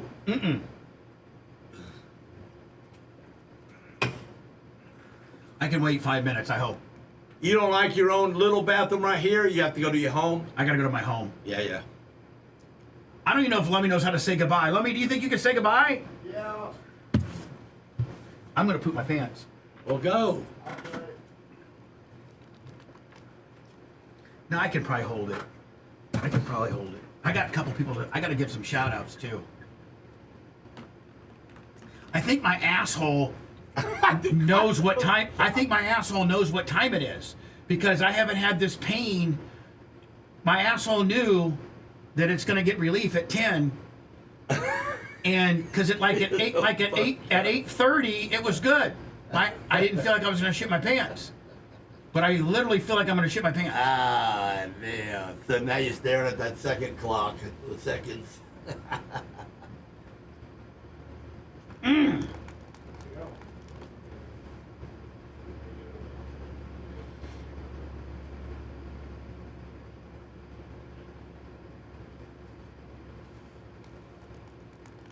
Hey everybody, man, thank you for the subscriptions, Iggy.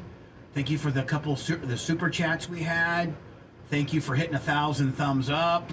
I think today's show is better than Wednesdays. I got a better feel for it. Don't you think, Gene, we're better today? Yeah. Of course it was. And I'm going to shit my pants. literally gonna shit my pants. Woo! I'm gonna shit my pants.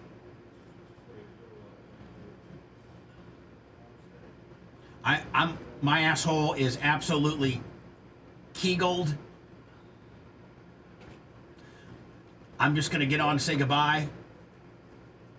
Make sure you say love you, Sarah. I will. Love you, Sarah. Love you, Sarah. Love you, Sarah.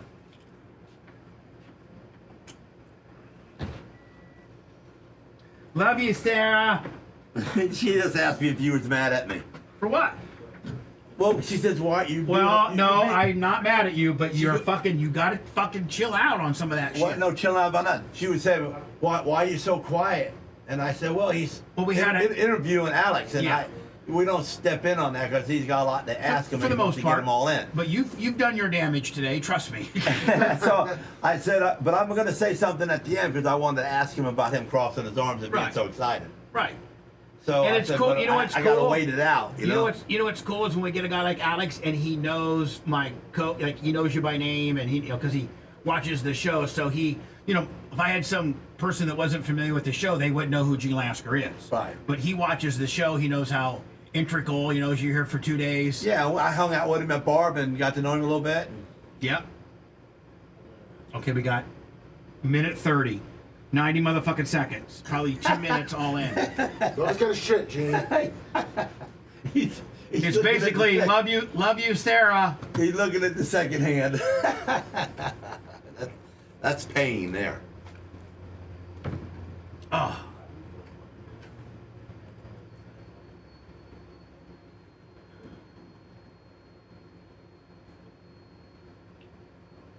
Woo! Fuck! Damn it! Thank you, Chris E. King. I got to give 2 shout-outs to... I didn't eat Taco Bell, Rob. You know what, actually? I had a salad yesterday, and I think I fucking fibered myself up. Oh, that's going to be a salad shooter. Yeah. I actually had... I had tuna salad yesterday, and it had potato salad in it with it. Man, I thought I was eating gold. Oh, yeah. I had a regular salad with poppy seed dressing, a little bit of cheese with cubes of ham. That poppy seed dressing's so good. Oh, my God. Do you get to Ken's? Yeah. Oh, yeah. You know if you eat too much poppy seed dressing, you'll test positive for heroin? Oh, shit. For what? Heroin. Well, I better not take a drug test. Really? Yes.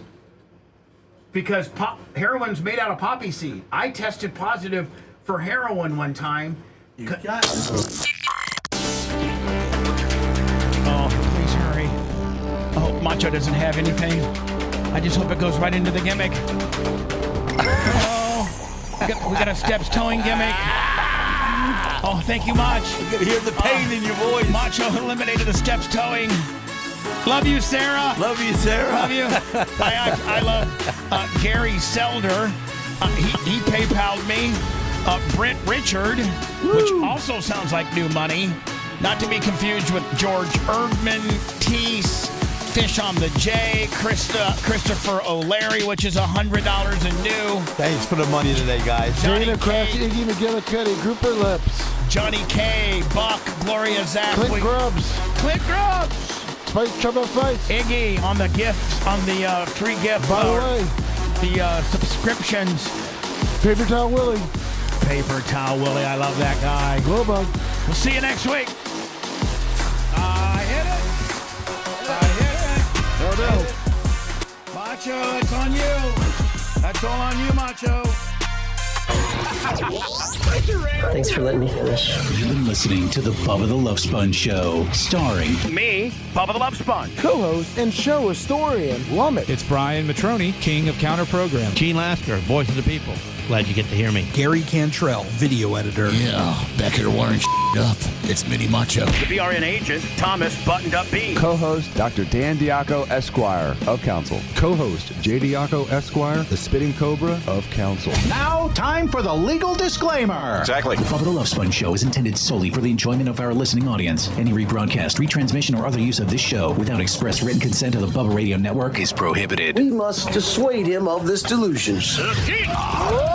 Until next time, always remember. I'll repeat hello.